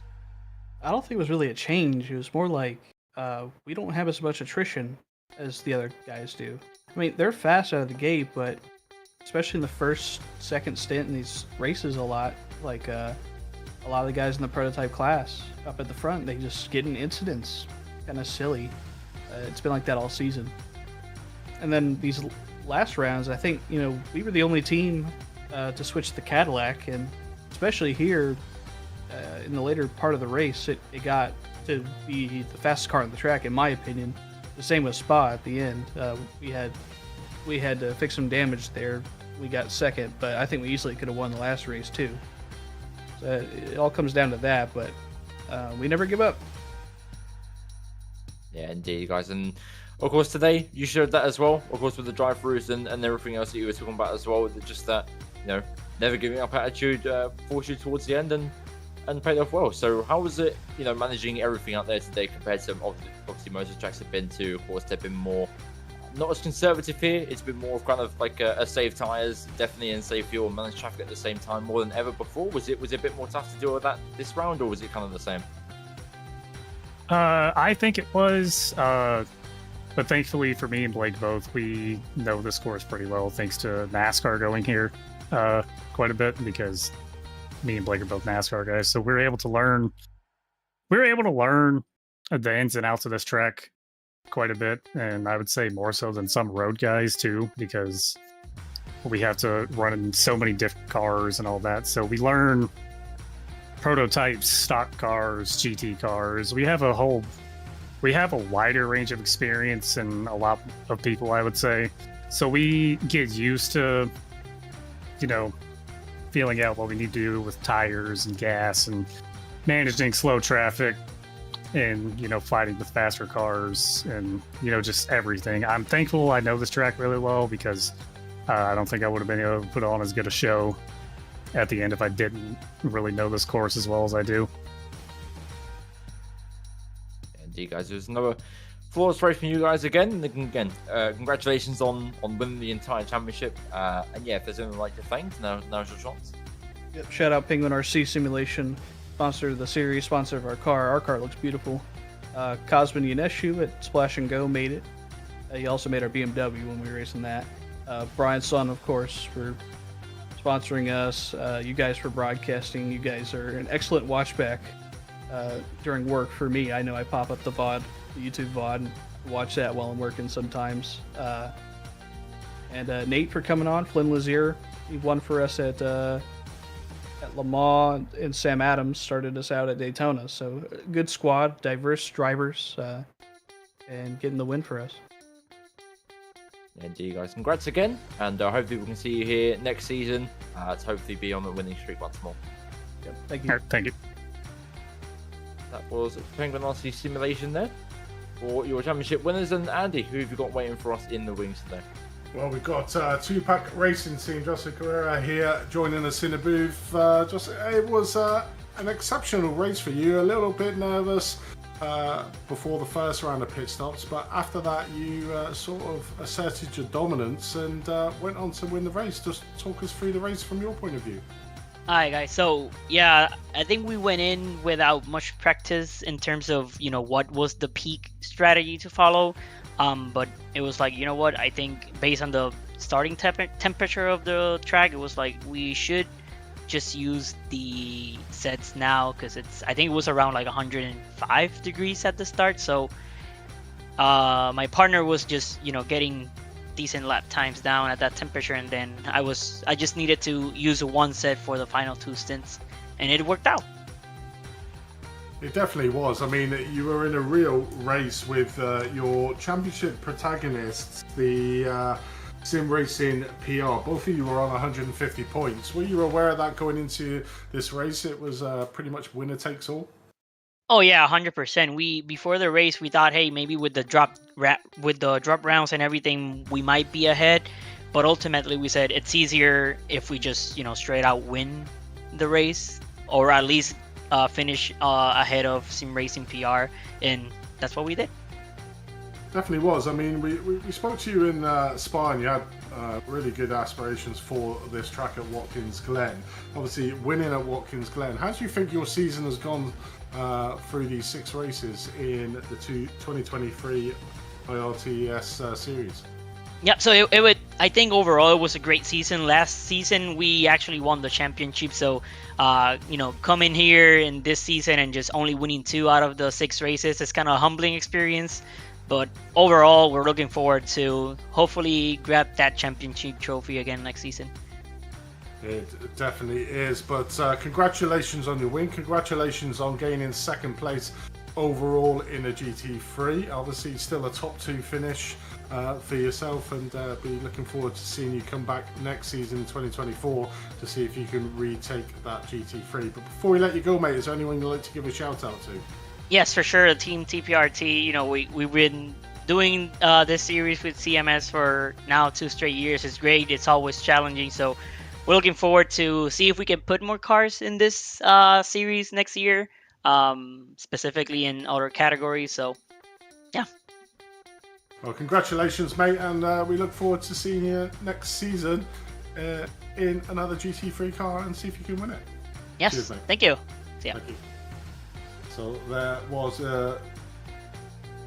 Pete. Owen, do you want to chat with anyone else? Yeah, so we have Miguel Colon here for Sim Racing PR. So obviously Miguel was part of that Sim Racing PR machine. Unfortunately, couldn't get 2-Point Racing Team towards the end. Had to settle for the 3rd place in the championship overall there at the end. But Miguel, how was it, the championship and this race from your perspective? Well, I think overall was a good season. Less incidents compared to the previous one. Still had a couple incidents this year with fast car. But overall, I would say like a good race today. I think we did probably a small bad strategy at the end, and then coming out with the cold tires, I went inside the bus stop going in. And this GT3 car, like the bus stop is very tricky going in, and then I ended up hitting the car, having a small incident against the wall. So at that point it was like game over to try to fight with the TPR team for the 2nd place in the standing. But overall it was a good season. Yeah, indeed, mate. Again, it was a really good fight for you guys at the start. I saw a very good move for you into the bus stop at the very start of the race. Of course, 2-Point got ahead of you at turn 1, then almost like you said, no, you don't, and forced your way around the bus stop. So, would you really trying to fight your way through and make sure that they don't get through no matter what, or was it more of playing the strategy game and trying to find out that way? No, I think we both had a very even car in terms of like pace and setup wise. I made a mistake in turn 1 and he was able to get me through. I know like the only people that were fighting for standing in the championship, it was with them. So I just wanted to put a little pressure early to see the outcome on how everything play out. But I think overall we were kind of similar. Then we got a couple of traffic people going by of the fast car, and then he was able to pull away. And then my crew chief told me like, take care of your tires. I wasn't expecting that neither, so I started backing up my pace to try to just finish the thing, save the tires. But I think our setup was pushing a little too much the nose, so creating more wear of what we wanted in the front tires. Yeah, indeed. So of course you guys finished P3 overall in the championship. So is that making you aspire on to come back next year to fight for even higher? Well, last year we finished P3, and the 2nd year P3. So let's see if next season we have a different luck or what we do. I know like when you have like a season like this one, like goes through the whole year, sometimes iRacing do updates through the mid-season. I may get one car that had an advantage and then put it back in disadvantage. I feel like it was kind of our situation with the Lambo this year to be able to keep up with the BMWs or the new Porsche. It make it a little bit harder to try to push for the limit and push the car, to the limit. Indeed. Well, we hope you can fight back more next year and try and reach that top step. And again, if there's anyone you'd like to shout out and give thanks to, now is your chance. Well, I would say thank you guys for the stream on every race, the CMS community for putting this championship together with the sponsorships. And also congratulations to TPR on the 2nd place. That was a nice battle today and the W today. And also shout out for our team of Sim Racing PR from Puerto Rico and our sponsor, Just Say Your Machine Shop. Awesome. Well, thank you very much, Miguel. And can't wait to see what you guys have in store for us next year. Thank you guys. Have a good day. That was Miguel Curlin there from Sim Racing PR. And I think that rounds out all our interviews for today and the championship for this season. So, Andy, what's your final thoughts? I mean, It's been amazing. I've managed to commentate on 3 of the rounds, and they were as good as the first season that I commentated on as well. You know, it's an excellent racing community. The racing is really clean, safe, and some great racing in the different categories. We just need somebody to challenge the Temper SimSport 11 team in the LMP2, and I think they'll have the perfect grid.